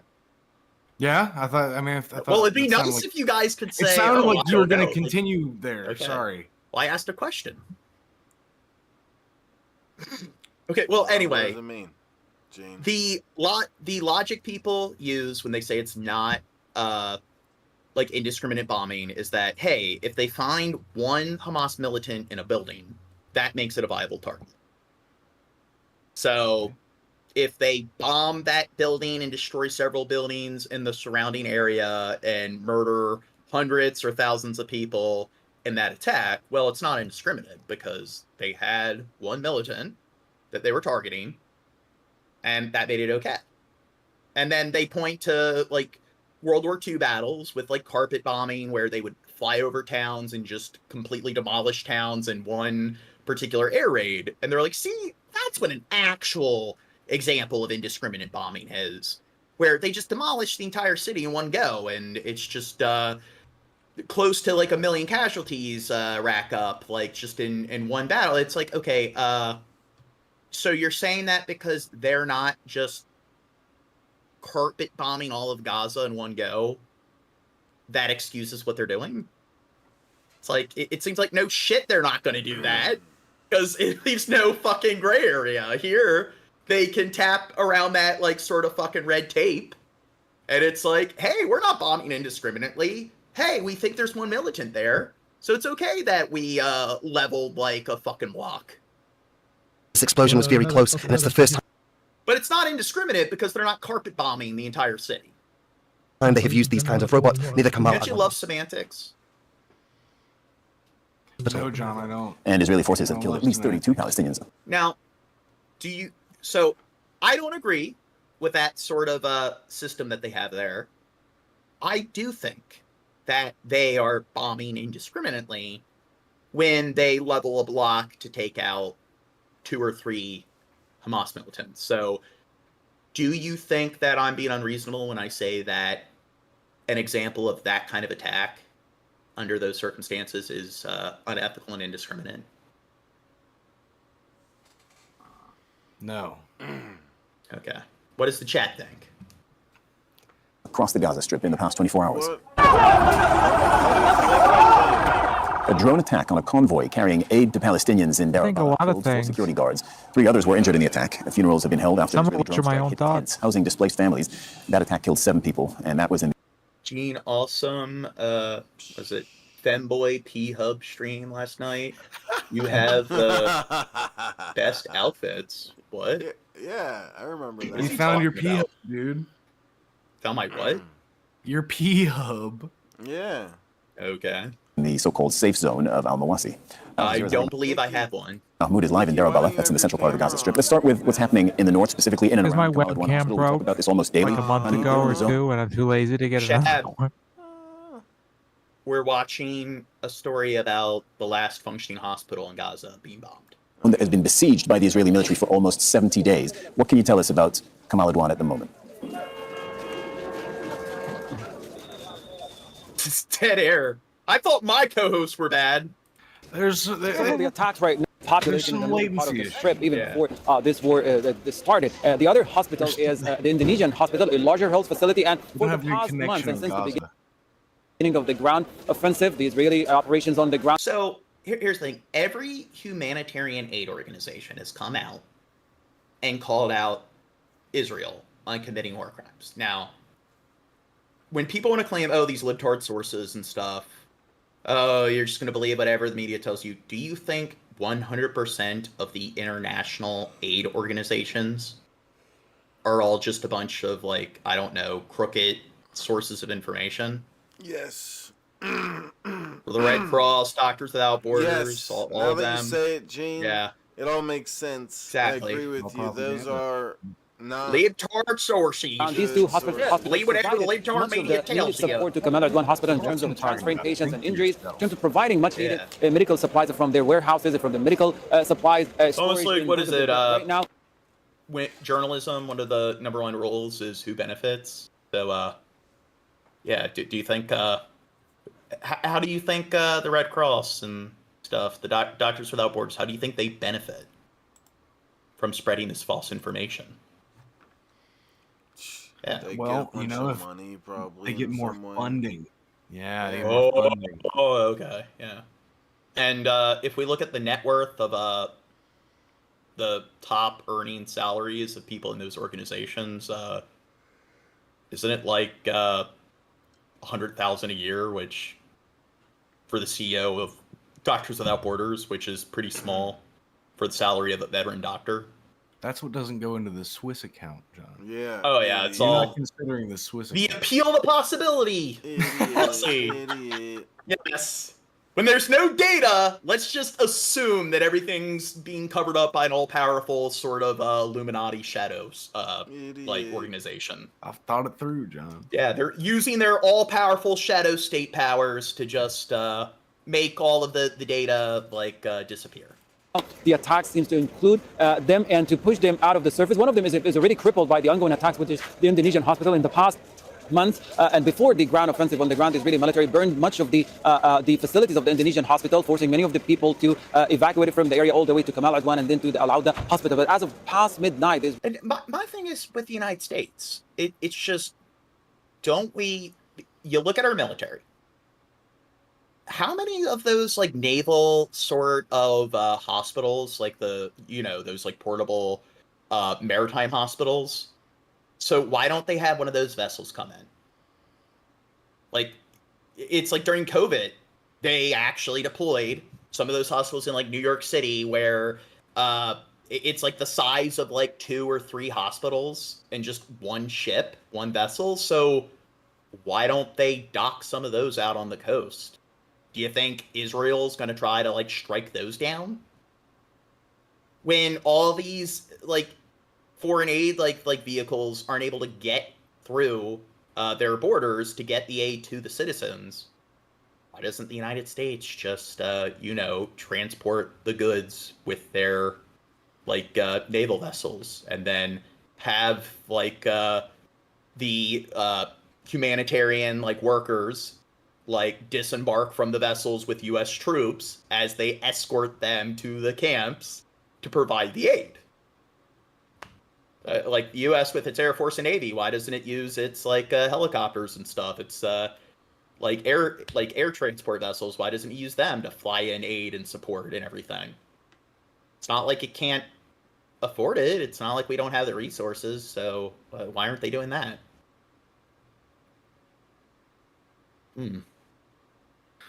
Well, John, I mean, is there something I missed? It's almost like I said, John, the world governments have allowed this to happen and no one really cares. And if they do care, that's usually in favor of genocide for some reason, and no one can explain it to me. Oh, yeah. Except religious justification. That's where, and it's like, oh, you don't want to touch that. That's a religious thing. So, well, you're saying like no one can explain it to you, but it's just. Exactly. Like, no one can explain to me. I don't get it. When I ask people this, they just tell me that it's complicated. I just don't know what I'm talking about. I'm naive thinking that could happen. And it's just, well, why can't it happen? So, same thing with dealing with Hamas. It's like, sending in like 4 drones to demolish the building, these 4 demolition drones, as opposed to leveling an entire block.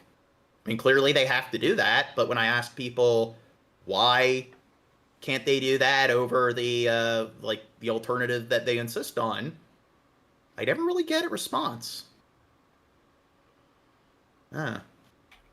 Just doesn't make any sense to me.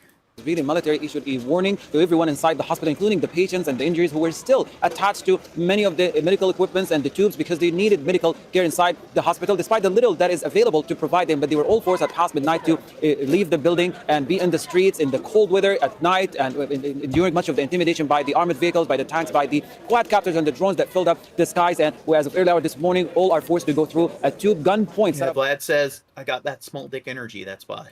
By the Humanitarian Salah ad-Din Road. The other health facility, that's Al-Auda in Tel Za'atar, northern part of the strip, is we've only been going for 4 hours and you're already crashing. Right now, the upper floors of the hospital have been shelled by the heavy artillery and by the quadcopter, to the point the upper floor of the hospital caught on fire, and many of the surrounding residential units. Do you have any of your unfentanyl coke? Yeah, you actually gave him the fent pack. So caught on fire as the attacks continue, and what seems to be right now deliberate attacks on remaining health facilities that at some point provided support to Kamal Adwan Hospital. Honey, the aid groups that we interview often tell us that when aid, the little aid that does get allowed into the Gaza Strip, regularly gets attacked. And we got an example of that again, an Israeli drone attack on a convoy that was carrying aid to your part of the Gaza Strip, Deir al-Balah. What happened?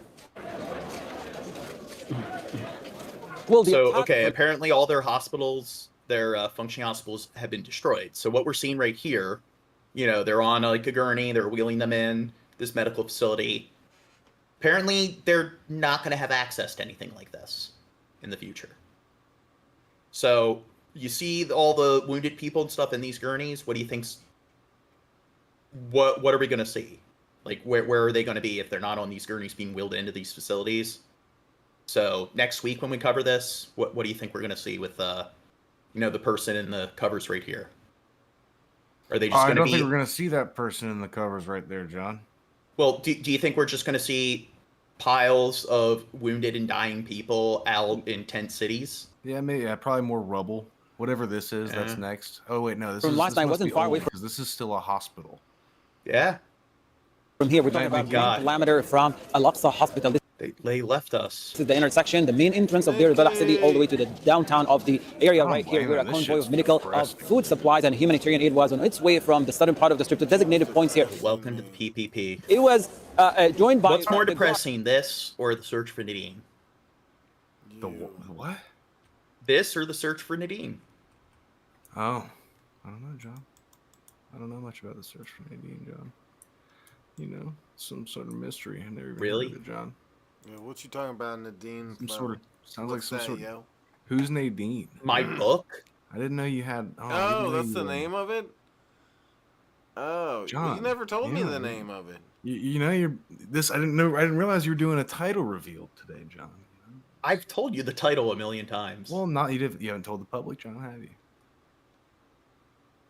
Okay, but based on your exposure so far, what's more depressing? Reality, because I have to live in that. During the delivery of these trucks, and when a drone fired a missile at this particular truck, here's exactly what happened. A group of gunmen, these are the looters who are heavily protected by the Israeli military, hijacked one of the trucks. Okay, here. A group of gunmen, these are the looters who are... I think this is what we're going to see next week, minus the flames.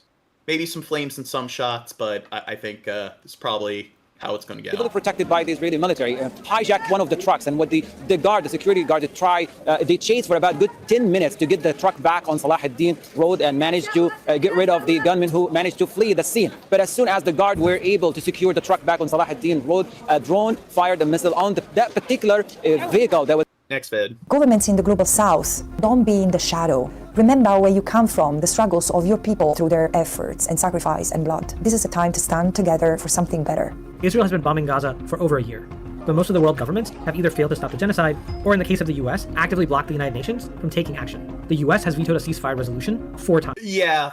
Do you think... So, the United States is one of 5 countries that have vetoing power in the UN. Do you know what the other 4 countries are? You guys should know this by now.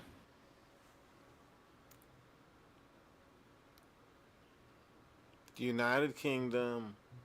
Yep. Algeria, That's what I was. China. China. 2 more. Russia. Yeah. 1 more. India. No. Fuck. US, the UK, Russia, China. There's 1 more. Algeria.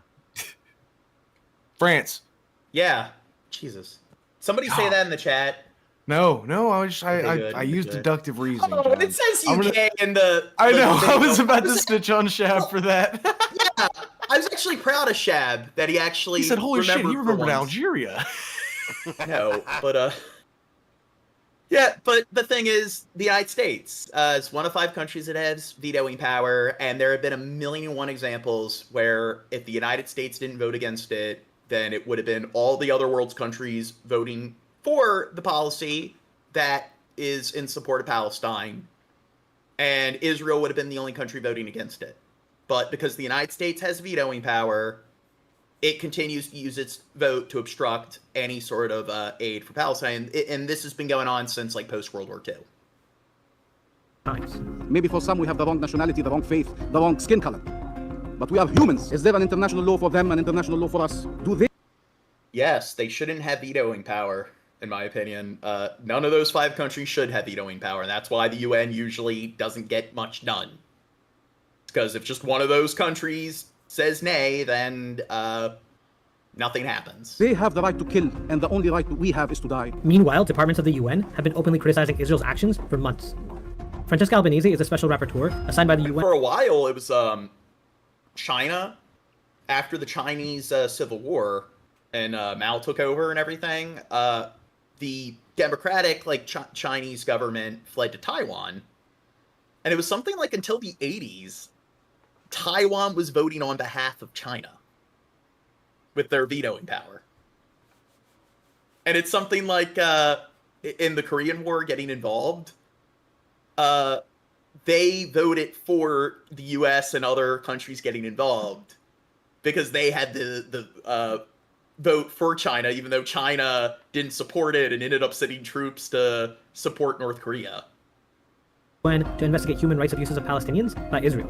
Israel is an apartheid state which has been predicated upon the erasure of the Palestinians. And then the thing is, when the UN was established, that's when Britain and France were still major global colonial powers, but now it's kind of doesn't really make much sense why France and Britain have vetoing power compared to a country like India. Humanization of the Palestinians. That's why the UN was created, it was on my list. Yeah. Inextricably linked to the question of Palestine. It's also the place where countries can create and codify international law. International law is not just a promise, it's a set of obligations. They are universal. They apply to the powerful and the weak, to the rich and the poor, to the large and the small. But international law feels unequal when it comes to stopping Israel's assault on the Palestinian people. So what exactly was... It's unequal. I wonder why. So one of the reasons I think is because discussing the vetoing power, pretty much all countries on the planet are members of the UN, except for 3. You know what those 3 are? Russia, China. They're part of the Israel. UN. Oh. I said pretty much all countries on the Oh, planet I'm are think- members my of bad. the UN, My except bad. for Yeah, 3. you know what I'm thinking about. Yeah. Can you guess?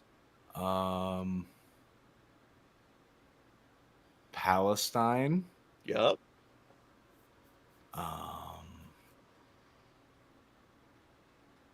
Alaska. Good one. No, Gene, Yeah. I got Palestine.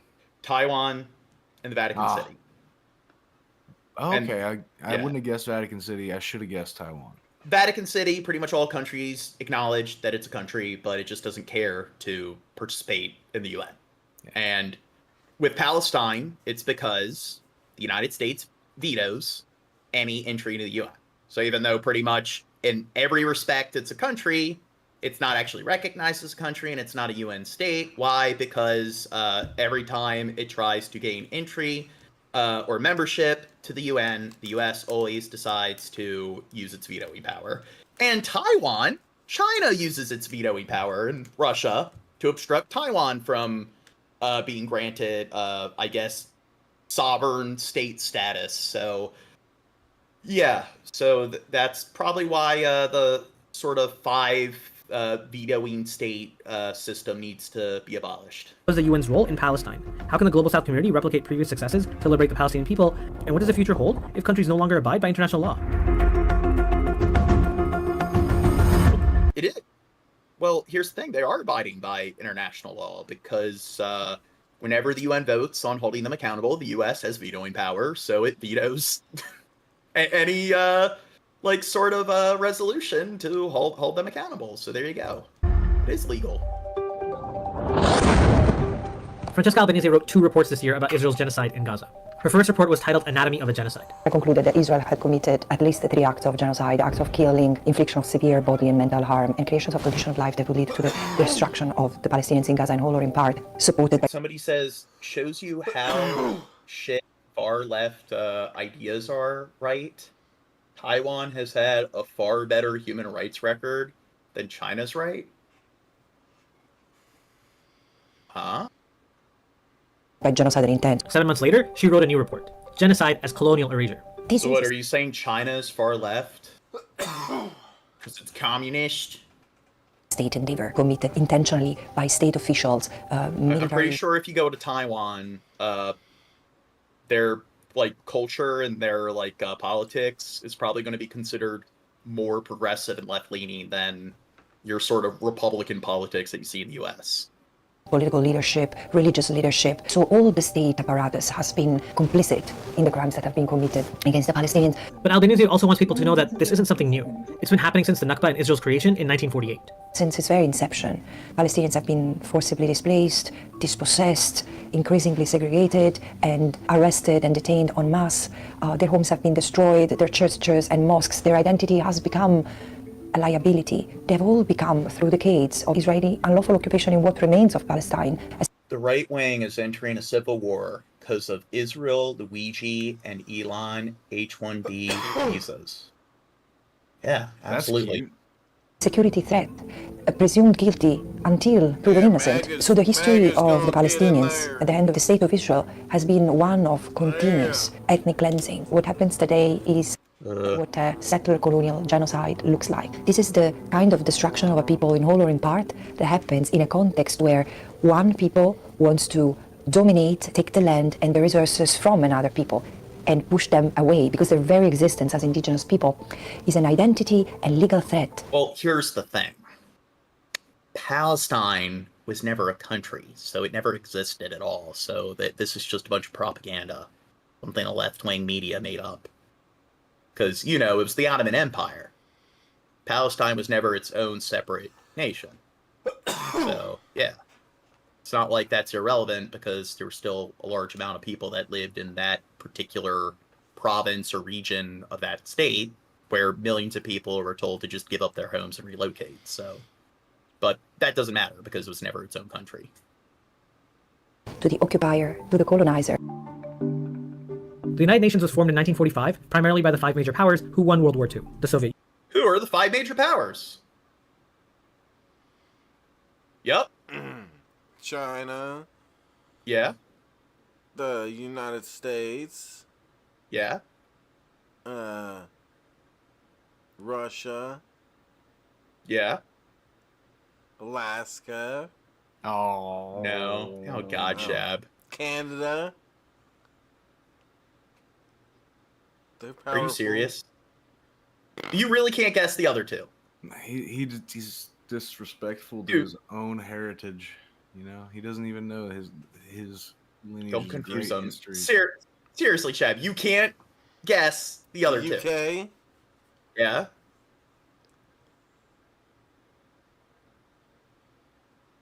And Finland. Yeah. Yeah, got it. Shab They were has the a most head injury. powerful. Union, China, France, the United Kingdom, and the United States. When the United Nations came into Got it existence, right, it was right? constituted by 51 states. No. Finland. Are you trolling? Do you really not know? You're putting him on the spot. All right, you're gonna make him feel No, real we bad. just went over it. God, Not- Shab. How long ago? Oh, was it, Chad? France. No. They just said it. What, God, who? Shab. Jesus Christ. Most of the world was still colonized, meaning controlled land, resources, and people, primarily by European countries. That included Palestine, which was under Who are the- UK control, who are the and top tensions were high in the 5 region. strongest Pokemon, Jane. Can you tell me that? I don't really think that's relevant when we're doing a news It's and politics always stream. relevant, Gene.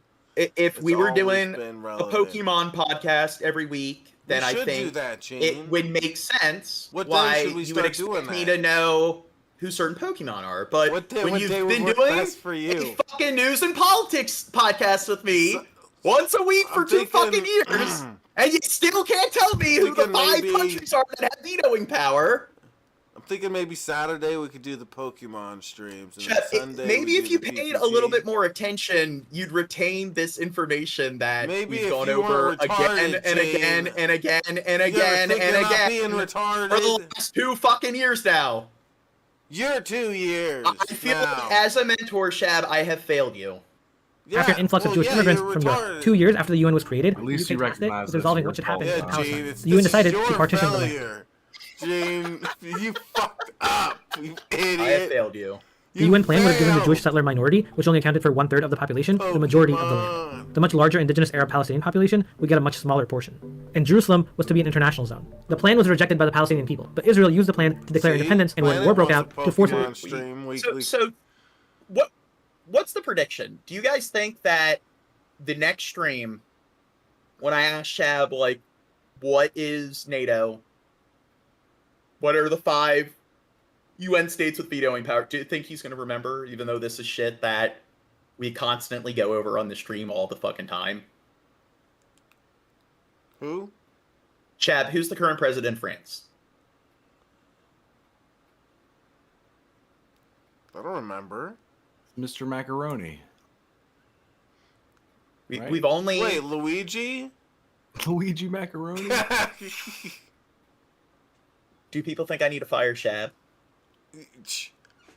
I'm gonna We fire displaced you nearly off of the 3/4 of it. Pokemon. Well, podcast. Gino Planet, there's nothing wrong with a weekly Pokemon stream, but the thing is, we're not doing a weekly Pokemon stream, so Shad probably should, I No, don't know. that's such a problem, isn't it, guys? Indigenous Palestinian population in what's now known as the Nakba, or catastrophe. Shab's like one of those, like, adults in, like, those, like, you know those cartoons, you have the skit character where they still haven't graduated the 5th grade yet? And it's just, even though this is their 12th year in the 5th grade, they still just can't... Sounds like an Adam Sandler movie. Yeah, they still just can't process, like, I don't know, something like long division. Yeah, that's me. Yeah. What the fuck is I a don't like long long division?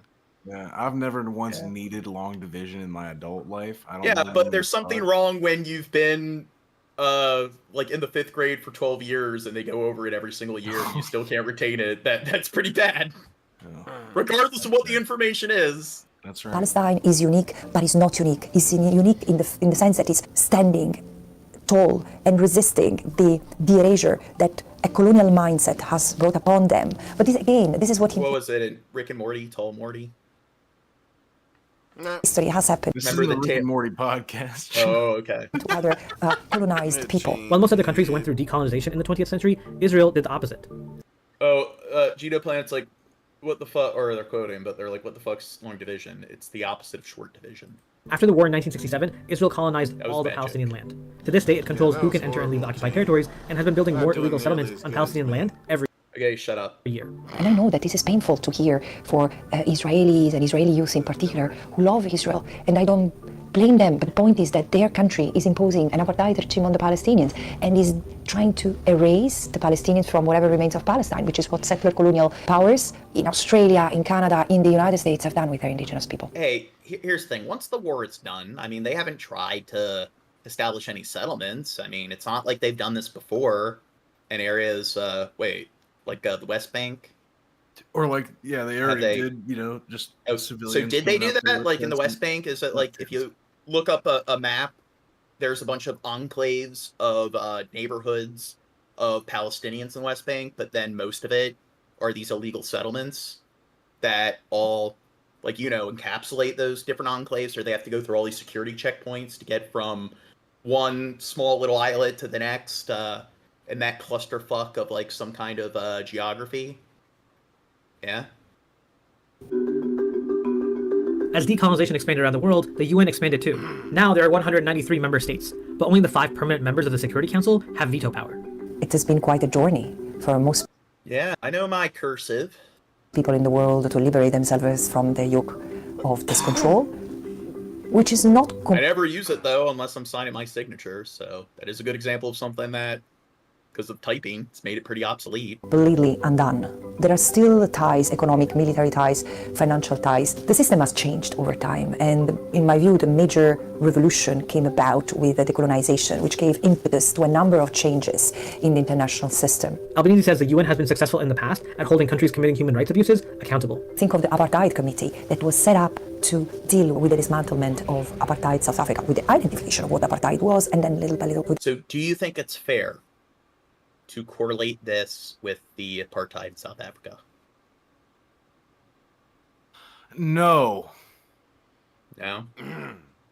I think this might be a little bit worse. Is that wrong to say? Is that bad? Did I just do a racism, a hate crime? I think getting bombed to oblivion is a little worse than apartheid. Just maybe a little bit. Now, outside the military disputes, what do you think of just the sort of walling off sections of the West Bank and Gaza? Gerrymandering is a light. We should do maybe I should do a stream on apartheid or whatever. Maybe so. I could probably one of the big tactics they used to kind of fuck with the masses, and it was like a show of power. They would just relocate towns, tell everyone, "Oh, you guys all got to pack up and relocate somewhere else." Oh well, yeah, Israel's been doing that to Gaza too. Yeah. The dismantlement of the apartheid regime there. Israel is an apartheid state which has been predicated upon the erasure of the Palestinians. We need to act, we need to coalesce, we need to remember that we decide how much we support or we do not support this system by... Do you think that what they did to the Native Americans in the the 19th century, do you think that was an apartheid? That was also kind of worse. It was. I think that is recognized as a genocide. And, not a lot, I guess, comparatively speaking, but a considerable number of those people survived. I feel like if Israel has his way, it's not going to be many survivors in Palestine. But here's the thing. It wasn't just white Americans genociding the Native Americans, because Andrew Jackson did tell a lot of the Native Americans that if they went and murdered other Native Americans, they'd let them have that land. Yes. Yeah. There was a lot of that going on. And all of the different various tribes and groups of Native Americans, they're all a monolith. They're all just one entity, one Native American. So when one race is attacking another race and being exploited or whatever, they're just the same entity attacking the other same entity. You know what I'm saying? Yeah. Nuance, what's that? Now, again, I don't know why I'm trying to measure a genocide. You're right, it's all genocide. This is do you think we should do a genocide tier list? Oh my god! We're not going to do that. It's a genocide. That might What be are the the most goals? Gene thing you've ever said. Like, I always think you should do that for the patrons. No. God, dude, I would get canceled. I would, if this channel blows up and we have like You're I don't done. know, like yeah, I mean, we have we're done for even making a joke of it, John. We're done. We're cooked. Dude, if we have like 200,000 subs in like a few years, and then people are gonna go back and be like, "Where's the genocide tier list?" No, people are gonna be like, "Oh, here we go, John Morgan genocide tier list." Of the Palestinian movement, which is acting like it was against Yeah, Armenian genocide. Put that at B. apartheid South Africa, to boycott, to divest, and to sanction the Israeli unlawful endeavor. And also, again, build coalition, build alliances. And it seems there are coalitions building. Recently, Malaysia, partnering with other countries, proposed expelling Israel from the United Nations. Cheeto Planet wants us to do it. Because of the genocide. Israel no longer belongs within the civilized tier list, John. They crave the tier list. Cheeto, what country are you from again? Forget if they're one of our like overseas viewers. Community of nations. It is not the first time that we see countries from the global south taking upon themselves the struggle to bring about justice. It's natural because they are more. Okay, I'll do it if enough people want me to do Stop it. if there's enough demand. Well, but I'm gonna have a very strict. We got to have a serious tone during the entire thing. Yeah, we'll have to. There will be a rubric based on how we. Oh my God, John! I don't want to do this. I don't want to do this. I don't want to do this. No, I would do thorough research, and I'd have a strict rule of like, we got to take this seriously. More aware It's not a joke. than us in Western societies about the risks of permanent control and disempowerment. Albanese says she can understand why many young people would feel like the UN and the international community is not doing enough. Of course, the international justice system has dragged its feet. Of course, the international. Okay, I understand somebody's like Andrew Jackson didn't tell the Native Americans to kill themselves. I'm well aware there's always been disputes between the different societies. The point is that they definitely were taking advantage of an oppressed group, and and he didn't follow through with his promise that you can have your land if you get rid of them. Because usually after they did that, he would then follow through or he wouldn't follow through, and he would just genocide them. And he exploited them in that way, so... But he did kill more Native Americans than any other person in all of human history, so... Compared to any other, like, Mayan or Aztec emperor. Criminal court, the prosecutor should have acted before October 7, because it was already criminal enough, and the alleged perpetrators were already bragging about their crimes. The International Criminal Court, which is independent from the UN, did finally issue arrest warrants for Israeli Prime Minister Benjamin Netanyahu and former Defense Minister Yoav Gallant over war crimes in Gaza. And now the UN face an unprecedented attack from Israel, the United Nations, whose premises and beneficiaries have been bombed, hit by Israeli weapons this year in Gaza, but also peacekeepers in Lebanon. And the Secretary General has been declared persona non grata, The General Assembly, the International Criminal Court, the Human Rights Council, everyone has been accused by Israel to be harboring terrorists. Are we going to trust the Human Rights Council? Are we going to trust these organizations? Race or anti-Semites, this is unacceptable. This is why the test is how much the United Nations today manages to push back this hubris. Albanese says she views now as a chance to help bring about change. The time is ripe for a revolution to make the system better. It's important that especially young people understand the potential of this moment to make the world a better place, because on the time it takes to make the realization and act, it depends how many people we'll be able to save in Gaza and in Palestine. The first thing she recommends people should do is hold their own governments accountable. Justice starts at home by making sure that those policymakers who have enabled, in this specific case, the genocide to be invoked, to unfold, to continue, they have to be held accountable. Businesses from your own country. How are we supposed to do that? How am I supposed to hold my senator accountable? How do I do that? You do a podcast and call them out on being a scumfuck. All right. Yes. Occupation, the apartheid, and now the genocide. Every time we These purchase 51 from people these will never businesses, vote we for that guy. participate a little bit in the maintenance of the unlawful occupation and I don't apartheid. know, maybe if we get 1 million viewers and continue to do it. Yeah. According to Albanese, what the UN does provide is a Oh, do you know who the senator of your state is? Probably. Who are they? Tell me. I thought real hard about it, but I'm not trying to dox myself, John. I live in an undisclosed location. Spisky, who are the two senators? I live in an undisclosed location as well, sir. I'm pretty sure everyone knows you're in Nevada, so who are the two senators in Nevada? I don't know. What they name, yo? I don't know. They're not the senators of my state. Senators of my state, it's Ben Cardin and Van Hollen. Chris Van Hollen. What are you, one of their fanboys or something? Forum for people to have discussion. No, I just know of them because, they make up 2 of the 100 votes in the Senate. Whatever. To prevent conflict. But the UN has been unable to do that because of pushback from Israel with US support. The United Nations doesn't exist as a virtuous system other than us. It sums up who we are as member states, as family of nations, with its goods and bads alike, with its setbacks and virtues. So we shouldn't romanticize or idealize what the United Nations is. However, this is a place where discussions on how to prevent conflict, how to ensure peace and stability for everyone, how to advance equality and freedom for everyone is to be held and then reflected into international policies. Even though it hasn't been able to stop the genocide, Albanese says the previous successes of the UN shouldn't be overlooked. It has allowed developing countries, global south countries, to liberate themselves and to make the system a little bit better. Let's build on this and make the system even better, because I'm really afraid. You think we're going to be able to make the system a little bit better in the future? Yeah, with Trump. Should we run for office, John? Yes. A place for healing. Now, a battleground. One of the last working hospitals in northern Gaza is burning. Moments before, a member of staff managed to deliver this message.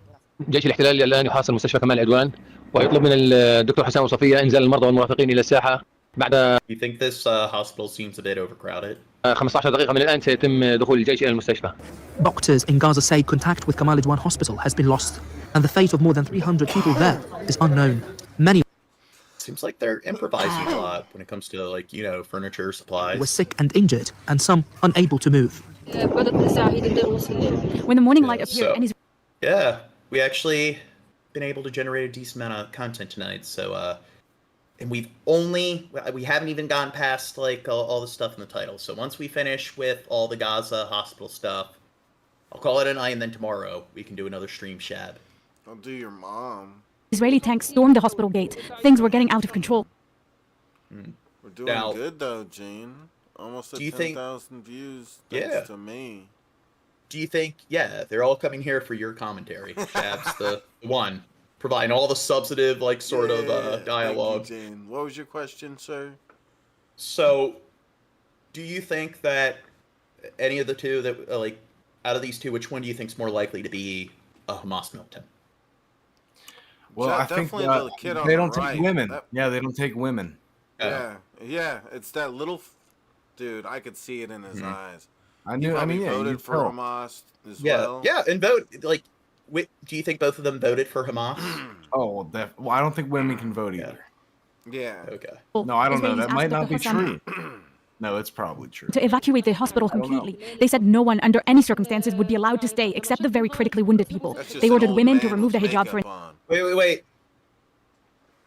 It's like she's saying that they only allow people who are critically injured to stay, so she's like a sister with her baby brother.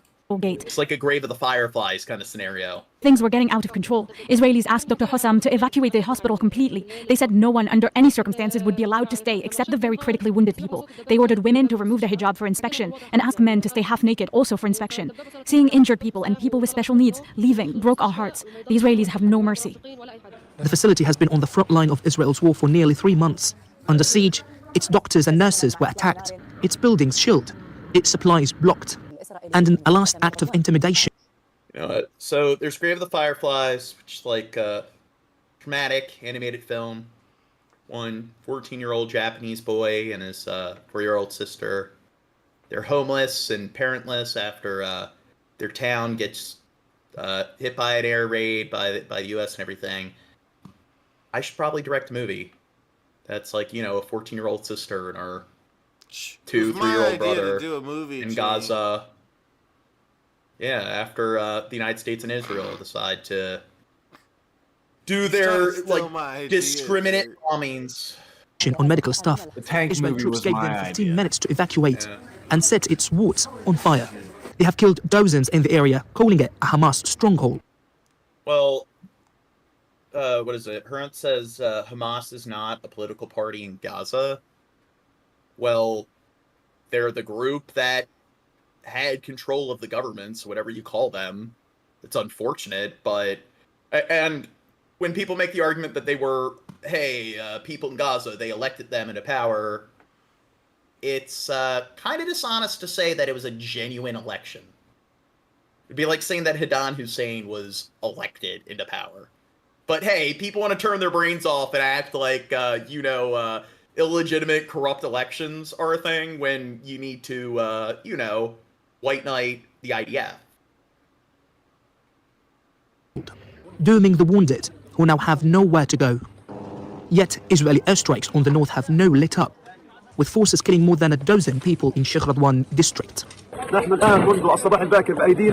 Since the early morning, we have been looking without any tools or equipment, using only our hands to pull out remains, not even whole bodies. We are collecting pieces of human flesh so they won't be eaten by cats and dogs. We haven't found a single intact body. They are all human remains, little children and women. They need to collect them so cats and dogs don't start nibbling on the human remains. Others are unaccounted for, trapped under what's left of this residential building. For displaced Palestinians here in Deir al-Balah, they live in fear of what this means to them. They see it as a part of Israel's policy to empty out northern Gaza and to preventing them to return to their homes there. Tariq Abazoum, Al Jazeera, Deir al-Balah, Palestine. All Nadine Abdulatif and her brother Jude have ever known is war. Gaza, their home, is referred to by many as an open-air prison. And since Hamas took over the area, I think that's a fair analogy. Yeah, well, they can't go anywhere. So what is a prison but a place you cannot leave? Do you think 10 years ago that was a sound analogy as well? I don't know. Probably. If they couldn't leave, then yeah. Yeah. 18 years ago, it has seen conflict after conflict. I'm 13 years old, and I've lived many wars. I mean, to the point that I lost count.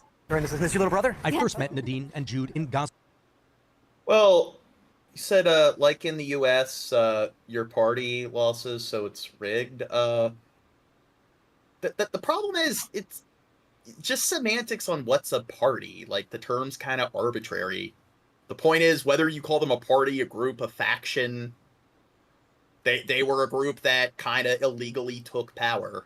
So, fucked up, but I don't think it really matters whether you say they're a party or a faction. It's just they're very arbitrary words.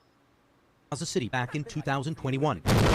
I mean, I guess there aren't other political parties competing against them, but like pretty much every country, like even if it's a totalitarian nation, it's like in North Korea, it's like the Kim Jong-un party is like the only party. After 11 days of Israeli airstrikes targeting Hamas. How does it make you feel to see all of this just around the corner from your house? I'm scared. But I'm hiding this from my little brother. I don't want him to know that I'm always scared. Nadine, who learned English watching TV, told me she wanted to be a doctor when she grew up. Jude said he was going to be a builder, to fix all the destroyed buildings. Nadine. But Gaza was never rebuilt, and this current war has turned it into a wasteland. This is my home. This is my home. Is this how... Can you vote for them? Well, that's where it gets kind of like arbitrary when you're talking about like parties and shit, because when is a country like when is a democracy a true democracy? How corrupt or how much of a lack of corruption does a country need where you can claim that it legitimately is the sort of government that its governance claims to represent? So it's like most dictators claim to be presidents, like Erdogan and everything. Even in North Korea, they claim to be a republic. So it is pretty arbitrary and everything. And I mean, do they have mock elections like with Hamas? Because most dictatorships, they usually do have like fake kangaroo sort of elections. Any child's home should look like? Israel ordered the family, like everyone else, to move south. But there wasn't enough room on the bus, so Nadine's older brother... I would say that the people were being oppressed by Hamas. I'd say that now Hamas doesn't really have that much power, so now they're mostly being oppressed by the IDF. Brother Ahmed stayed behind. Soon after, he was killed by an Israeli airstrike. Well, we have to be strong, right? Just a dude. Don't cry, okay? Don't cry. His response is beta dorks. Thank you. Yeah. To that guy. You showed He's me. the greatest mind in the chat. You're gonna make me cry. Thank you for the dumb Hey, don't fuck cry. comment. Of I know he's gone, but he's still in our hearts, right? So no crying. No crying. He is my best brother. Death nearly came calling again in July when Jude came down with hepatitis. It was absolutely the hardest part of my life, and I was definitely afraid of losing him. It's one of many diseases spreading because of poor sanitation, polluted water, and overcrowding, because Israel has crammed nearly all of the 2.2 million Gazans into a few so-called humanitarian zones. This is 1 day ago. So, like I said, with the Holodomor, we're probably going to get to that point where you start to see a large amount of people just abruptly dropping dead. And disease starting to spread, and, you know, when people aren't well fed, their immune systems start to weaken. This war has been especially hard on children, who make up around half the population. More than 16,000 have been killed so far, according to Gaza's Hamas-run government. Many more are injured and limbless, and almost all of them are homeless. Nadine, Jude, and their parents have been displaced 5 times and now live in central Gaza. Here we have a camp. There is no school. Instead, each day is a fight for survival. The water's quite How many older brothers and sisters do you think are now surrogate, like, parents, caretakers to their younger siblings? Sure. There's no water. Nadine says Jude's mental health is getting... And that's the issue. So people in the chat, when you're asking, like, hey, is it a true democracy? Are they official leaders? The problem is, you can argue America's a dictatorship. You can argue that any country's a dictatorship. It's kind of arbitrary. And it is like, some people might argue that if it's not an absolute democracy where, if it's not where every single, like, sort of policy is voted on by every single citizen, a person could argue that, hey, it's not really a true democracy if it's not absolute democracy, because the United States is a representative democracy where we vote for Congress officials who vote on the policies. Some people might argue that, you know what, that's not democratic enough to be a true democracy. So this is where you get in the realm of, it's not really a hard science like chemistry. So in the realm of, like, politics and in the realm of legal science, there is going to be a gray area, and there's going to be lots of cases where it's semantics. So when is a government a true government? It's up for discussion. And I would argue that Hamas was not a legitimate government. I'd say that they were an oppressive authoritarian regime. And I'd say that the people didn't really have much control over them taking control. Now, if you're talking about party, I think it's kind of like trivial whether you, again, whether you call them a group, a party, a faction. They're just words. Worse, he wants to ride his scooter and play with his friends. Yes. But children in Gaza can't have a childhood. And the trauma they're going through will outlast the fighting. I want to see my brother again. You know what? I think that it's not a true democracy until we have a supercomputer that has all the perfect algorithms to make all the unbiased decisions, and we don't have to deal with all this checks and balances and, you know, fear of human corruption. So until we have, like, some AI director, then it's not a true democracy. So that's my opinion. You know, I met a man recently who asked if I was some sort of entertainer. And I told him I was a podcaster. And he said, what kind of podcast do you do? And I was like, well, it's kind of like global politics. And he was like, well, fuck that. I don't want to see it. He said, I was a soldier. I don't want to see that shit. He said, fuck. Moral of the story, yeah, he didn't give a fuck. He don't want to see. Nobody wants to see that shit. Wait, but no, so... that's what it is. My bad. What reminded me of that is he said, you know, people get mad when I say this, but I'll tell you because I think you're cool. I don't vote. I never vote because the honest truth is you don't want a motherfucker like me voting. I don't know. I don't make informed decisions. But I was like, man, that's like I gave him knuckles, dude. I was like, man, that's like some honest ass shit. Like, I really appreciated hearing that from an American. I was like, wow, you don't vote because you don't give a fuck. He said, I'll go in there, and he said, I'll push button number 3. Wait, Dirt. I want to talk to Hill Herman in the chat. Are you are you pro-Israel, pro Palestine? They're asking us if we think Israel is justified in their actions. I don't think Israel's justified. I think in what they're doing here. Misinterpreting our whole fucking sentiment here, dude. Like, this is a travesty. This is genocide. They're not going about it the right way, and they're committing crimes in terms of the way they're going about it. You can blame Israel and their allies, like the U.S., for kind of creating this dysfunctional sort of paradigm that we've seen in Israel, that created that power vacuum where Hamas took control. So you could say that Hamas is kind of like a creation of Israel's and America's, with their poor approach to dealing with this situation. But now that Hamas ran its course and they went about exercising the the October 7th attacks, Hamas wasn't in the right based on what they were doing, but there's a right way to respond to something like that, and treating people like a monolith and punishing everyone in Gaza when most people in Gaza had nothing to do with what Hamas did. So we don't agree with what Israel's doing. We don't think that, just turning the entire Gaza Strip into a fucking crater and murdering tens of thousands of innocent people, we don't think that that's acceptable. Well, Hill Hermit says I think he's trying to say he's a veteran, he's anti-war. Well, hey man, thank you for your service. We're not veterans, but we're anti-war, and fuck. I mean, you know what it is. You've done this shit. You know what it's like, and you probably say, "Hey, kid, it's not all cracked up. It's not all it's cracked up to be." Wait, Ram Ranch says, "Do you know what happened on October 6th?" Yeah, and in the end, it was terrible. Hamas wasn't in the right, but two wrongs don't make a right. The point is that they weren't in the right committing that terrorist attack and kidnapping and murdering all those people. But you know what? That doesn't mean that Israel, Netanyahu, the IDF, it doesn't mean that they're going about it in an appropriate manner. And we've discussed that in detail. We don't agree with that logic that there's a Hamas militant in a building so you can level an entire block.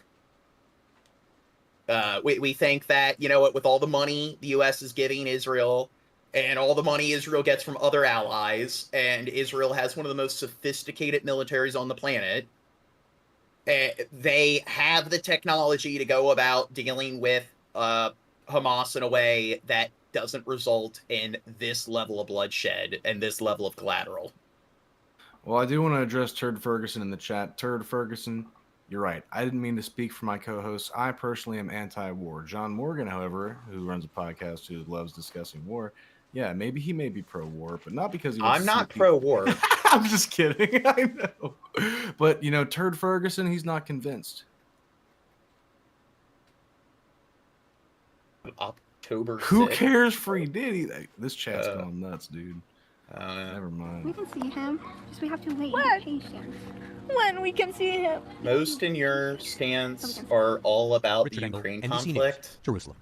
Thanks for watching. Stay updated about breaking news and most in my stance. I don't know what they mean there. Now to the latest on the war between Israel and Hamas. And try that one again. Is targeting one of the last functioning hospitals in northern Gaza, setting fire to the building after allegedly receiving reports of Hamas activity inside. This all comes as ceasefire talks face significant delays, despite previous reports of some progress. For more on all of this, I want to turn over to NBC News correspondent Hala Garani, who joins us now from Beirut, Lebanon. Hala, what else do we know about the patients and the staff inside of that hospital? And in terms of options? Wait, now, they were saying, do you know what happened on October 6th? And, I always thought that it was October 7th. It is, but the 5th was the same thing. But Israel I don't think it really matters, but... No, okay.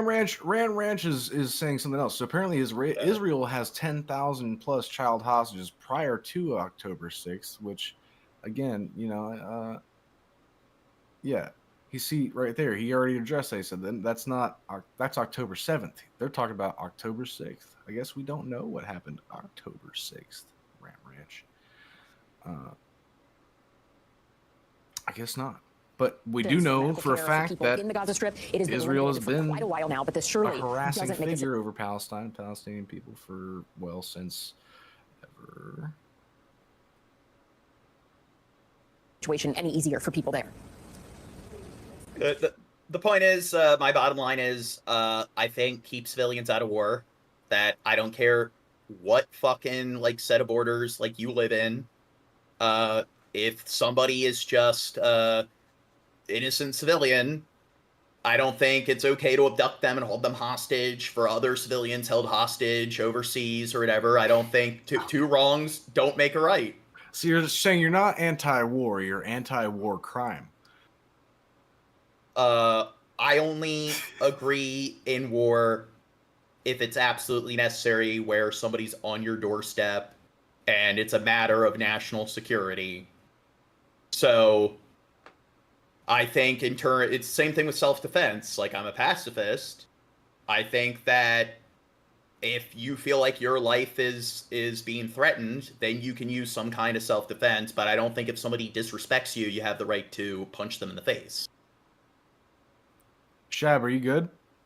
Yeah, I'm just reading something. Oh, you're good. Sorry. They asked if we had a sleeping guest, and I know, like, you know, sometimes you get, like, you know, woozy or shit. So I was just checking it, bro. My bad. Yeah, it's Gene's. Well, Ellison, Kamal Adwan was really the last remaining functioning medical complex in the north, and it was forcibly evacuated, we understand, this morning at 7 a.m. local time in Gaza, when the Israeli military stormed the hospital and forced the evacuation of staff as well as patients. This is according. I don't think Russia's justified to go in to invade Ukraine. Well, now they are, right? Because the Ukrainians are at their doorstep now. Now that the Russians were at their doorstep. And see how this goes, you know? See how this goes? Yeah. It's fucking, it's Pink Floyd, us and them. The general sat while the lines on the map moved from side to side, and fucking many people died, motherfucker, and nobody cared. And at the end, what was it worth? It's great. I agree with you, Hermit. Like, I've been discussing how Israel and the U.S., the way they've been going about the politics and the policies and everything with the West Bank and Gaza, I don't agree with their practice, their approach, in pretty much the last century. Like, even since like post World War II, with Britain, the UK, when they carved out those borders, I think it was just stupid to if you were going to create a state for the Jewish people, like, it was unnecessary to like make the state like Israel. It's like there are so many other places on the planet that Britain, France, these major colonial powers had access to that they could have they could have ceded to that particular group of people, but because of just stupid cultural reasons, it had to be Israel. And that's created a shit ton of problems, and they forced a large amount of people to pack up and relocate. So I think that just establishing the state of Israel to begin with was a stupid decision. To sources in Gaza and based on footage shot by our teams inside of the besieged enclave. Well, you can imagine that evacuation of a hospital complex like that one in a war zone as it is being stormed. I'm trying to get the argument, or wrap my head around the argument that, what is it, Turd Ferguson is presenting. Incredibly I don't know how difficult and seriously you challenging can take an and potentially argument from deadly Turd with Ferguson. patients on ventilators. For example, some of the medical staff were arrested. We saw images of them being marched out, stripped as well. And one of the journalists, Ellison, covering the attack on the hospital itself, was also arrested. And we saw a lot of smoke and images posted online rising from the building in the vicinity of the medical complex. Where these patients are going is unclear. There are some reports they were taken to the Indonesian hospital, but that hospital, too, is almost all but completely incapacitated and unable to care for patients, Ellison. Hala, what have we heard from the IDF about this? And also, has there been any reaction from the international community or nonprofit groups?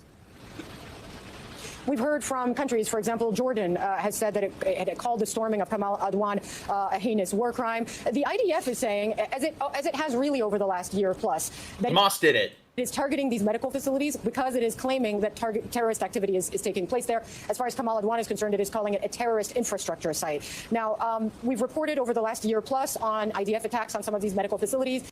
Now, I mean, people will make that argument. It's like, oh, they have tunnels that go into these different, sort of government facilities. They're using it as a way to, quickly maneuver from point A to point B underground. So, okay, let's say there is a tunnel in this hospital.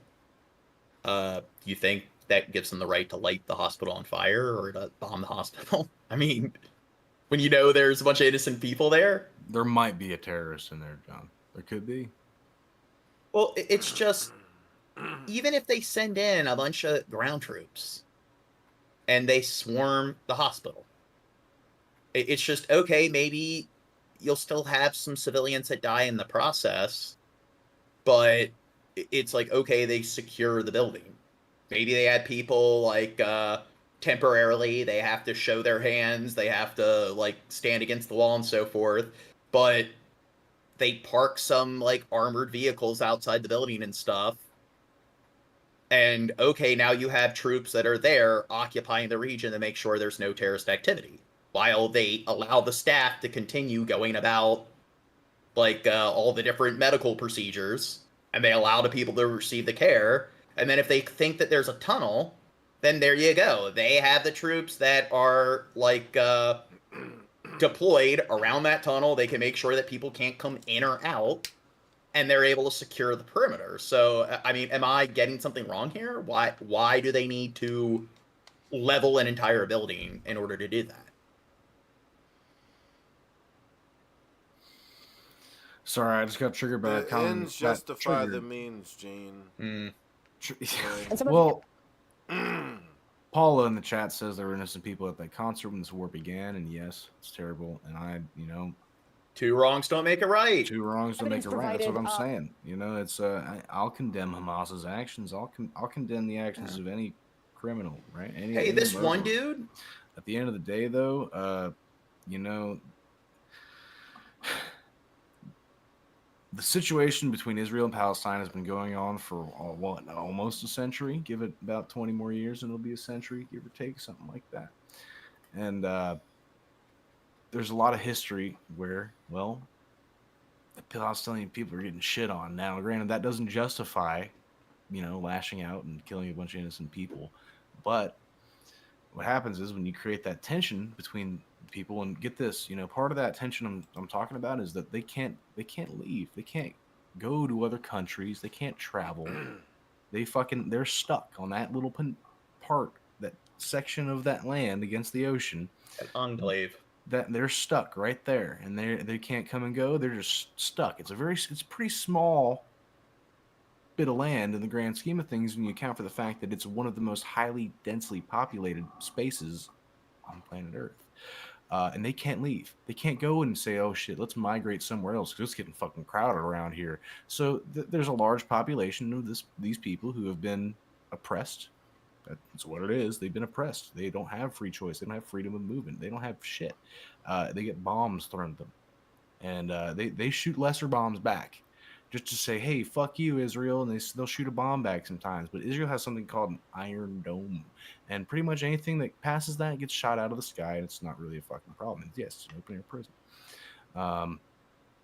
That being said, pretty much the only way that particular militant group could think to lash out, because, well, the fucking bottle rockets in the sky weren't quite working, so they went over and killed a bunch of people personally. And I don't agree with that. I think it's fucked up, and it definitely led to the boot on their throat being a lot more pressurized. But I don't agree. I don't think. Do you? So there's innocent people all over Gaza. In retort to your saying that there's innocent people at that concert, there's innocent people all over Gaza who are going to die horribly, and they're going to starve. They're going to get blown to pieces. Men, women, and children who have never done a wrong thing, and all they want to do is be good and, you know, live a decent life according to their views and their God. Okay, so wait, let me interject. Somebody is making the argument, oh, they voted their leaders into office. So was Haddad Hussein voted? Whatever. Was he voted into office? Was Kim Jong-un?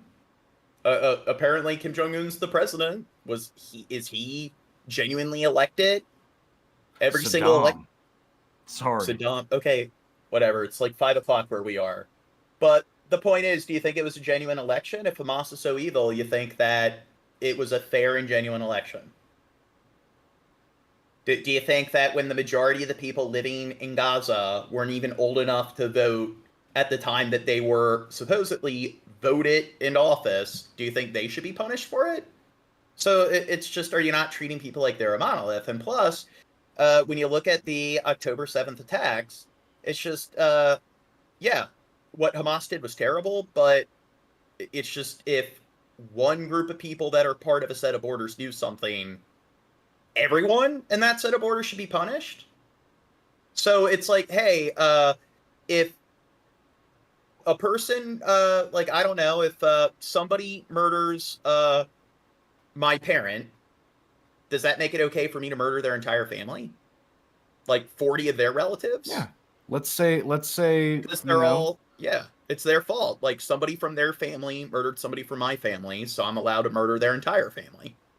I like how Skep says we elected Bush like he's an American. Are you an American, Skep? Did you migrate to Canada? We elected Bush. I mean, do you think it was a fair election, though? So it's like most dictators claim to be presidents. Included photos of arms kind of laid out and things like that, but nothing that us as journalists can say with any kind of certainty point to the existence of, say, tunnels or a terrorist infrastructure or some sort of command center. So this is not something that journalists have been able to see. And the IDF says that it will facilitate the evacuation of patients to other hospitals, but so far we have not seen evidence of that either, Ellison. Although there is constantly this discussion about ceasefire and whether or not talks will progress, whether or not some sort of agreement could be made. Any indication that there is meaningful progress and that we are possibly inching towards some sort of ceasefire? What else in the are they future? saying? So unfortunately, the short answer is no, because as you mentioned in the intro, Benjamin Netanyahu had told the Knesset, the Israeli parliament, that there had been, quote, some progress toward a deal, but then both sides... Next vid. New video to our monitor shows Palestinians searching through the rubble of destroyed buildings right there in Gaza after more Israeli airstrikes. So Gaza's Health Run Ministry says that several more are dead as Israeli forces also raid a hospital in northern Gaza. Israel claims that Hamas fighters are on the inside and active, and that's the reason. So let's go live now to Jerusalem and the BBC's Shema Khalil. Shema, thank you so much for joining us today on CBS News 24/7. Gaza health officials have said for months that there are already fewer operating hospitals there. So what are you hearing about the impact of this strike? So elections are rigged and is a hoax. Yeah. But I mean, I don't know, because we need justification for what the IDF is doing. Therefore, let's pretend that, illegitimate elections, crooked politics, let's pretend that isn't a thing. Good to be with you. I'd like to paint a picture for you and for people who are watching about where They vanished when confronted. I wonder why. Exactly we're speaking about. The Kamal Adwan Hospital is in an area called Beit Lahia in northern Gaza. And areas like Beit Lahia, Beit Hanun, Jabalia, those areas in northern... They're saying brainwash, or mainstream media will brainwash us, but we're well aware that Hamas, they didn't really, obtain power through genuine elections. There's a lot of people in the chat who think otherwise, though. They think, there's a lot of people who think an American election can be stolen by Joe Biden, but a fucking, militant group in a Middle Eastern country where people's rights are always suppressed, those are fair. Well, Saddam Hussein, again, was he elected into office? Was Assad in Syria and their regime? Those are fair. Alexander Lukashenko, was that a fair election in Belarus? Well, Paula, you will stand with Israel on top of a pile of corpses of women and children who never did a goddamn thing to do anything wrong to you, and you're gonna smile and be proud of that. And good for you, lady. Good for you, Paula. It says you that stand they've with been Israel almost on those totally corpses. besieged. They've been under a very tight Israeli blockade, under intense strikes and bombardment, and an intensifying Israeli military campaign since October. The IDF says that they're going after Hamas fighters who have been regrouping in the area. So before anything happens, this area is in a dire humanitarian situation. We've heard multiple pleas from the director of Kamal. And here's the thing: you can stand for Israel without supporting the fucked up things that Netanyahu and the IDF do. So in the same way, you can stand for U.S. citizens, and not wish for random U.S. citizens to just be randomly murdered, but then speak out against what our government does. Speak out against police brutality and what certain American cops do. It's just not all 300-something million Americans are one entity. People aren't a fucking Borg. You could stand for humanity and preserving innocence and doing what's right. How about who the fuck cares if they're from the U.S. or the Ukraine or Palestine or Israel? It doesn't fucking matter.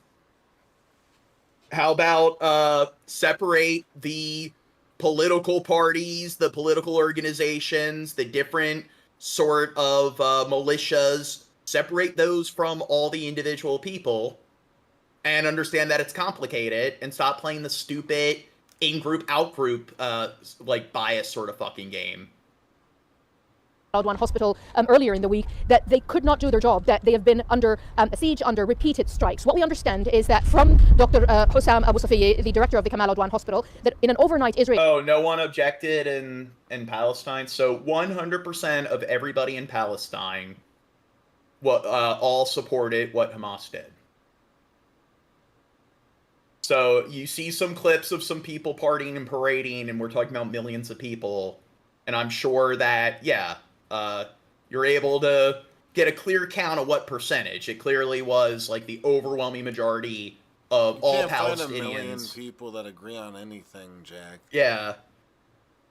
It's stupid, let alone something like that. It's just, you can find examples of Israeli citizens obstructing, like, humanitarian aid vehicles from getting through. So it's like, let's just find it, like, footage of that, and that's all citizens in Israel. Because again, let's treat people like they're a monolith. Let's treat people like they're a Borg. There's no nuance. Israeli strike, 50 people died, including 5 medical staff. We put that to the Israeli military, who say they're looking into it. They're not aware that medical staff had been killed. There's no place names Palestine. Hours after that, we heard from the head of the nursing department inside Kamal Adwan Hospital, who told us that they were given 15 minutes to move medical staff, to move patients, some of whom were on ventilators. Okay, so Muslims hate Jews will always be that way. Well, so have you talked to 100% of everyone who identifies as, like, Muslim about what their thoughts are on, like... They sure have. They spoke to every single one, and every single Muslim, every single Jew, and vice versa. You know, of course, Christians don't have any animosity towards the Jewish people at all. Christians love all people because that's what Jesus told them to do. Especially World War II, the Jewish Holocaust. Other people because Jesus loves them most. The Jewish Holocaust. It was a bunch of Muslim extremists in Europe that were behind it. Because we all know Hitler was a well-known Muslim. I'm sorry, dude. Theocracy sucks. Yeah. They'll tell. So what I've learned, just from being on the internet and watching stuff and podcasts and stuff, is in media training, they'll tell you 2 things, John. We've broken every cardinal sin in this podcast. They tell you stay away from politics and stay away from religion. Well, there's a whole lot of that going on right now. And they tell you to stay away from that because, it's a touchy subject. Because people get all, get all touchy. Well, it comes with the territory. We're gonna have to. Can't please everybody. No, you sure fucking can't. And I'll tell you right now, this is a genocide, and this is wrong. And if you stand with Israel, you stand on the wrong side of history, and eventually you're gonna, if there's any goddamn justice in this world, the people of the future will look back on what happened in fucking Gaza, and they'll weep. Because I'm telling you, just doing this podcast has steeled my nerves over the years, but several times to fucking night, I've almost been drawn to tears. They're like, oh, it's the Cran dude. I didn't write it. Well, guess what? There's a bunch of fucked up shit in the Bible and the Torah. So, it's like the no true Scotsman fallacy. So, most fucking people who identify with one of these faiths, they do not abide by their faith. Like 100% verbatim what's in that scripture. The majority of Muslims, Christians, and Jews will cherry pick their particular doctrine, and they will follow it in a tongue-in-cheek manner. They'll claim that all the bad stuff is like, that's from a long time ago. Well, this is figurative, and you'll notice how, like, no 2 groups, no 2 communities, no 2 families are exactly the same in terms of how they go about practicing the faith. And, I mean, I'm like an agnostic atheist, but the point is that it says in the Bible that you can beat your slave, you just can't kill your slave through beating them. It's like, there's plenty... a long time ago. It says not it's figurative. Fabric. That's it's the cult of the blank page, where it's just, hey, you cover it however you want, and all the bad stuff in that other religion, if you interpret it literally, yeah, that's that religion, and it's literal interpretation. But my religion, all the fucked up stuff doesn't matter, because that's figurative. That stuff you don't actually genuinely follow. And it's like, okay, well, what's that? My bad. I was gonna say, I generally believe religion is historically been a tool to control the masses and, literally fill you with a fear of God in order to be a good little boy and a nice contributing member of whatever system they try to enforce. But do you think all these fucking kids here deserve to be... Do you think all these fucking kids in Gaza that are being fucking murdered and mutilated, do you think they all personally believe that all Jews should be fucking murdered? No. Well, maybe after watching all their people to be murdered, maybe some of them really do feel that way. I mean, who am I to say? I'm sure plenty of them do. Probably. Yeah. I mean, after watching, watching their homes, they probably have some hatred in their hearts, to be honest. I'm not going to cherry pick it, John. Not all of them. A lot of them probably just really want to beg for peace and say, fuck. Yeah, exactly. But I'm sure there are some people who say, yeah, fuck them all. Some people understand the in-group, out-group bias, and they don't even have to go to school to be explained that. They're just smart enough to see that exists in this world and see that people that happen to fit into certain categories doesn't mean, that doesn't mean they're part of a Borg and they all think the same and all that. Shut the fuck up, great ninja. I'll ban you. What? I thought about it twice. No. What are you talking about banning them? Dude, no. I'm not going to be told what to do by some great ninja, dude. Who cares? You better learn how to be a stop better swearing. ninja. Explain to them why it's stupid. Don't ban them just because they're Because like, guess stop what? swearing. We're adults here. Everyone here is adults, and this is a podcast for adults, and we talk about adult topics. Here's the thing, Dirt. You do have people in the same way, like, hey, profanity's bad. Why? Because I was told that when I was younger. There's a lot of people where they might be like, hey, I like the stuff you're covering, but you shouldn't swear. Maybe instead of being like, fuck you, I'm going to ban you, maybe explain why. You know what? Profanity isn't really that bad of a thing. What's wrong with profanity? We engage engage in crude humor. Not only that, it's a general expression of, some serious things. So literally, I mean, you know what I mean when I say this shit is fucked. Because guess what? If you take a look around, your friend, this shit is fucked. And, you don't need to be sorry. Don't be sorry. Just understand, you don't walk into my house and you were tell about me to what ban do. them. Just, don't walk into my house and tell me what to do. That's all I I'm ask. sorry, ninja. I want to be ninja. So what happens if I'm not here? Everyone's going to start getting banned. I just get angry. That's the first person I've wanted to ban in some time, but I take it back. Because they just Thank told you for you your not apology. No. They apologized. Yeah. They apologized. See? And I like that. Apologize. You've got Get over character, it, Gene. Ninja. And you know Get what? over Just it, for you, Gene. Ninja, and because you're polite, I'll try to dial it back. Try to keep it PG-13 for the next 30 minutes so you go to sleep. But anyway, Hermit says, what, have you read the Bible? I've read the Bible. And yeah, the Bible says you can beat your slave, you just can't kill your slave through beating them. That is in the Bible. Some along the lines that the stick that you use needs to be no thicker than your thumb. Something like that. Yeah, you can rape. It says you can rape a woman, and as long as you pay the father 50 shekels of silver, and marry that woman, then you shall be forgiven or whatever. I don't remember the exact quote, but still, there's plenty of passages in the Bible that condone a lot of things that are considered really unethical, really egregious by today's standards. So if you're gonna try to sit there and be like, hey, let's take anybody who identifies as Muslim and try to demonize them based on fucked up stuff in the Quran, well, you can do the exact same thing with Christianity and Judaism. So there's some cognitive dissonance going on there. Into the courtyard. We also heard testimony from medical staff inside the hospital who said that they were told to remove their clothes in very cold winter conditions to be searched. There is a video circulating that we were able to verify of a... Well, do you disagree, Hermit? Do you think what we're saying about the Bible is inaccurate? Group of men I want to address Jack Gunderson in the chat because, I think this is a gross mischaracterization and it's fucked up and I think it's a coward's tool. You want to call people who criticize Israel anti-Semites. Why? Why? Oh, wow. I mean, it's a really good. That's a rough thing to call someone. Country, so it's like we're talking about the government. So how are we anti-Semites by criticizing a government? we should just join the anti-Semites, right? Well, I mean, is everyone in Israel Jewish? I don't think everyone in Israel is Jewish, ethnically or religiously. And I do think that, isn't Israel like a secular country? Like, don't they have people of various different religions in Israel? And then it's like, again, there's the race when you're talking about the Jewish race, and that's usually what they're talking about when it comes to being an anti-Semite. So how are you being anti-Semitic?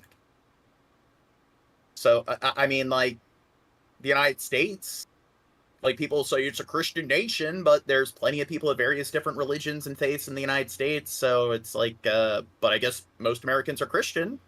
So if we criticize America, are we, like, Christian phobic? Do we hate anybody who is affiliated with Christianity? We think that they should have their human rights violated or should be treated like they're lesser human beings?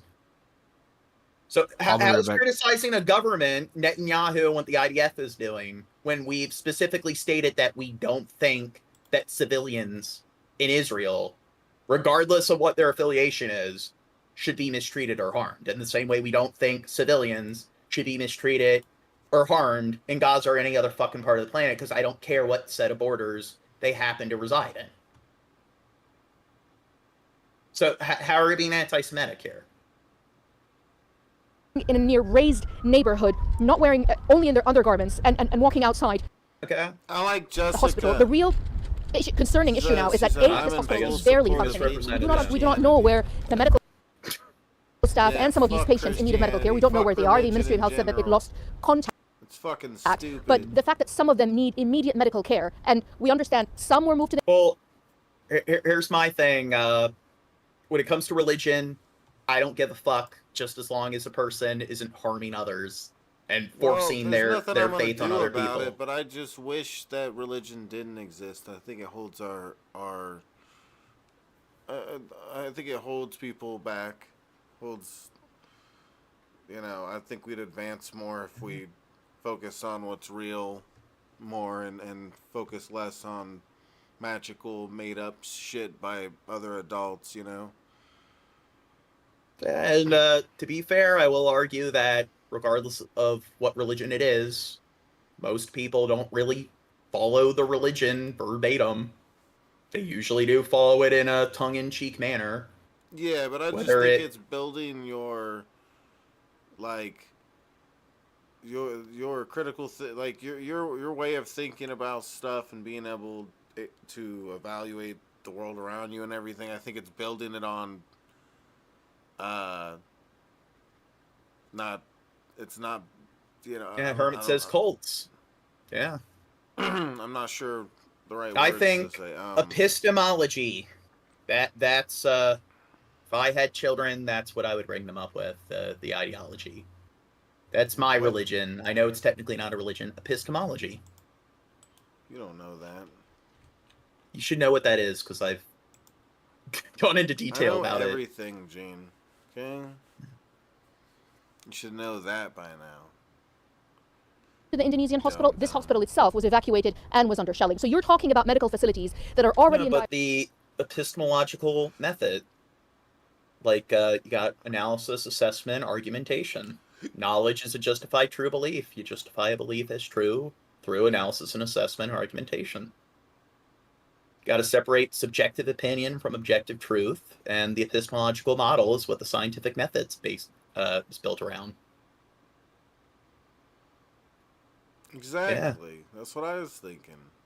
So you have logic and you have reason. All logic is pretty much the language, the process. Reasoning is the action. So in math, like a mathematical equation, the logic would be the formulas, the actual numbers themselves, the language. The reasoning would be actually solving the equations and going about the mathematics. And there's the analysis, assessment, and argumentation when it comes to the logic, the analysis, assessment, argumentation when it comes to the reasoning. And there you go. So you got Socrates, Plato, and Aristotle. They're the three big Athenian philosophers when it comes to Athenian epistemology. dire straits as it is. Now we understand that they've been evacuated. What's that? I want to make a gene bingo card and put the Socratic method on it. Yeah. Dude, Shab, I mentioned epistemology, and Shab's just like, what's that? It's like, oh, man. We dedicated a lot of time to say that. He made And there's a military operation there. He made it up. All right, I that didn't the mean to Israeli sound so military saying disappointed is going after Yeah, Hamas fighters. So the UN has time and time again warned that military facilities should be off limits, should be kept safe, and it is up to the Israeli military as the occupying force to keep these hospitals functioning and to keep them safe for the patients. Shema, is this being seen as an escalation or is it just a continuation? Look, as far as the Israeli military campaign is concerned, this is a continuation of what they're saying is a campaign that has started in October. Okay, next vid. Today in Gaza City, a new horror. So, Dirk, will you be around tomorrow? Truth be known, maybe. I'm going to be house sitting. You know the arrangement, same old deal. Your grandmother? My grandmother, yeah. Mm-hmm. I'm gonna, I gotta go, yeah. Anyways, I may or may not bring my PC. It's only gonna be a couple of days. But if you're gonna do a stream, if you're asking me to do a stream tomorrow, yeah, I'll bring my PC. Okay. And Shab says he's got to get his kidney stones removed, so I don't think he'll be around tomorrow. Still smoldering. You can't run a stream. The rubble of the building that had housed dozens from the same family. I know, we fuck it up. Initially said, oh yeah, because I haven't used OBS before. 15 had died. Many more said to be trapped. I remember As you hard as doing it looked all horrible, James. He just needs to let me do it, right, Shab? they tried with minimal equipment to search for them. They're smarter than you, James. They found a woman's remains. Now they're searching for her mother. Those left behind, a father and his daughters, can only watch on in deepening, hollow-eyed grief. Fuck, dude. Why? I hate you guys. To be honest, I love you guys. You're my friends. But why am I sitting here smiling while this shit's on the screen? Fuck you guys. Because you got to be mindful of what's on the screen. No, this is your fault. This is your fault, John. You brainwashed me. You've desensitized me. You're a jerk, Gene. All right, let's keep going. I need more. My brain needs to be My mother, my washed. sister, my nieces, all of them are here. My daughter's in the hospital. I don't know if she's dead or alive. I was watering the plants and my sister was inside the house. They found her in small pieces, and my mother, they still can't find her. What did they do to deserve this? So who did she find in small pieces? Yeah, and see, like, every time you pause and look at an image and people are like, oh, they voted them into office. Yep, these are the people who voted for Hamas right here. Yeah. I was watering the plants and my sister was inside the house. They found her in small pieces, and my mother, they still can't find her. What did they do to deserve this? Outside, rescuers said children had been waiting in the street for the start of classes at an improvised school. This man says the children were all killed. They're all pieces. We just recovered them. From Gaza's far north, images that we can't independently verify purporting to show men forced from Kamal Adwan Hospital, under siege and under repeated attack for weeks now. The Israeli military confirming its soldiers had gone in an operation against what it called a Hamas terrorist stronghold. The hospital being one of 3 still functioning in the north of Gaza, an area being systematically cleared by the Israeli military. Earlier this week, the hospital director, Dr. Hussam Abu Safia, posted this image of an Israeli quadcopter dropping explosives nearby. He said strikes on the area had killed 50 people. Gaza's Hamas-run health ministry saying it had lost touch with some members of the medical team and that Israeli troops had set fire to a number of hospital departments. The Israeli military said it had got a fire in one... It's just... If they need to... They think that there are a few Hamas militants inside a hospital. Why don't they take, like, a small surveillance drone and fly it within the interior of the hospital? People. But, I mean, it's like, hey, they don't want to put their troops at risk. It's like, okay, then they'll, like, I guess, expose the fact that they're onto them and stuff, and then they'll leave. But the point is, like, it seems like they have enough personnel where it's like they'd be able to occupy any sort of, at least hospital or any sort of important area that they might use as like a shield or whatever. They're using their people as shield, so it's just I don't know, Israel can't have their troops occupy some of these areas just to make sure that they're not able to use them while the war runs its course. They have to demolish the building. I mean, even if they flee and stuff, it's like, hey, but if they send troops in to try to occupy the area just to make sure that it's not being used for any of the militants, well then it's like, okay, why don't they send a surveillance drone to probe the area? Probe the interior. I don't know. One building under. I don't know what I'm missing. Also today, the impact of Israel's broadening campaign against the Houthis in Yemen becoming clearer. Israeli jets yesterday targeted the international airport at Sana'a, as well as port and energy infrastructure. 6 people were killed, a UN worker at the airport seriously injured. The airport of Sana'a is a civilian infrastructure. It is the location whereby all of the international humanitarian aid workers who work in the north of the country come in and leave by. So if that airport is disabled, it will paralyze the got like 87 people watching and humanitarian operations. Israel says it's just the start of action designed to stop long-range Houthi missiles. How much longer do you think we should go? Fire. The military said a missile aimed at Israel 24 hours was intercepted last night. Oh, go for the moon, Shab. Margaret Harris from the World Health Organization, and I began by asking her how concerned she was that's about Harry the Potter military operation inside Kamal Adwan Hospital. Don't make I'm me, sorry, John. I'm sorry, John. I take it back. Yeah. What? In Gaza. That's one of those jokes I said you guys aren't supposed to be making. I know, and I knew it when I been said concerned it. for weeks and months. You're being a bad influence on Shab. Intense attack for a very long time, and they've had limited supplies. They've had a lack of power generation. Whenever we've been trying to mount missions to get there, they've often been denied. Well, we're hearing reports today from the Gaza Health Ministry that says that Israeli troops have set fire to parts of the hospital. They forced medics and patients into the courtyards and asked them to undress, and some have been led away to an unknown location. Now, what do you make of those reports? All the information we are hearing is deeply concerning. Healthcare must never be a target, and it's very clear in international humanitarian law. It's healthcare workers, hospitals should never be a target. But all facilities, ambulances, they are out of bounds. The Israeli military. Yay! When are we gonna hit 18,000 subscribers? Soon. Now look, I want to do this, John, and I thought about maybe we could start doing this at the top of the stream when people start rolling in, once the numbers start climbing, and maybe at the end of the stream we should start asking people, because the algorithm tells us some things, but I want to ask the chat, where are you guys from? You don't need to get into specifics, but we do this shit through the night. This is a long podcast. What country are you from? Is this all like people all over the West Coast, East Coast, and the United States watching this shit in the wee hours of the night? Or who and where the fuck are you? Where are you from, guys? Drop it in the chat. Where are you? Has said. I want to start my own country. That the hospital serves as a Hamas terrorist stronghold. Now, have you? We're just going to buy out a chunk of Antarctica. We got Matt in Tennessee. WHO being provided with any evidence to support that? So whenever we send a mission, we go and we look at. Next vid. This news is funded by viewers like Coast, morning shit.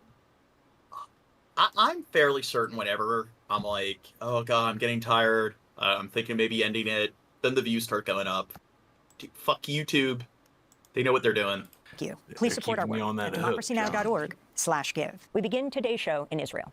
The New York Times has confirmed past reporting by 972 magazine that on October 7th, 2023, Israel loosened military rules meant to protect non-combatants and gave soldiers, quote, the authority to strike thousands of... I gotta pee for the first time. So, unlike Chad, who's gotten up for 80 times or whatever, last 6 hours, talk to the chat about where they're from. I'm gonna get up too.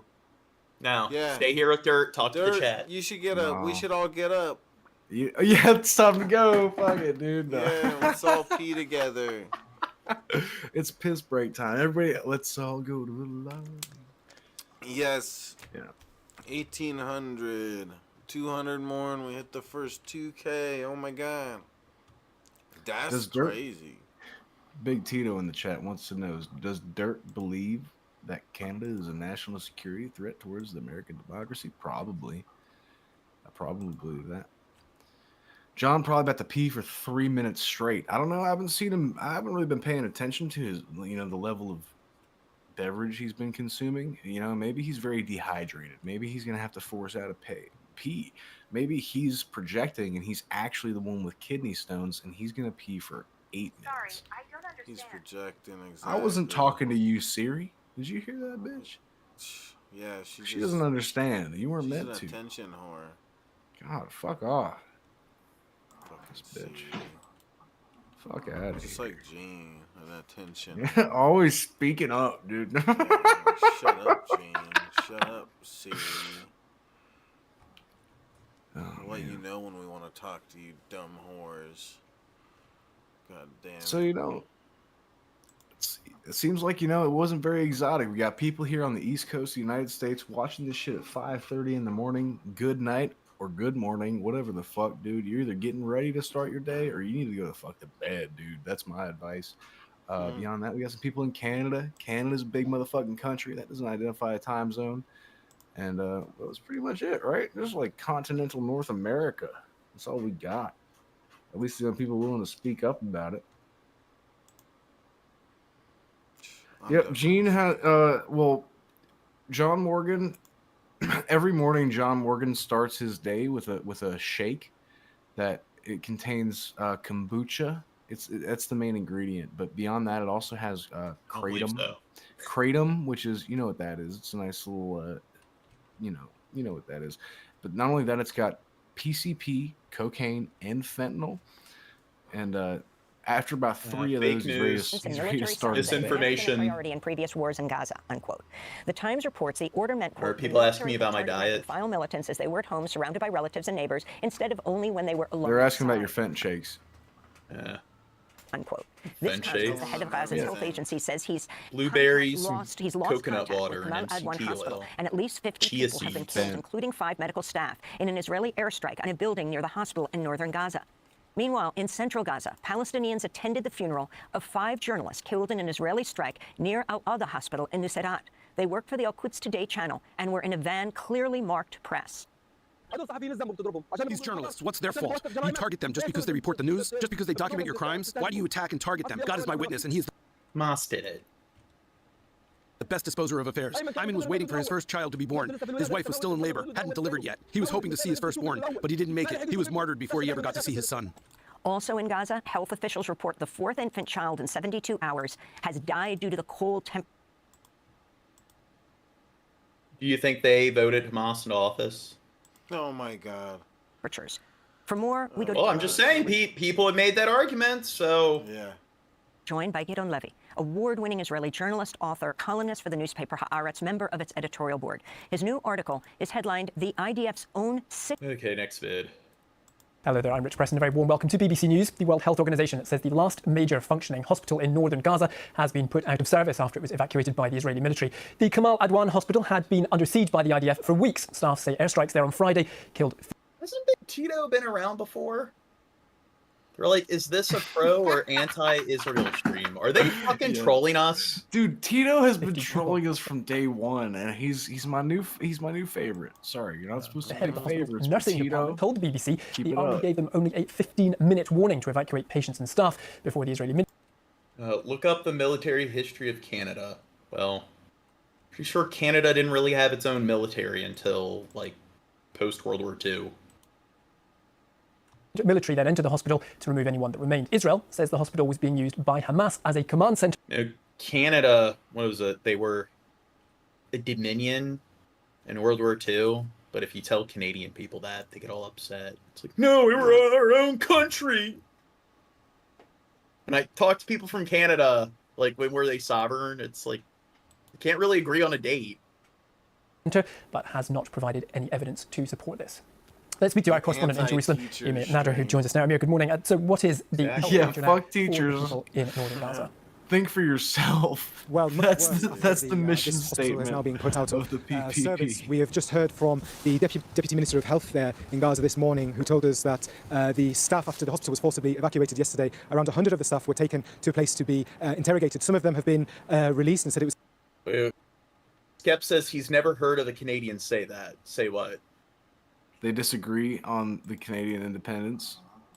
He says all Canadians agree on what Canadian. A Canadian, skeptical Canadian believes the Canadian independence is. Yeah.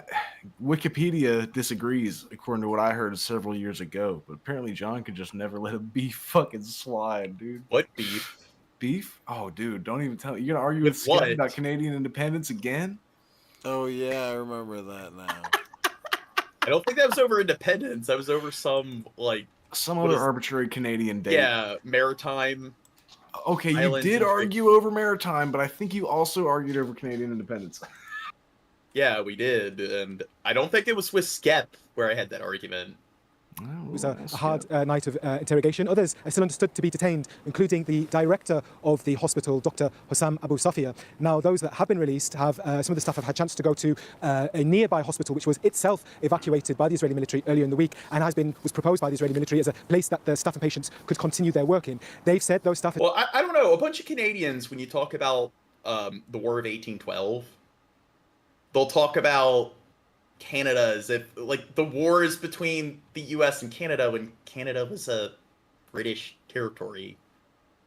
And then I'll talk to people from Canada where they'll be like, yeah, Canada, that's the war where we burnt down the White House. And it's like, British Royal Navy fleet sailed from Britain across the Atlantic and they burnt down the White House. And I don't know, it seems like you weren't born then either, John. It don't matter. To be fair, that's more than most Americans know.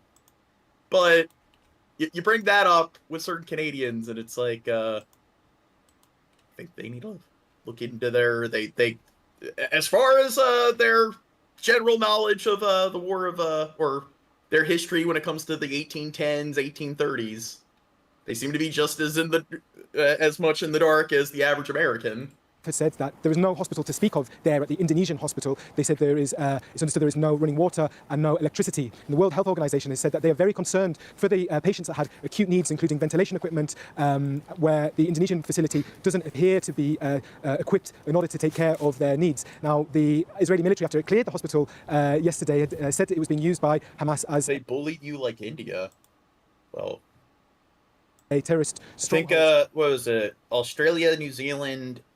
and Canada were dominions, and I don't think India had dominion status. And the Brits were very mean to India, so Canada definitely had it a lot easier than India when it came to, bad fucked up things happening to them. Something that Hamas have denied, but the picture, the medical picture in the north of Gaza, in that northernmost area, is looking extremely dire now with that last major hospital facility put out of action. Okay, Amir Nader for us in Jerusalem. Amir, thank you very much. Well, let's speak now to Dr. James Smith, an emergency doctor who's been to Gaza twice in the last year to carry out emergency procedures in hospitals there, including at the Kamal Adwan Hospital. Dr. Smith. Next vid. Kamal Adwan Hospital. Dude, we're going to start having a big debate with the Canadians in the chat. For weeks because they've been besieged, the last barely functioning hospital in northern Gaza. And the illegal occupation has set fire to the building this morning, forced people to evacuate in their underwear, and arrested the head of the hospital for refusing to leave his patients. I've just been told again. Why are you looking, Sarah? Why don't you just look away? Because people are looking away. Because the world is looking away. International law has been ripped up. The crimes that we are witnessing. I have seen so many dead children this morning. A hospital has been set on fire. They arrested the head of the hospital for refusing to leave his patients. You couldn't make this up. You couldn't in your wildest nightmares. They've arrested the head of the hospital, refused to leave, so they killed his son. And now, as the world watches on, as it is armed and funded by the civilized West, as we all have the gall to celebrate Christmas, Jesus was born in Palestine, he's a Palestinian. He was alive now. Okay, I think that's kind of stupid. I think it's irrelevant. I just don't have words anymore. Evacuating hospitals, making people strip to their underwear and arresting doctors for doing the job. The most moral army in the world. And you've got Starmer... Do you think she's lying? No. They're going, oh, we wish for peace in the new... But they're arming Netanyahu as he commits the worst genocide anyone's ever seen. They're evacuating hospitals and killing medical staff and blowing children up. And we're funding it. Merry Christmas. Does she have any evidence? You shut the fuck up, bro. Oh my god. Strip says the darndest things. Yes. Oh god, 100 people watching now. Half naked. You lost him there, John. This footage was recorded near Kamal Adwan Hospital after Israeli troops raided the building on Friday. I lost what? How many subs are we at now? Israeli soldiers tied us up and blindfolded us. We could hear people screaming and knew exactly who was being beaten. I was expecting my turn to come and to be beaten as well. They beat us with sticks and batons in the cold. They later took hundreds of Palestinians away with them. The Israeli soldiers refused to give us drinking water. We were not allowed to go to the toilets. We're exhausted, we're tired, enough is enough. Our colleague Isra Abu Zayda was martyred yesterday. They killed her while she was wearing a white coat. The attack ignited a fire at the hospital, killing at least 5 medical workers. The Israelis burned the operating rooms, maintenance department, medical rooms and documents department. The patients and the wounded people are in a disastrous situation because of what the Israeli soldiers did.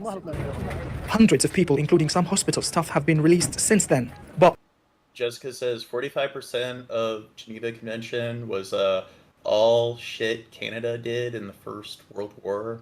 Laughing my ass off. It's hilarious that people want to start shit with them. I don't have any issues with Canada. I'm just saying, when I talk about Canadian history with Canadians, it's like, when were you independent? The 1880s? 1940s? They seem to not really agree. its director, Hussam Abu Safiya, has been detained.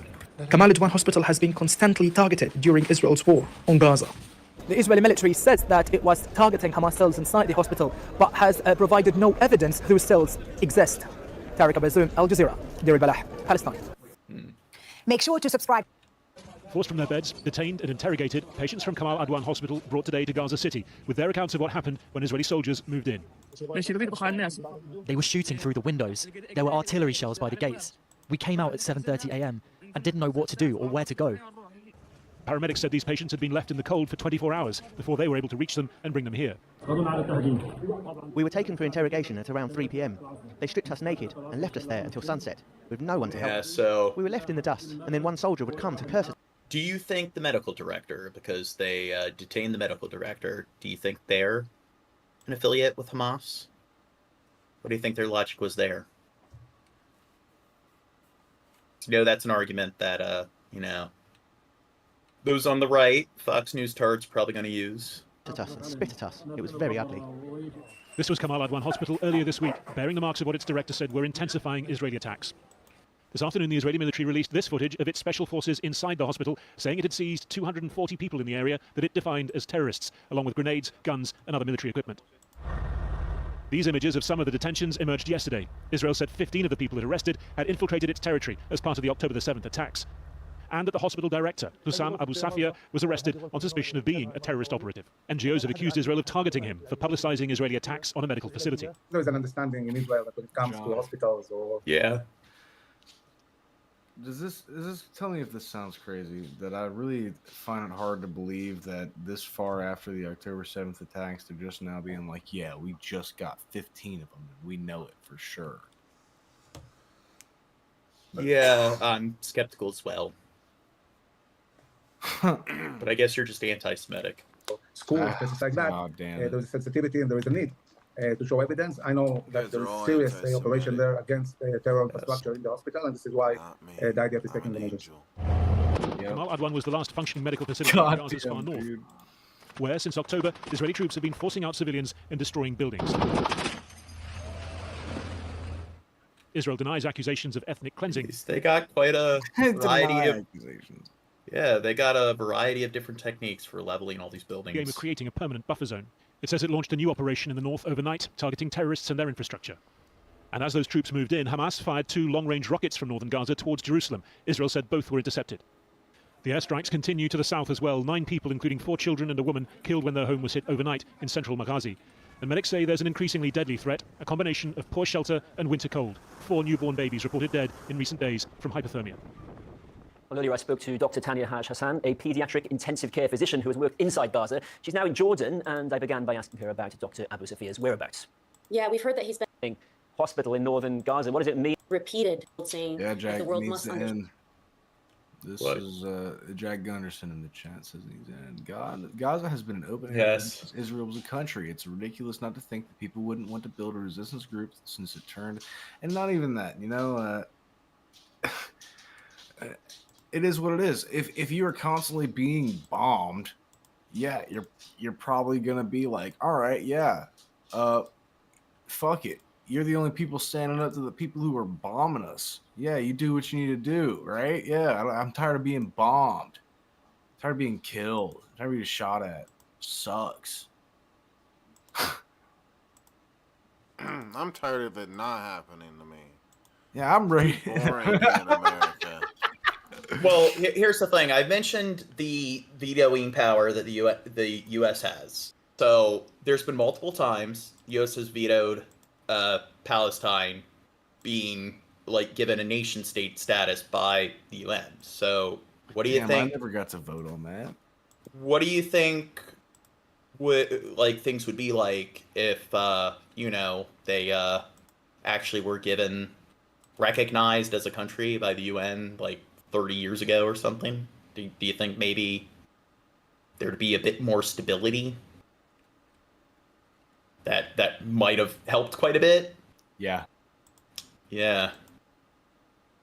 Seems like I don't know. There's a lot of things Israel and the U.S. could have done differently to prevent things from even getting to the point where Hamas even came into existence at all. Understand that our hospital is being targeted with intent to kill and forcibly displace us. And in fact, that is exactly what's happening. We know that 5 healthcare workers from Kamal Adwan were just killed recently. We know that hundreds of healthcare workers, patients, and caretakers were forcibly taken out of the hospital. They were stripped. Many were beaten with, we're told, sticks, batons. They were spat on after being stripped naked and kept in the cold for hours. There are some that have been released, and they're providing these testimonies that I'm sharing with you right now. But for the rest, we don't know about their whereabouts, their well-being, whether they're alive or dead. We've had limited accounts from some of the patients who have emerged, but we don't know. We've seen this guy before. Yeah, I'm Details sorry that are emerging after medical Fire. staff of one of the last functioning hospitals in Gaza say that Israeli soldiers stormed the facility yesterday, forcing dozens of patients to evacuate. God, I look up and it's 90 fucking viewers. Jesus. World Health Welcome Organization aboard. says that Click some the button. key departments Subscribe. in North Gaza hospital were severely burned. Okay, should we put a timer up because I am starting to crash? Oh, Gene. Gene. How many people in the chat are supreme? Wait. How many people in the chat are subscribed to us already? Let me know. I mean, come on, listen. I'm seeing 80 people watching. Are you subscribed or not? At least 87 people, and they're leaving. They're afraid. They don't like us, John. No, who subbed? Because if I get to bed now, then I can get up and we can stream more, do another 5-hour stream, and then I'll be alert and well rested and everything. Yeah, I'll tell you that, John. At least on the other days, I don't work or I do or whatever. Not Saturday. Almost 6 a.m. Where I am. Earlier the better. You promised 13 more hours, John. I don't remember promising that. Don't gaslight me. Okay, Jessica subscribed. Who else is Thank subscribed? you, Jessica. Sure. Where are Osaka people at? Come on. Where's everybody from Osaka, Japan? Press 1 in the chat if you're in Osaka, Japan. Where's Kicking with Kanan? So I want to make sure the people who are participating in the chat know that I'll follow through this evening without Chad, but with Dirt. We can do some more political streams or whatever where I'm well rested. Get his balls cleaned out. Yeah, Osaka, apparently the city where we get the most views from out of any other city is Osaka, Japan, and we never see them. Shout out to all of our fans in Japan. I didn't realize we were a sensation there. Oh. First time watching, not committed yet? Me neither, man. I've been doing this shit for fucking a couple of years now, and I'm not committed yet either, dude. Dude, you don't want to subscribe, and then that way you'll get an alert when we go live later tonight. I haven't subscribed yet, John. I don't have. No. I think you add a decent amount of discussion in the chat, and they're Canadians, so they're not like some Trump Americans, so that way. And you've served in the military, which makes your opinion on these military fucking issues we discussed just that touch more valuable. Just that little extra thing. So we like you, Oakdale. Okay, so Jack says they'll subscribe. So good. Where's Jack from? Yeah. Yeah, where the fuck you from, Jack? I don't think you spoke up. We'll do it again. Where's everybody from? Apparently we what is it? You said 20% of people watch this shit from Japan. No, for a moment 20%. there. Whatever, dude. It was a stupid amount. Good morning, Danielle. Yeah, whatever. At a point, like, it was India. We had a considerable amount of people from India. At a point, it was Ukraine. There was a considerable amount of people from Ukraine. But it seemed like when we asked earlier, everyone said they were from the United States or Canada. Where the fuck are you from? I'm not asking what state. What country do you live in? I'm subscribed from Seattle. What's up? Where's Danny from? Danny is from, she's actually a Russian agent. You know, she's a Russian mail order bride. I picked the prettiest one, and I think she might be a spy, but I can't prove it. Wait, is Danny going to join us tonight when we stream? I don't know. Are you gonna start paying Danny? Shit, bro. Dude, I pay you. Yeah, you don't pay Danny. Aren't you and Danny just like a conjoined entity? In some senses, yes. Okay, it's going in the same state. But West Coast USA, I don't know. We got too many Americans. Yeah, right. I mean, I'm not bored of you Americans. Like, I'm American. Like, I relate to that. I relate to the fact that you're American. But I'm just curious. You know, the statistics show otherwise, but nobody's speaking up. All I see is Americans in here. But anyway, I need to get to bed because it's well, good night, motherfuckers. Click the subscribe button. We may be live in another fucking 14 or so. Yes, 16, I'm gonna go hours. live tonight, so I'll probably get to bed, wake up, and probably like 5, 6 o'clock tonight, maybe try to go live, and then I probably won't work, or I probably won't sleep before I have to work on Monday. So yeah, this is what I do. Being a podcaster, I fuck up my sleep every weekend. Just for you guys.